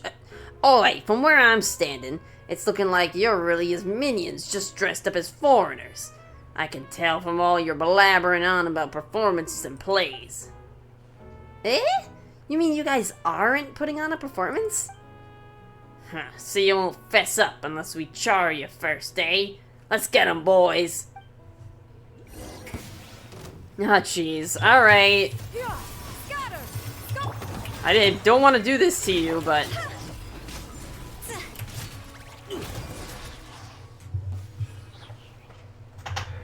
The thieves, who were beaten so badly that they couldn't spare even a thought for the treasures, fled on their boat. My fucking... Going to sleep now? Okie dokie, BB. Have a good sleep. Catch you later. There they go, huh? Guess they weren't acting after all. What was this treasure they were talking about? Dark Lord this, Dark Lord's keep that? No way any of that's real. Why don't we have a look at the treasure? Mwah. Love you, BB. Eh? But we don't know where this stuff came from. Paimon expressing disinterest in treasure? Sorry, treasure. That was not in quotes, sorry. Paimon expressing disinterest in treasure? Say it ain't so. Paimon's just worried that, what if, well, just in case there's some kind of evil, dark, lordy trap in it. I guess there's no dissuading you, but please be careful, okay? And as it so happens, there were no traps in the container, of the evil dark lordy variety or otherwise. But there was no valuable treasure within either. Within it was naught but heavy shards of shattered stone. Paimon knew they were just a bunch of frauds. There's no treasure at all. Or is this shabby excuse for a statue some kind of priceless artifact? Well, it does look kind of like a Conrian. Sorta. Let's go to Petrichor and ask around. Maybe it's some kind of landmark or lucky mascot or something. As for these treasures, we... Hey! Princess Aquos, you... Huh? Huh? How unforgettable. The Hortus you're get this. Overflowing with fruit and flower. What the fuck is this? What the fuck is happening? What the fuck is happening? Imperator. Imperator. Dream? You're finally awake, Imperator. This day is one of great import. The day when we shall sound the great symphony, Phobos. There is yet time before the ritual, Imperator. But we should set out. I seem to have had a dream. A dream, Imperator? I did not know that gods could dream. In that case, what did you dream of? The great plains beyond the north wind? The silver tree beneath the frozen soil? Or did you see that golden future you once showed me? I saw the sea swallowing the earth. What the fuck is this? The children of white stone and brass sinking. The collapse of all that was once radiant. That prophecy, then, Imperator. It is precisely to prevent it from happening, to fight against the inevitable fate that we are here today. Just as you said, we have paid much for it. But once we are free of fate's shackles, Fortuna's shackles, those sacrifices shall not have been in vain. In this have I had faith ever since I accepted this body and became a Remurian. Apologies, Imperator. Forgive my lack of manners. In any case, please come with me. What the fuck is this? I'm like perceiving some sort of crazy immersive experience of a memory. Though you bestowed the undying bodies upon the people, allowing humanity to fear the tides of the deeps nevermore, our souls are still bound by the shackles of Fortuna. The burden of fate is not something mortal souls can bear, but Phobos shall weave the path of fate on our behalf, leading us forward on the path of justice.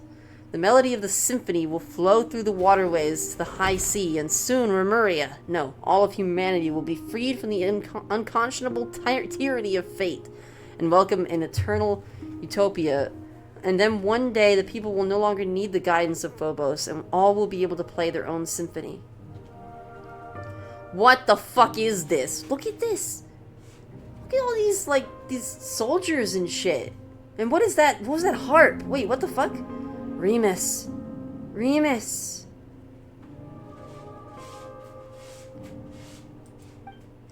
Remus, you once said that you would create a future free from the shackles of divine destiny.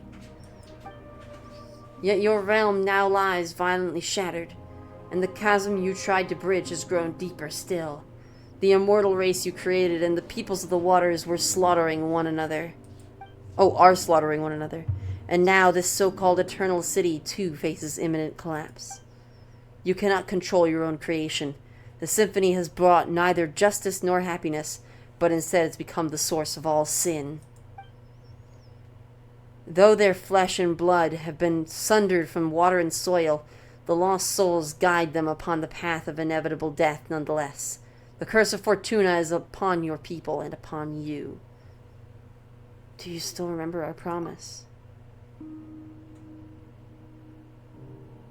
That is our last resort, as long as the symphony is played. Is this the only way you usurper lords of humanity know to atone after bringing things to ruination? Still, your resolve at least does not shame your kingly crown. And a promise was made indeed. Therefore, allow me to bear witness to your end. O king cursed by fate, drown thyself in song, wine, and feast, for the day of judgment has not yet come. Princess Aquos, please wake up. Just now. You scared me to death, Princess Aquos. You suddenly just completely stopped moving and started staring at the statue. You were like a statue yourself. Paimon thought you'd been turned to stone by the Dark Lord's evil curse. I think I had a strange daydream. There isn't really a curse, is there? Princess Aquos, are you okay? I'm fine. Sorry for making you worry. As long as you're not hurt. Yeah, we should definitely go to Petrichor first. Well, that's a thing.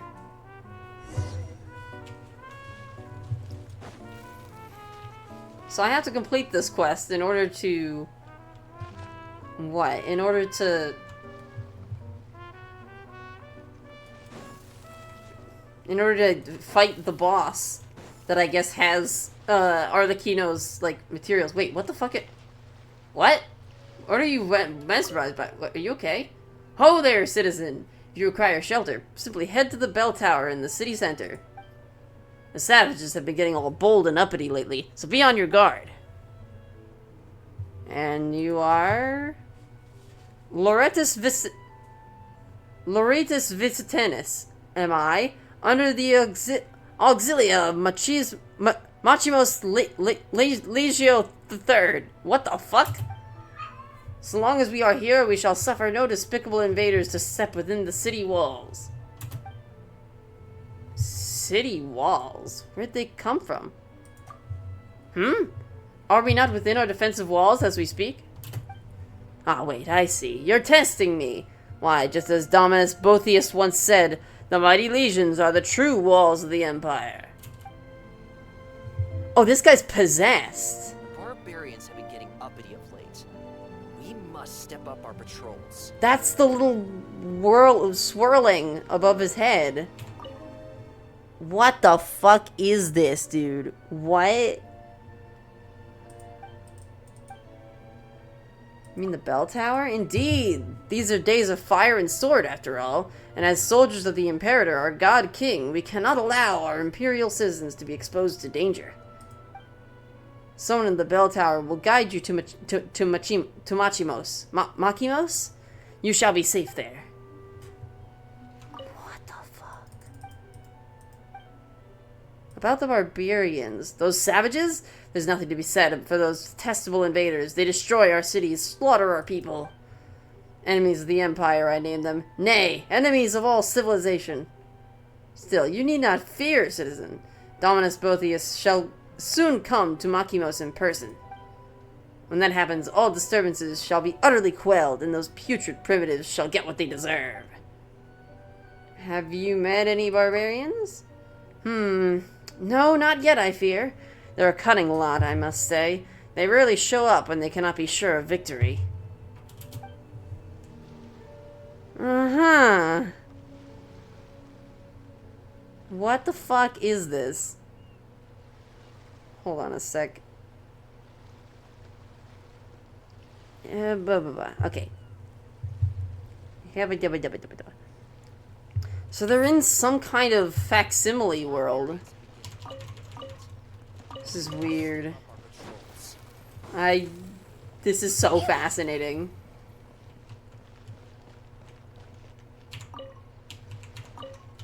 Hey, what's up with you? Those Auxilia barbarian stock are spreading overwrought rumors about those Loch Knights again. I should suggest to Dominus Boethius that we stamp these ridiculous ravings out completely. And you are... no need for surprise, citizen. As you see, I am a musician elevated by the Sebastus. Yet I am a citizen, just as you are. Marcia Gordiana Semproniana am I, here by the eminent will of Dominus Boethius, to take over from my colleague, Xavierius, and tune the melodies of this land. About Boethius. Watch your tone, citizen. Even I do not have the right to address that exalted Dominus solely by his name. Dominus Boethius is a harmist, exalted to that post by the Sebastus himself, and is the foremost genius in our empire's history. Even Dominus Cassiodor?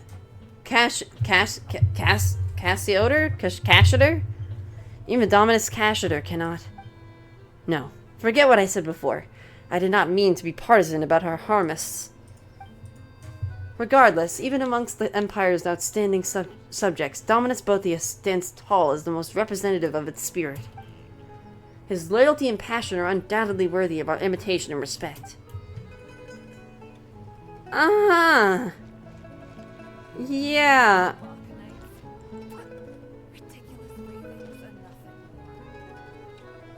What the fuck is this place?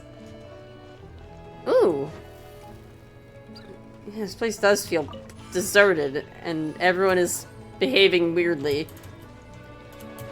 Well, I'm gonna collect this, I'm gonna collect this real quick, don't mind me. Thanks for the Hydraculus. This is so weird. Everything is going as planned. What the fuck is up with these people? Welcome, travelers, oh travelers of dreamscapes. I am the bell ringer at the intersection clock tower, the guide that welcomes travelers to the Eternal City. Oh joy, more world building, eh? No, they're not world building, okay? I think they are actually all in a collective hallucination. So, valiant guardian, shall we find the Eternal City to our left or to our right? Wait, you're in character already? Are you sure you're okay? Leaving that aside for now, all the townspeople we ran into on the way over were acting really weird. Do you know what that's about? Why, everyone has gone to Makimos already. I imagine they now dwell under the protection of the Sebastus. Wow, so in addition to the Dark Lord Remus, we've got a Sebastus? This is getting more complicated by the minute. Dark Lord Remus. It would appear that in your journey you have crossed paths with those uncouth barbarians. That is indeed a blasphemous title with which they besmirch the Sebastus Remus, our mighty imperator. Oh, so they're both the same Remus. They are the same person after all. But it is of no consequence. The Sebastus may not be defined by the narrow notions of the tribal mob. Those despicable insects may speak slander as they wish, but the wise, inspired by his noblest ideals, will yet come forth in their droves. When the bell of eternity tolls, all that has ever come to pass shall be erased, and all will be reborn, regardless of who they are or where they are from. Be grateful and rejoice. Praise be. What should we do, Princess Aquos? This person sure seems lucid, but the stuff he's spouting is all kinds of whack. Think we got a sleepwalker here? Maybe he's dreaming? Do you name me a dreamer? Who knows? We could be the ones dreaming. No way, that's impossible. At least we probably aren't. Dreaming? I certainly... Oh, shit. Hey, you! Uh-oh, he's out cold. Travelers from the outside. Halt! Excellent. You two look completely mentally sound. Finally, a normal person. Seriously, what's going on in this town? Before that, let's get this gentleman somewhere safe. Can't be leaving him lying here, can we? He'll catch a cold. Though the risk of catching a cold may not be the most important thing right now, you still work together with the normal person to move the incoherently rambling bell ringer onto a nearby bench. Ah, it's Est. Anyway, allow me to reintroduce myself. Call me Est. I'm a member of the town's Daydream Club. I'm the only member present right now, though. Paimon's Paimon, and she's Princess Aquos. We're members of the Special Security and Surveillance Patrol. Jesus Christ. No. I'm not just gonna say to this guy, yeah, we're cops. Because we're not cops. We're passing adventurers. Adventurers, you say? You're not here to look for that castle or whatever, are you? Wait, you introduced yourself as Est. We've heard that name before. It was you who brought the bandits into the Dark Lord's castle, was it not? Ah, I see you escaped with your life. Fabulous. Huh? What? So, you've also... No, we're wide awake. Trust us. We just don't get why everyone's saying all sorts of crazy things. You tell Est about how you met and drove the bandits who saw the Shattered Stones' treasure away outside town. Oh, it's them. Where to begin? The legend of the Fated Castle has never been a secret. Adventurers just like them come by looking for it every once in a while. And whether it's because of the impression the name Golden Troop conjures up... Whether it's because the impression the name Golden Troop conjures up is nothing more than poetic imagery, or because the castle was built millennia ago, it's more likely than not that nothing of value remains there now. But would they ever listen? Of course not. No sooner had I brought them over to the ruins in the mountains than they began destroying statues and stuffing them into boxes like people possessed. I could not stop them alone, so I went back to the town to get help. I never imagined I'd find nothing but dazed stares and mad ramblings all around. It was like everyone had fallen under some hypnotic spell. The Daydream Club has researched hypnosis before, but something like this is far, far beyond our capabilities. My hypothesis is that something abnormal has occurred within the... My hypothesis is that something abnormal has occurred within the ruins. According to the records. Actually, why are we the only ones not affected? Interesting. Most interesting. Perhaps we can find a solution in the ruins. Maybe we can find treasure in the ruins. This is literally like the exact wrong thing to say. And I kind of want to say it. Well, why don't you wait here, Est? Leave the adventuring to us. If you come too, you might get turned into a golem. Aww, is that your cat, Est? It's so cute. No, though the fellow who studied hypnotism would say that they are creatures with keen senses. How odd. That, collar? Pendant? I could swear I've seen that accessory before. It ran off. It ran off. Anyway, ignoring the cat question for now, we should still go to see the ruins. Wait, we should still go to the ruins first and have a look. Say, Est, how can we get there? The ruins? Oh, the mountain behind town. Just so happens to be the exact direction that the cat ran off in. Kitty cat. Princess Aquos, are you sure you're okay? Things are pretty murky right now. Take extra care. You too, alright? We'll be right back, don't you worry. Alright. Let's go explore those ruins, huh?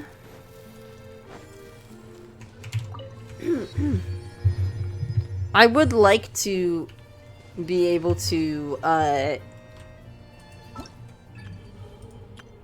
would like to be able to get, Arlecchino's, like, stuff here. Like, I want to be able to get Arlecchino's, boss materials. Because at the moment, right, like, I'm kind of limited in what I could do with Arlecchino. I can level her up to, like, level 20. Yo, that glitchy animation is so crazy. What the fuck? Oh my god. That's so cool. What the fuck? God, she's so cool. Always. Wait, you skipped it.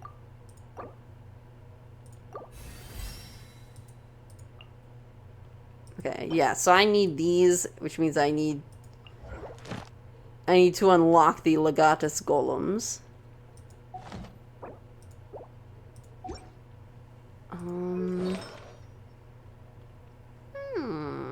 Hold on, let me quick go and listen to her Ascension dialogue real quick, because I... feelings about Ascension. Always keep moving forward. Never let yourself be constrained by power. Hell yeah. God, she's so cool. She's so cool. Father. Okay, so I guess we will continue exploring for a little bit. Eventually I will stop because bedtime is a good thing. Sleeping is a good idea for human beings to partake in. Ooh. Would you look at that? We've got a... Oh, that looks good. Oh yeah, it's just an ominous little portal. Yeah, great, cool. I'm sure that this will go very well. Ooh, there's a Hydroculus on the mountain. Hydroculus on the mountain, Hydroculus on the mountain. What? Hydroculus on the mountain.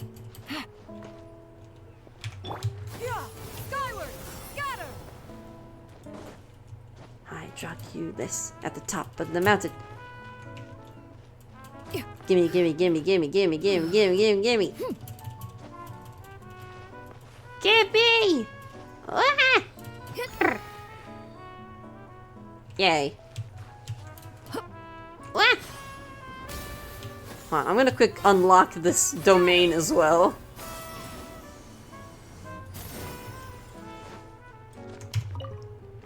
Alright, cool.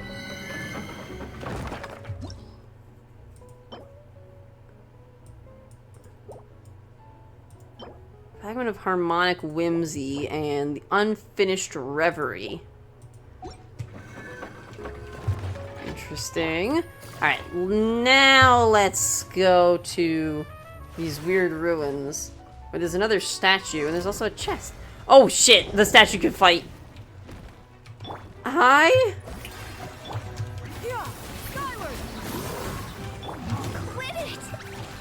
Okay, so it's a Geo, of course. Oh shit. Did I kill it? I think I killed it. Not bad, not bad.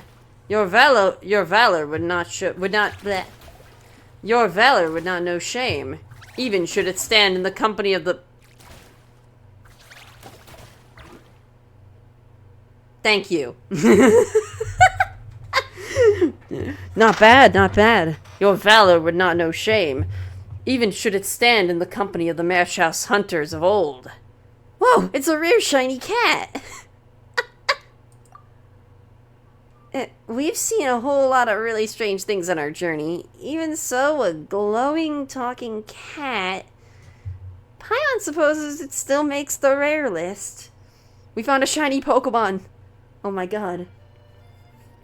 Glowing cat. One such as I shall not dwell on being called a strange thing. Oh, chosen champions, Princess Aquos and Paimon, the time has come for true heroes such as ye to step forth. Come with me unto the ancient kingdom of the deep seas. We must still the chaotic symphony if we are to save the lost souls. Is this also a part of the world thing too? Oh, right! I'm the hero! Let the journey begin! Seriously, Princess Aquos, how can you fall for this stuff so easily? Very well then, oh chosen hero. For the sake of Paimon's tummy-tum, stand tall and move with haste and buy her some Fanta. It's weird that whenever I'm scared of the future, either hated by life itself, Octavia's cover shows up in your recommended, or 2 Days into College by Amy Carter shows up. It's like the world wants you to stay calm about it. God. I have listened to 2 Days into College so many fucking times. Legit. Like, it has such a like, I don't know how to deal with my life vibe. And I don't know if I'm fucking it all up. And it's just like, it's gonna be okay. It's gonna be okay. It's gonna be okay. You got this. You got this. You got time. You can do it. And it's like, fuck. God, I really need that. Speaking of, just who are you? Must I start from the beginning? Very well. Oranides of Oranopolis is my name, a spirit keeper of the ancient realm. Alright. Oranides of the where now? What a tongue twister. Paimon's just gonna call you Aussie for short. That's close enough, right? What do you think? Meow meow? Meow meow? It appears that I cannot command this body as I wish, to the extent that bestial behaviors may even overbear me from time to time. If, from the beginning, I could only have... As the two of you can see, the boundaries between past and present have begun to blur thanks to the influence of the chaotic symphony. It is for this reason that I too have awoken, for now the affected area is yet small. The inhabitants of Petrichor have had their souls taken away. They exist in that maddened, dreamlike state because the symphony has temporarily granted them identities and memories to fill the void left behind. It is as if a vessel filled with pure water has had its contents replaced with wondrous wine. An apt description, considering that those are memories of ancient history gifted by the symphony. Let Paimon think. So what you're saying is that the townspeople of Petrichor have had their souls stolen, and then their bodies have been possessed? That sounds super scary. You said that the affected area isn't very large yet. Wait, and Hated by Itself is an existential struggle in the form of a song. When I was 13, I didn't think much of it and didn't get it, but now when you're older, when you listen to it, it having lines of kids with the passion to play and make believe will become young adults with the will to achieve. Holy fucking shit, yeah. Oh my god. Holy fuck. God damn. That is correct, Princess Aquos. Of course, eventually even the court of Fontaine will be consumed if the chosen hero cannot restore harmony to the chaotic melody. Nothing else for it. I am the hero, after all. Yeah! Alrighty then, Aussie, lead the way. Thank you so much. The road to the ancient realm lies beneath this spring you see before you.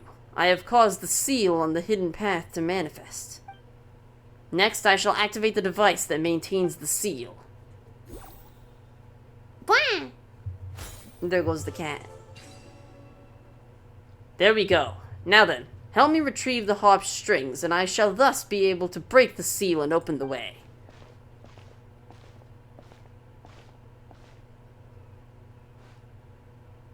Okay. I guess we're going into a weird portal. Now then, let us go on to the fated Castellum of Gold. Faded golden cast... Est mentioned something about the legend of the Faded Castle too, right? Aren't we talking about these ruins? Now I'm standing here as someone who did used to play make-believe while no one else did. The only one who was chosen to break a generational cycle against all odds by my very own will and mental strength and challenge something that no one has challenged in actual decades. Yeah. Yeah. God. I mean, it's part of, like... It's part of, you know, having that out-of-the-box thinking, I think. I don't know. Maybe I'm talking out my ass as, like, as a fellow creative, you know? I don't know. I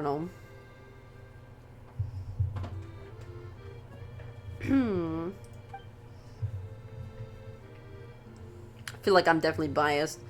Nay. These are but scraps on the surface. The true castle lies deeper underwater. You sure do know much more than the cats in town, huh, Aussie? You compare me to the cats in town? Such... Follow closely and try not to get lost, then. Hey, Fudgecake Devil, how's it going? Whoa, he just jumped down. Can cats swim? Maybe this cat can. I guess. Ancient score. I'm gonna quick mark this on my map to come back later and get this chest for my little exploration rewards. Ooh, wow, there's stuff in here. Hello. I should be focusing on the plot. Wait. I grabbed the lizard tail instead of grabbing the Numa block. Wait, and now where's the Weezia?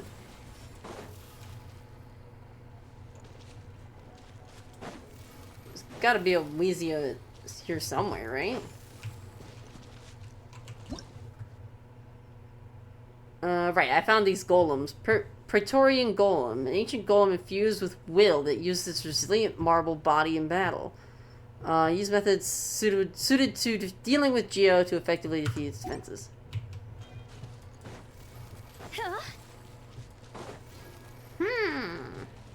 Oh, it's probably in the box. I should have checked the box in the first place.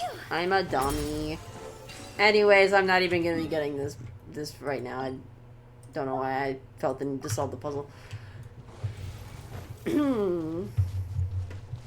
Just entered 18 years old. It's like the bulb in your mind just lit up completely. No longer be in the mindset of isolation and stability. Yeah, it really is. It is kind of... I feel like it's kind of scary to feel like you're in a situation where, like you're almost in a situation where you feel like you're on your own all of a sudden. And that kind of really sucks.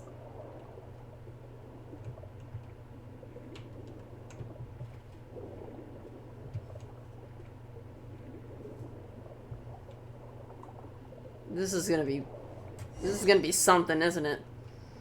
Alright, go to the underwater Faded Castle. Let's do it.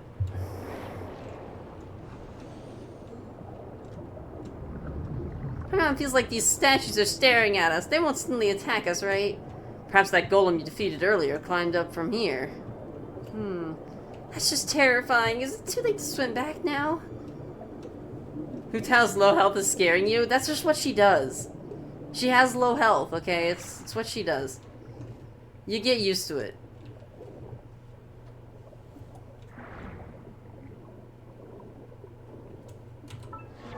Wait, what didn't I click on over here? What the heck?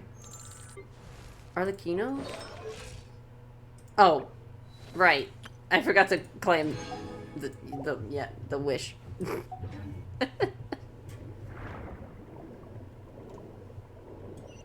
Ooh, hello. Ooh. Well, well, well. Oh my god. Hu Tao's a glass cannon which was developed in such a way it became usable and reliable. Yeah. I love Hu Tao. I love the way she plays. It's incredibly on the edge. It's very unfortunate when she does die, though. It can be a bit frustrating. Huh? Paimon didn't think there'd be such a huge space down below. Guess you do know your stuff, Aussie. This is but the tip of the iceberg. Once an entire nation, and the land upon which it was built sank beneath the waves. And my mission is to prevent that which has sunk from resurfacing. Or so I believe. Poof, and just like that, you suddenly seem a lot less reliable. Well, what am I but a cat that knows an inkling more than those in town, Okay, you don't have to mock our perception of you. We just see you as a cat, okay? I want Zhongli and Hu Tao to meet Neuvillette and Farina. Didn't that kind of happen in a limited time event? Sort of? Didn't that happen? I think that happened in a limited time event. Basically.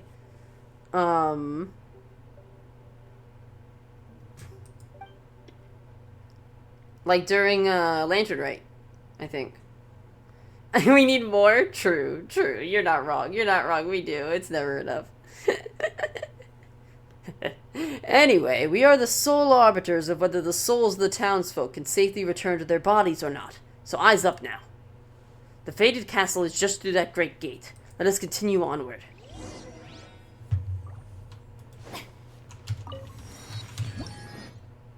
A shining talking cat. Follow Ase and explore the ancient realm that lies beneath the deep waters.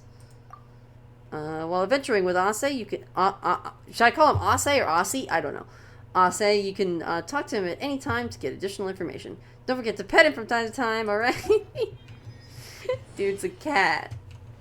Alright, I guess I have to pet the cat. Don't forget to pet the cat. Honestly, real. Alright, so remember how I said, wow, this area sure does have a lot of content. All the content is underground. I am a cat after all, so appearing and disappearing with utmost alacrity is to be expected. It is you, Paimon, who must fly faster. My god. Call the guy Feline Eldritch III. Do not let those trifling things outside the window interfere with our relentless march forward. We have work to do. But there's cool things in the... There's cool things out there. What the heck is out there? What the fuck? Look at that. Look at that. What the fuck is that? Did it just phase in and out of reality? What the fuck? Bro. I am gonna have to do another stream just dedicated to exploring this place.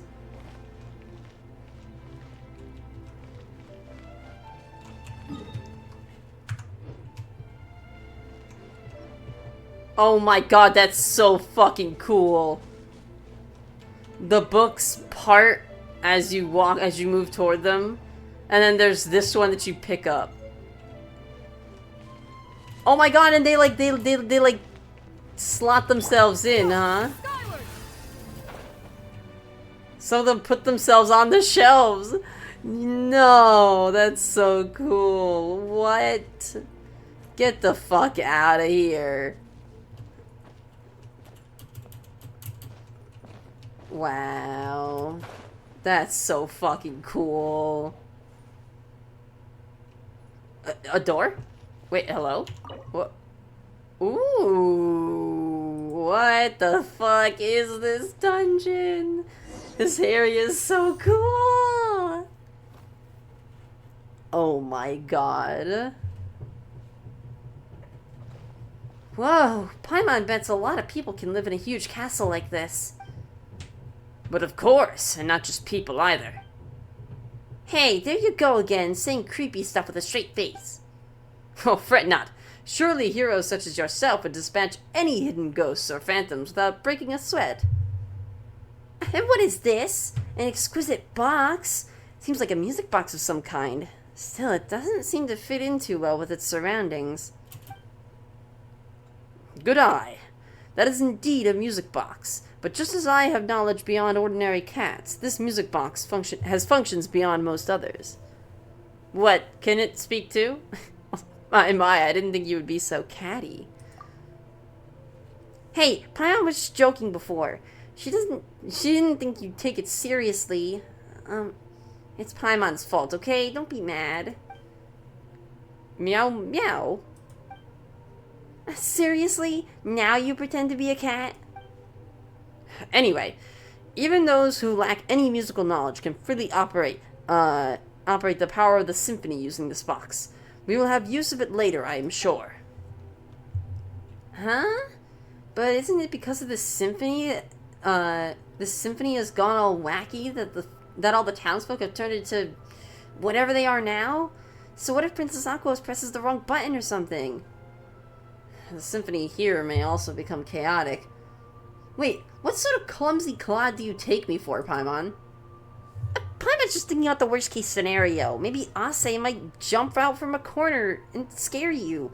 One of those unmoving statues might start walking around, or maybe traps might spring out from the ground and the walls. Any of those could happen, right? Peace now. You need not be so fretful. The symphony was mighty, beautiful, and glorious once, an existence that shouldered golden ideals. That it sows chaos upon the surface is a mere mishap of alignment, the result of evildoers misusing great glorious power. But were it Princess Aquos, surely she would wield its power correctly. That's quite a lot of trust you're putting in us. I wouldn't be so sure if I were you. Hey! Now's not the time to be joking around. What if Ase takes you seriously, huh? We have spoken this much. Now, to put things to the test. Remember, the strings we got from the harp in the ruins? Oh, man, yawn. Oh, yawn. Those were, in truth, the scores on which the symphony was recorded. As long as you place the score into the music box, the box shall play its tune all on its own. Well, alrighty then. I guess we'll slot in our little cartridge. It's like a disc. It's like a fucking disc slot. Oh my god. Alright, here we go. Oh, this is like the menu for the... This is cool.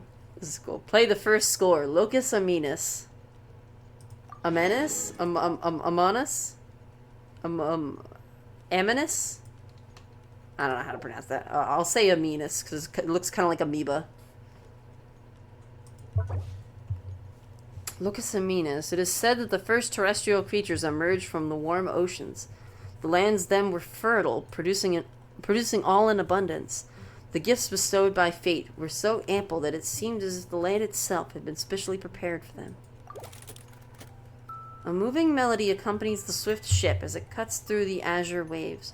The Outlander gently plucks at the harp strings, telling his companion, from here to the ends of the... until that day comes.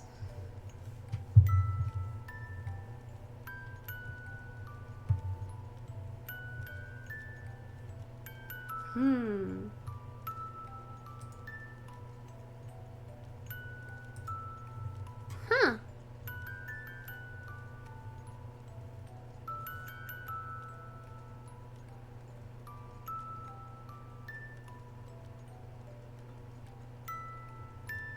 Okay, I don't think there's any other information there. Wait, hold on. I did miss part of that. Moving melody accompanies a swift ship as it cuts through the azure waves. From here to the ends of the sea, all this I give to thee, until that day comes. Interesting. Ooh, that's a pretty happy tune. Paimon's feeling all warm and fuzzy inside. It seems this box still functions. Well now, are we not safe? Wait, so you weren't even sure if it would work or not? Not completely. One cannot judge a box by its cover. Do you not concur?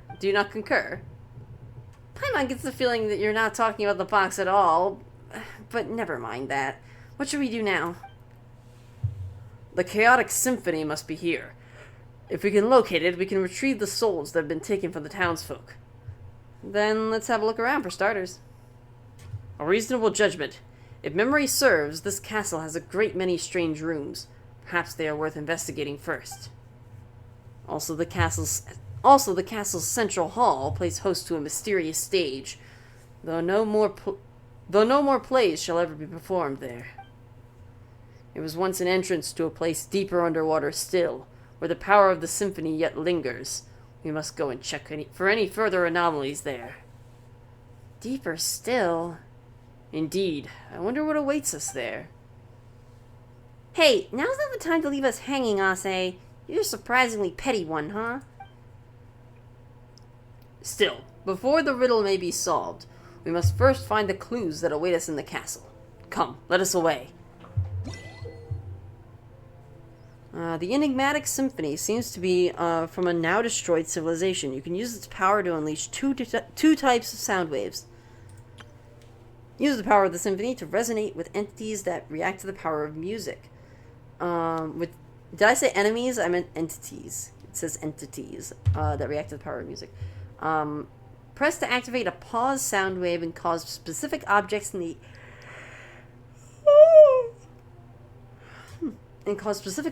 area to stop moving. Continuously hold to activate a play sound wave, which will cause specific objects in the area to start moving or reactivate entities affected by a pause sound wave. Special musical notes float above objects when they can... Oh, that can be influenced by the power of symphony. Influenced by the power of the symphony. When they resonate with specific sound waves, the notes above them will also change. Not all objects that can be influenced by music can resonate with different sound waves. Most of them can only interact with a specific sound wave. Huh. Peace prevails throughout the land. In the Hall of the Sea King. In the spring. This is an auspicious era for humanity. Well then. That's certainly interesting.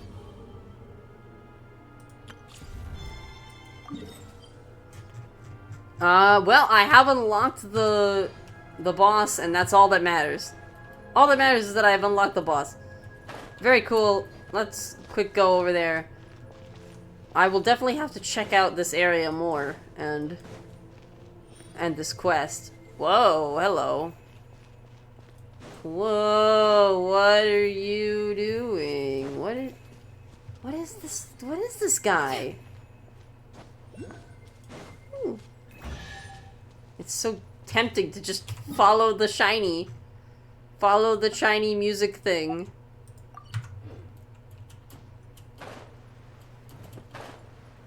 Follow the book. Whoa, hello. Mysterious grimoires. Grimoires that have left their bookshelf and appear out of nowhere in the castle due to the discordant melody's influence. Seize the opportunity and use the power of the symphony by pressing to unleash a pause sound wave and stop them in midair.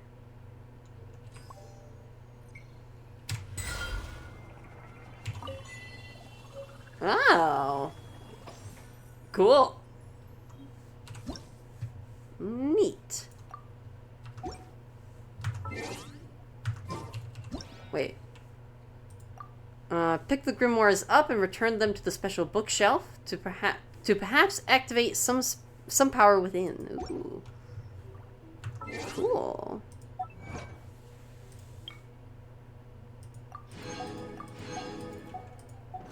This is so cool.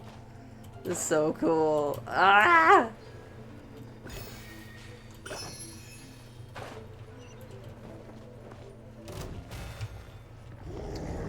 Hi. I didn't really want to fight you right now. Strike a pose.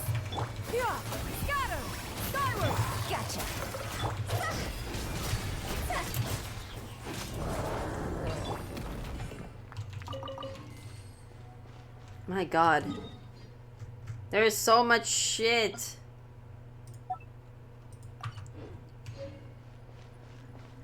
Wow. Okay. Let's quick go over here. I want to see what this boss fight is like. This might not be a good team for it. We will have to see. I might need something that can break down geo shields, given the other properties of like all the similar enemies around. I think I might try using my Fontaine Story team here, just because the Claymore should be helpful, I think. We'll give it a shot. Give it a shot.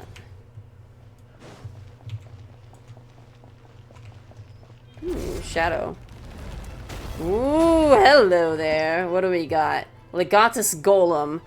This ancient Legatus Golem uses its sturdy marble body to defend against attacks while using music and searing flames to obliterate its foes. Use methods suited to dealing with Geo to break through its defenses. Apart from this, it will also set up resonators in combat that will assist its attacks. Destroy these resonators to deplete its shielding effectively. Cool.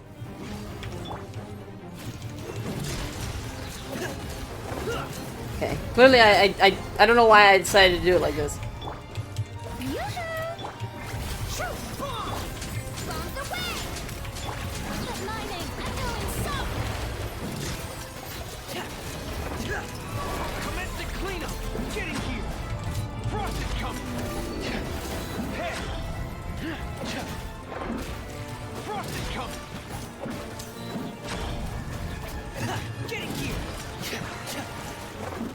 Let's go, let's go.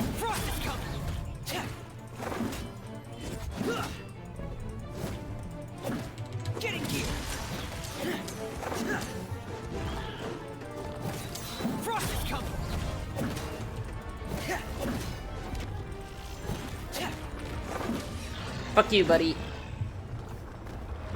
Alright, so that works.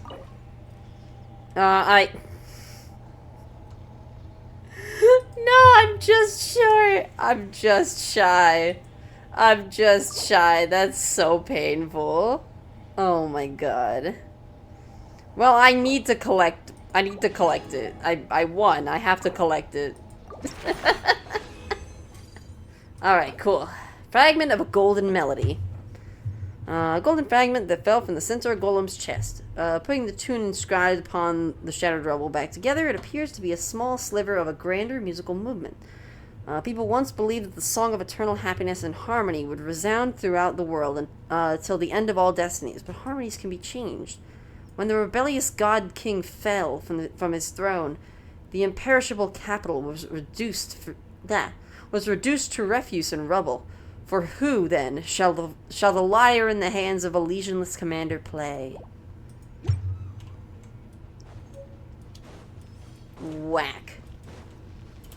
God, it's so cool. It's so cool.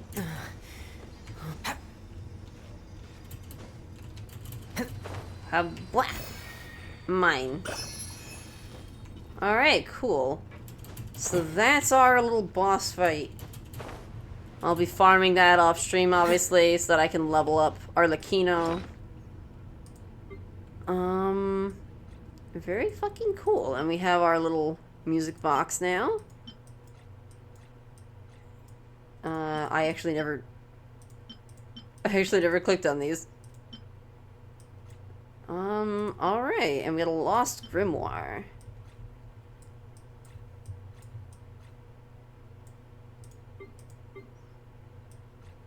Alright. Very cool. This is a very fascinating area. I'll definitely need to come back here on a future stream. Holy shit. Wild. I was not expecting there to be some weird, like... some weird ancient, like... civilization that, like, I don't know, it doesn't seem related to the Conrians, but everything is probably gonna always come back to the Conrians. It always does. Everything always comes back to Conria somehow. or back to the primordial ones, it always finds some way to loop back into the story, so we will see. Hell, even the Vorukasha Oasis started to loop back around into the story, and I was not expecting that. All of a sudden, it's like, oh yeah, here's fucking the door to Conria, and it's like, huh? What? Huh? You can't just throw me in front of the door to Conria. No, what? Hold up. You know, you can't just fucking throw me right here in front of this fucking door. Oh, God. But yeah, alright. So that's cool. I'm going to quick take care of this. Let me, I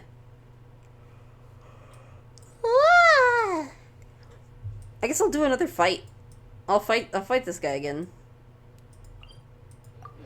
And we'll use the, we'll use my remaining stuff on that.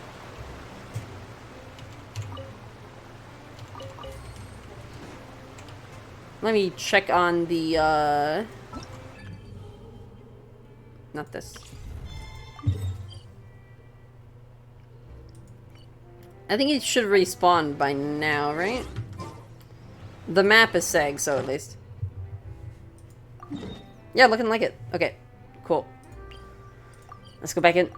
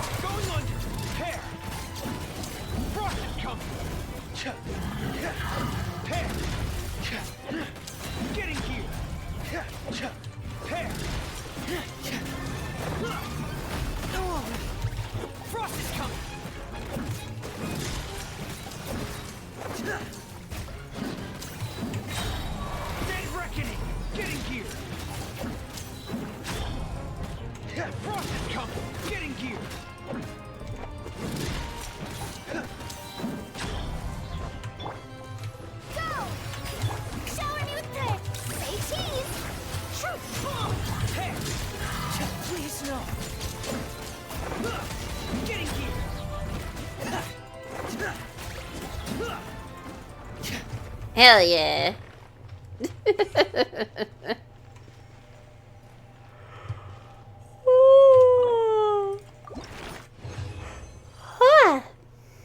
Alright, cool. Very cool, very hype, very pog. Let me quick check over at Arlecchino. I can indeed ascend her again. So she has, it's the recruit insignias, which I have a fuck ton of those, and the rainbow roses, which I have been collecting. I don't already have enough, but I should be able to more than easily enough get enough of those.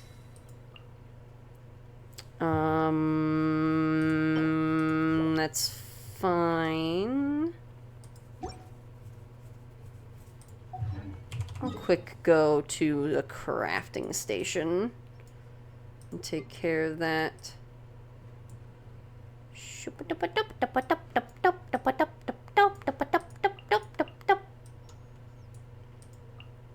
See, 18 hours. Yeah, okay. I will probably just let my resin recharge at this point. Oh. Did you do Arle's story quest yet? I can't, probably.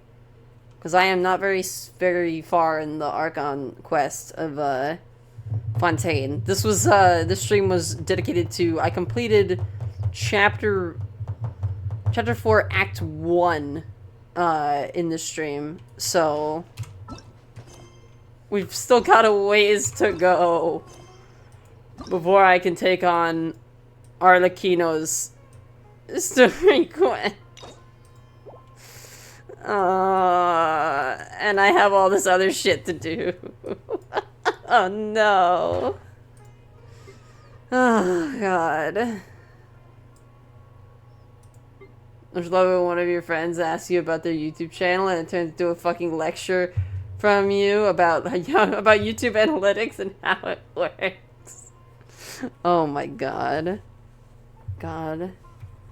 YouTube analytics are crazy. Oh God, there's so much shit to do. Genshin Impact, everybody. This game has so much content. You can make a whole stream. You can make a whole channel about it. And people do. People literally dedicate their lives to just playing this game.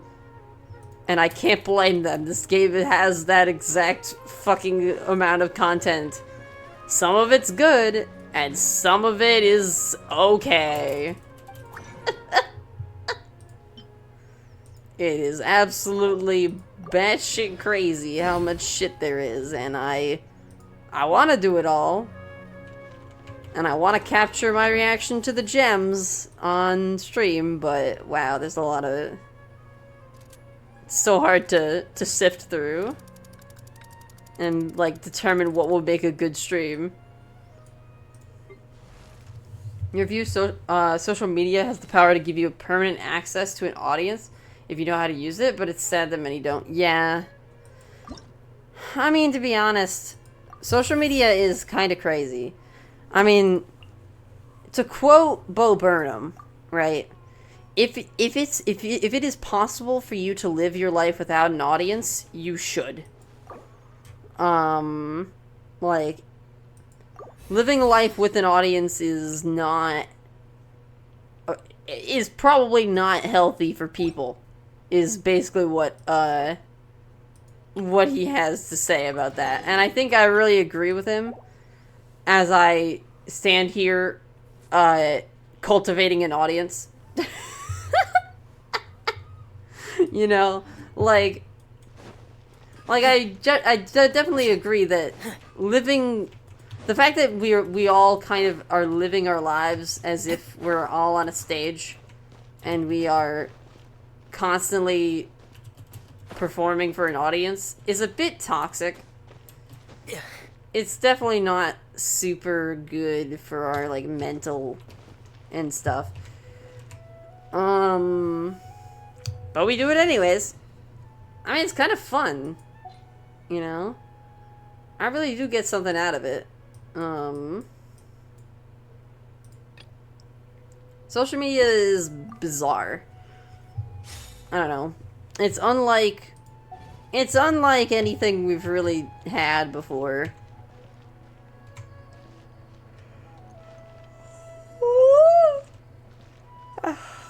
As with most crazy revolutions, though, you know, that's nothing new. We've always had crazy revolutions where crazy shit happens.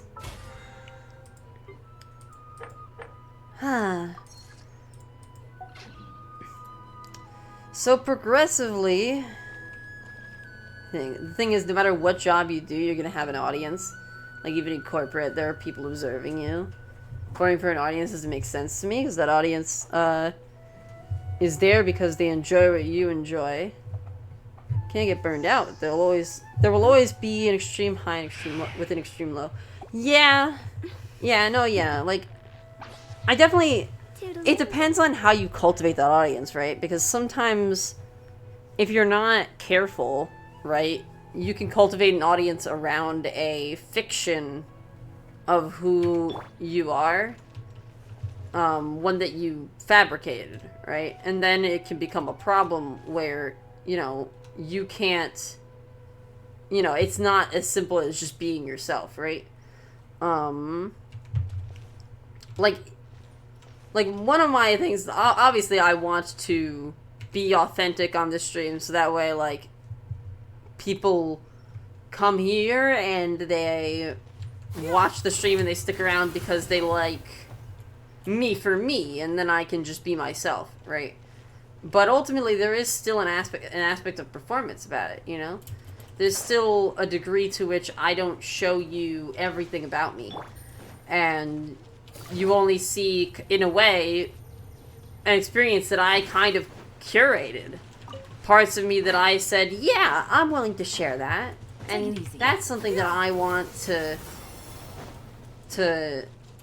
like, to talk about. You know, and because of that, you know, it does affect, like, the kind of, like, way that you're perceived by people. You know, and they only see one side. And so it can be very interesting, you know, like, it's the whole parasocial relationship thing, you know. Like, there are so many things that, like, are very concealed about who we are. And we just kind of, like, see people's internet personas, and I think we tend to equate that with their actual person too easily. There's streamers like iShowSpeed, XQC, and Taiwan who have an audience that is fully reacting to a character that they developed. It's forced people outside of their audience to just find them disgusting and pointless people. You developed a false view in front of people, and if you have a problem with that personality you develop yourself, then why did you even make it? The thing is, like, yeah, right, like, why did you make it? It is kind of a problem that you can kind of get yourself stuck into. It's like getting a job, right?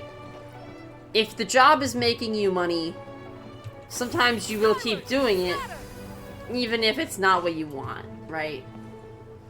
And unfortunately, that's just due to the way that our society is constructed. Like, we are just a society based around all of these different motivators, and money is a big motivator, and people will, and also popularity is a big motivator. That's the thing, right? Like ultimately people will change and alter their personality for ulterior motives, and they'll even do it to the detriment of their own mental health. Like, people pretend to be people they're not to be popular all the time. Like, they pretend people would do that in high school. People would do that in the workplace. People would do that in celebrity positions. Like, it's not like it's something that's never happened before and, like, it's uncommon. It's just that now it's accessible to a lot more people. Nikocado Avocado as a live example of how extreme it can be. God, that's so... That name sounds so familiar. Nikocado Avocado.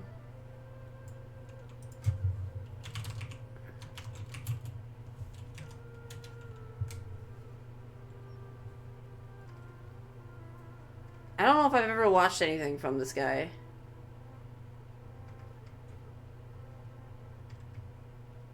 Yeah, I don't think I've ever watched anything from this guy, but I've heard his name before.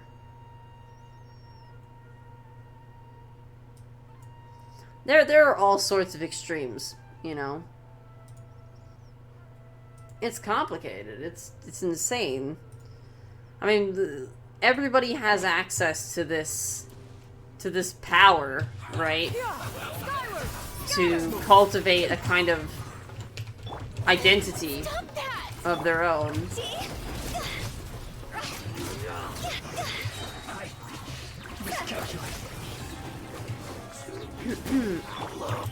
And it's just it's a lot of power, and I can't say I would deprive anybody of that power. Like, I think it's super valuable, and I think it's very cool. I think we're just not really prepared to deal with it.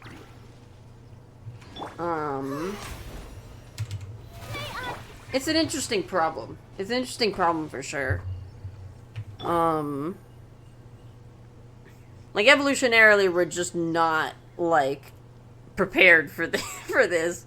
And so we kind of, like, we develop things like parasocial relationships, and we develop these misunderstandings about who people are, and we simplify, you know, and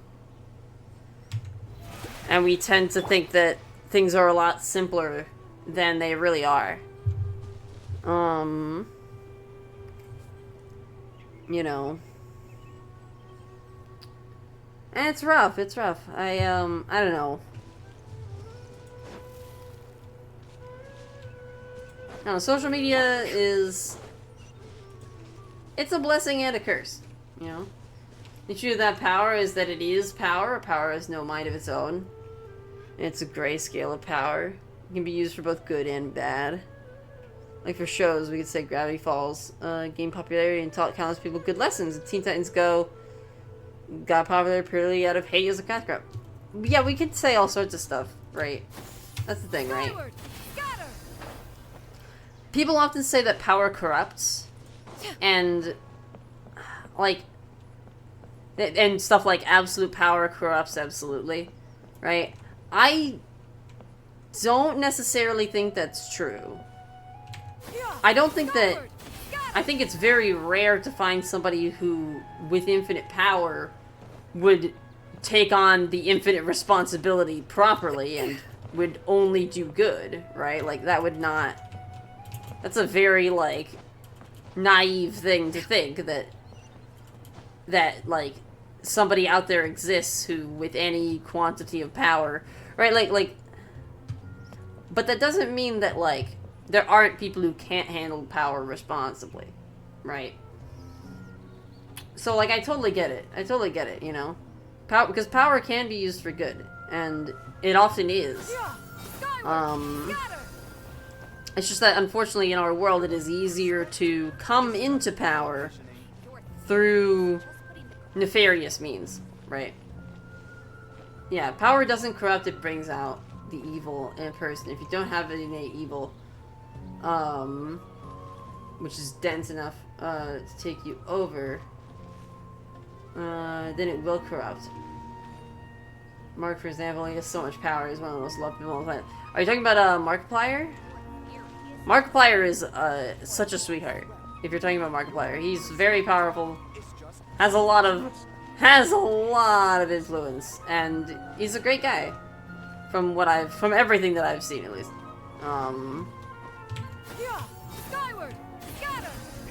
Yeah. Like, that's the thing, right? Like, yeah. Power does not corrupt. Like, power does not corrupt on its own, you know? I think it's the reason why we see so many corrupt people with power is because, well, okay, first of all, like, shitty people are more likely to make their news. Like, his merch store is there purely for charity. Shit like that. That and, like, Hank Green's, what is it, the socks. I don't remember what the fuck it's called, but, like, the sock thing that Hank Green does, where, like, it's purely non-profit. All, like, profits go to charity. And it's like so cool. Like, stuff like that. I don't know, like, shit like that, where, like, they just don't even take any of the profits, they just throw it all to charity, which is fantastic. I think that's so cool. I don't know. It's amazing. I think the reason why, there are a couple reasons, obviously, why we hear only about the corruption of power, right? When power is misused. And it's because it makes much better news headlines. You know, like, shitty things happening is a lot more newsworthy than good things happening. It gets a lot more clicks, and it gets a lot more views, and a lot more ad revenue. So we end up hearing a lot more about, you know, the shitty things that are going on. And on top of that, you know, like, getting into a position of power is not easy, but it can be easy if you're willing to be underhanded about it. And you're underhanded about it in a way that you can get away with it, you know? Humanity feeds on the remnants of the dark.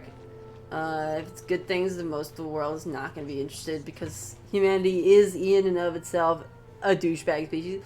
I don't think that humanity is inherently bad. I don't really think that humanity is inherently good either, but I think we have mechanisms in place that could make us an inherently good species. They're just very easily corrupted. We have a lot of very limiting and very short-sighted properties to our, like the way our minds work. We get very short-sighted and we have all sorts of biases. And so I think that humans are not inherently douchebags, or like by and large. But I think that there is a tendency where it is kind of the easier option. Being a jerk and also and ignoring the opportunity to be nice is kind of like the easier option. It's hard to choose love and understanding because it requires just a lot more work. Man's intelligence itself has turned into its greatest curse. Yeah, we have weapons of mass destruction and around 140 nukes are enough to just obliterate the entire planet. Countries, the USA and Russia, yeah, 5K, 6K, yeah. It's honestly really depressing to see that kind of shit. Like, God. It's really sad. It's really sad. I think the thing is, like I said, it's a lot easier to turn to violence and retaliation and all of those sorts of things rather than try and understand each other and try and settle things peacefully. Because settling things peacefully requires being vulnerable.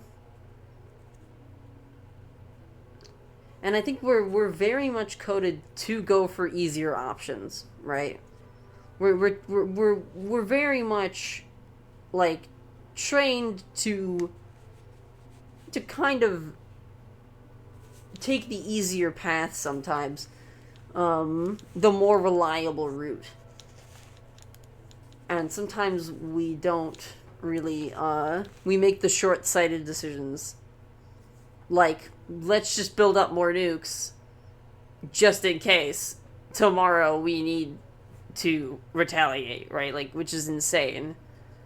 It's absolutely buck wild to think that way. And it's like, let's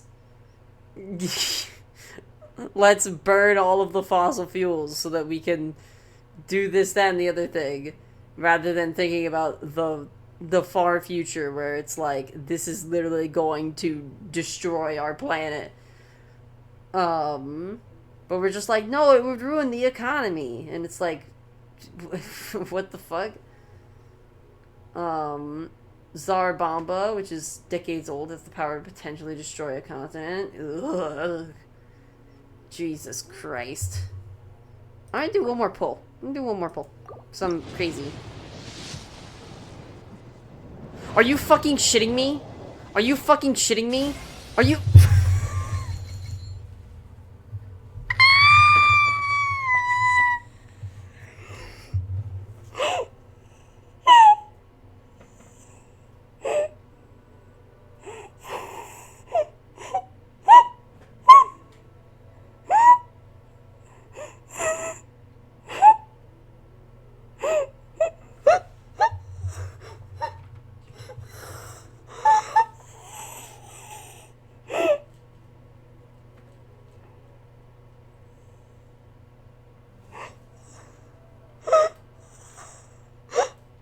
Oh my god.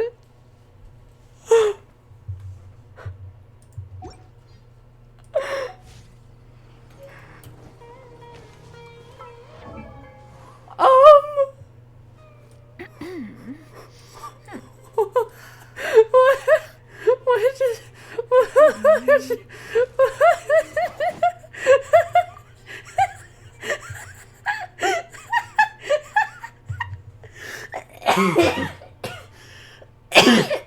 What the fuck?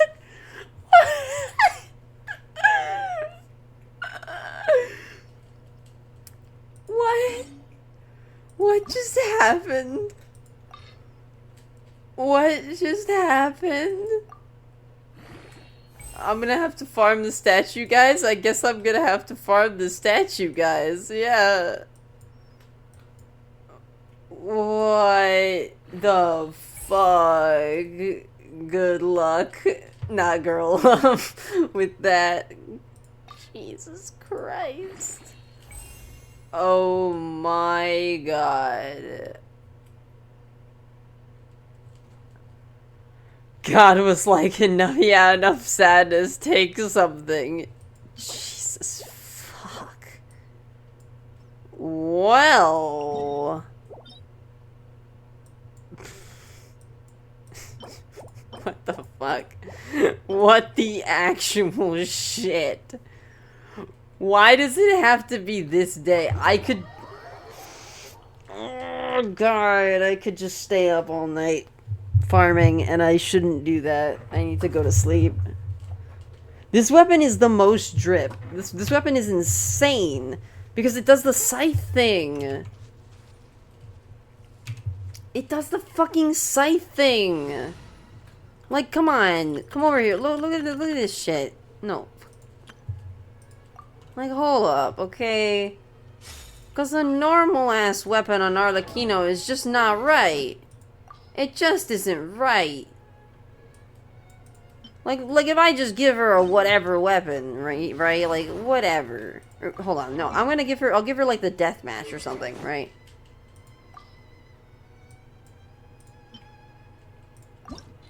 No.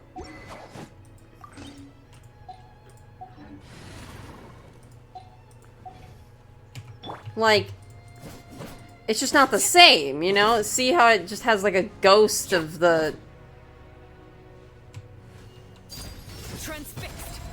It just has like a ghost of the scythe head, and then it's just kind of a normal sphere, a normal spear. You know, it's like, whatever. But then you fucking... and then you switch it to this weapon, which is actually worth a shit, aesthetically. And now... it gets a fucking scythe head. And then when it goes on her back... it's got the scythe head. Like, this is actually the most fucking dripped out signature weapon in the fucking game. Also, this is her charge. This is her charge attack, which is absolutely fucking wild. The knave is the fucking Grim Reaper. Yeah, what the fuck? Also, the knave is literally just Calliope Mori, okay? She uses a scythe. She's called Father. She's a woman who is called Father. She uses a scythe. She's got surprisingly pure motives. she's just Calliope Mori.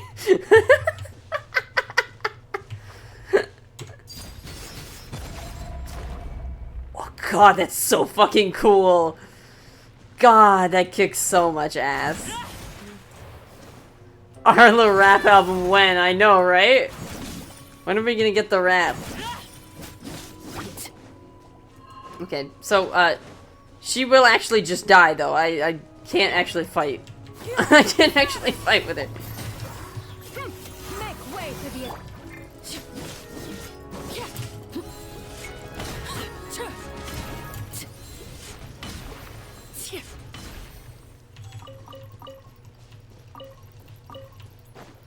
The knave is the only character apart from Dottoro's entire existence that remind the traveler they're not even close to their full power yet to face these guys. God. I'm looking forward to, because, like, the boss fight is a thing, right? I'm looking forward to that shit. I need to get to that point. It'll be a while. It'll be a while before I get there, but at the moment, hey, we'll get there. We'll get there. To be fair, Scarra won against us like dozens of times when we found the one way to win. True. Scarra did fucking best us several times. In the Unreconciled Stars, the only reason he didn't fucking kill us immediately was because Mona fucking saved us. So, like, yeah. I totally get it. I get it, you know? Yeah. Wondering how strong is the Abyss Twin? Honestly, yeah. The Abyss Twin seems to have regained all of the power, right? Whatever the hell that means. So that's cool. God, I wanna level up Chevreuse as well. Oh god. I love her idol. I love this. Look at this. It's so cute. She puts the bugles on her hand, on her fingers, and she like eats them like off of her fingers. It's so cute.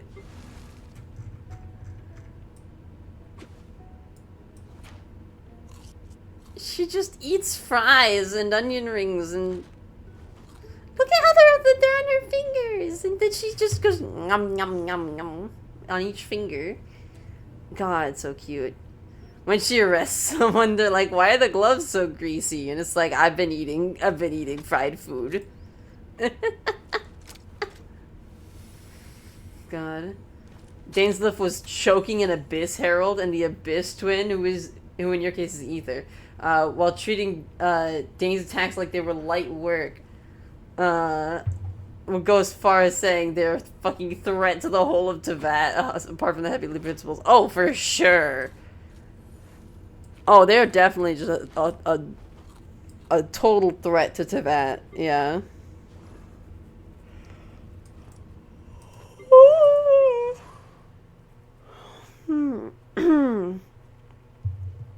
Oh my god.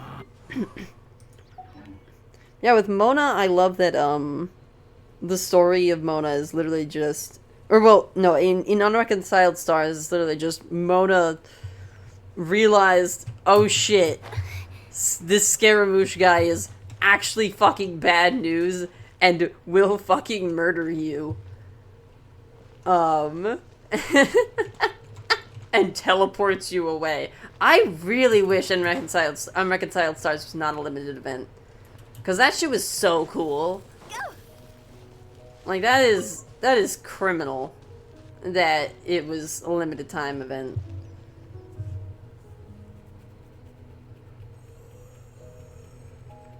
You ever did that? God, what was it? Was it 1.1?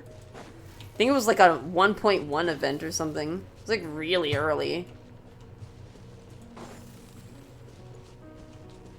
You started when Tignari was released? Real.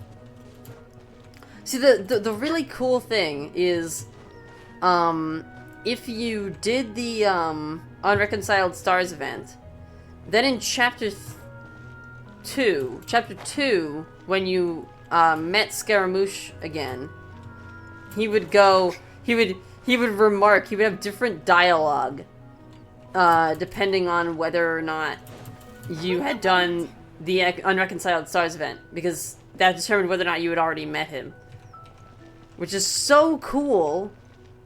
It's so fucking cool. You can look up the differences in the cutscene online. But, like, it's so frustrating. Because it's just impossible to get that dialogue if you weren't, like, already playing the game consistently from the beginning, you know? Yeah. Because in order to do that limited time event, you also had to, like, you had to have, like, completed up to a certain point in the story. So you had to have been, like, a really dedicated player who was already, like, basically up to date with the story. Or something like that. It was messed up. It was some messed up shit. I don't know.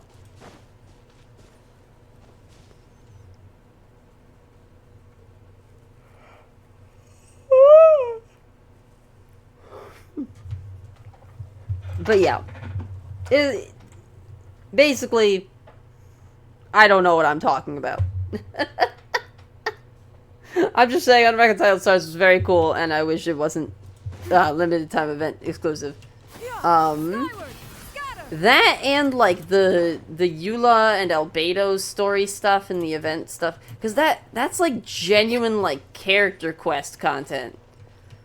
Like, my god, the Albedo quest stuff is genuine story quest content for like, and it's kind of frustrating that like people just won't have access to any of that cool stuff without like looking it up online.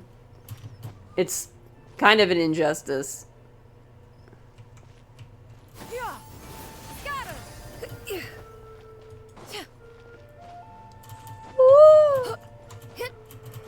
I'm so sleepy all the time.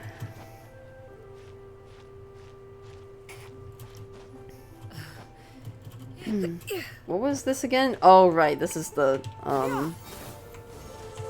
yeah, no, this is, I already did this puzzle. I hate it because, like, I see the runes locking the object, and my brain looks at it and is like, ooh, there must be something that I can do up here that I haven't already done. And then I go up there and it's like, oh, I already did this puzzle.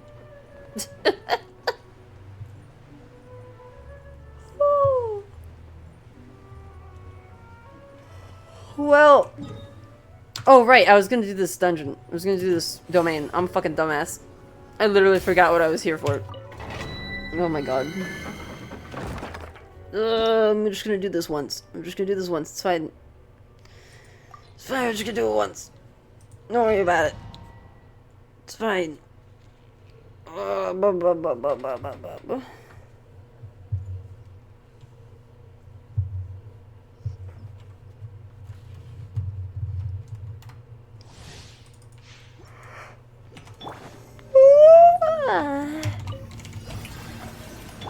Things are about to get dicey. Yeah, got him.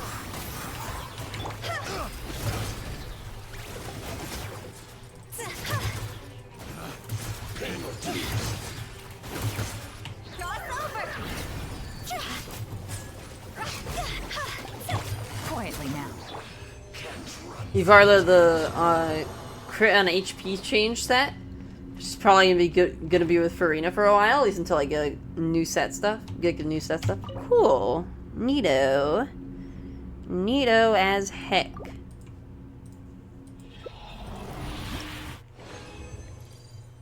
All right, we'll farm a little bit of this. Just a little bit, though.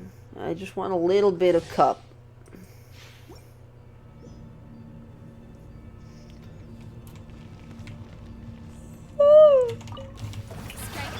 Here comes the cat. Seize the skies.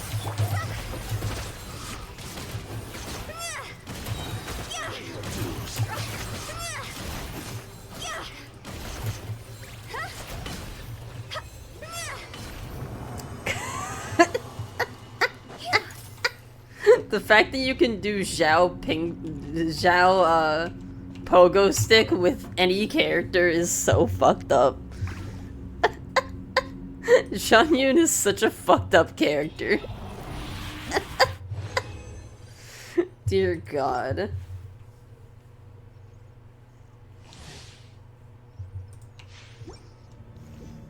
Okay, let's see here. Things are about to get tight. Strike cloud convert.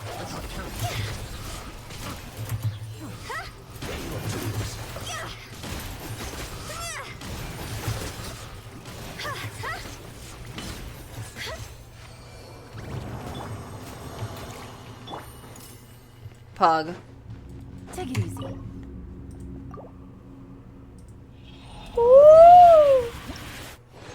Do you ever need to dodge with this build? Not really. Not really. Not that I've noticed. This build just kind of demolishes things. You just deal like 100k on the reg. It's dumb. Here comes the cat. Another test. Make way for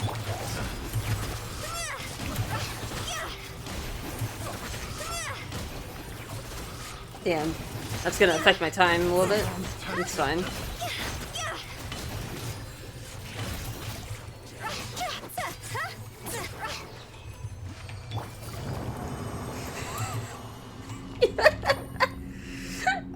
God. I didn't even look up a team comp for this. I just kind of intuited that, like, wait a minute, this would work really well, and it does work really well. Oh God.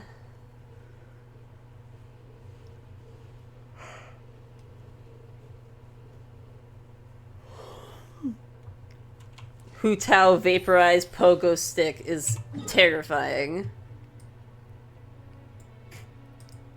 This little bit I'm gonna save because I'll probably do my dailies midday tomorrow. Dear God. Alright, I can quick upgrade the weapon a little bit. I think I could probably ascend it one more time. Yeah. We will take what we can take and get what we can get. I can't believe I got the fucking weapon, by the way. I'm actually fucking flabbergasted that that worked. I was just taking the piss. I was just taking the piss. I was just like, oh yeah, you know, I'll do one more pull, you know? Oh, funny, I have 180 Primogems. I'll do a pull. I did not think that this was even practical. So I guess here we are. I'm gonna need more Mora. Dear God, I'm gonna need more Mora. But that's fine. It's fine. Whew, the important stuff is over. I have Father, and I have Father's weapon. So we're fine. Thank y'all so much for joining me. Let me pull out my schedule. On to the schedule. Today on the schedule, I tell you all about the Lord and Savior, Persona 5R, Persona 5 Royal, on Friday, 9 p.m. I'll be playing Persona 5 Royal. Be there, or don't be there, that's fine too. But you could be there. And yeah, we're gonna beat the shit out of Madarame or whatever. Probably steal his heart. Send a calling card. I don't know. Some kind of shit. We got some kind of shit up our sleeves. Just, collecting my Serenity Pot rewards real quick. Sick. If you ever have any questions about the Realm Within,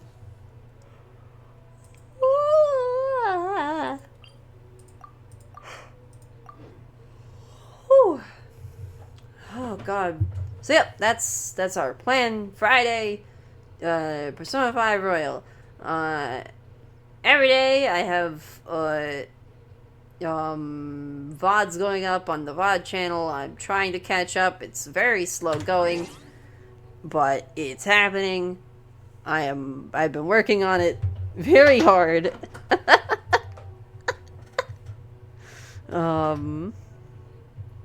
Dear God. And hey, I've at least caught up. I'm on January. In terms, or wait, no, I think I'm on February now. I'm publishing VODs from February, which is good. I'm less months behind than I was before. Eventually, I will hopefully catch up to current day. At which point, maybe I will start doing YouTube streams. We'll have to see. I want to do at least a couple YouTube streams occasionally.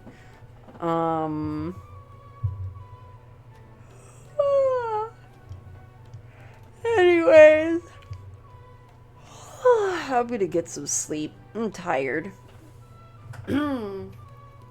Thank you all so much for joining me. You're all fucking awesome. And whatever you do, okay? Whatever the fuck you do, make sure you don't drown, okay? That's like priority number 1. Don't fucking drown, alright? That's some serious shit. If you drown, I mean, that's just, I'd be really sad. Be really sad, you know? Don't drown. Do stay hydrated.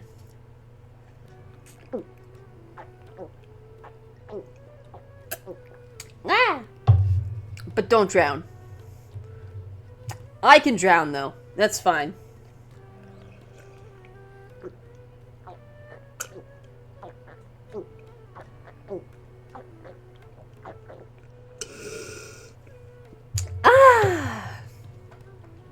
Thank you so much for redeeming Drown. Fuck you, thank you, love you. Appreciate it, Fudge Cake Devil.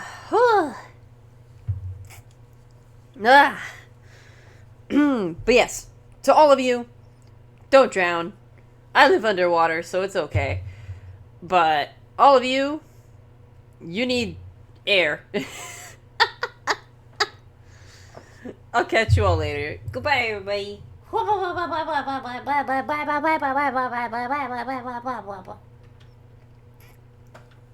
Good, good. That's exactly what you should be doing.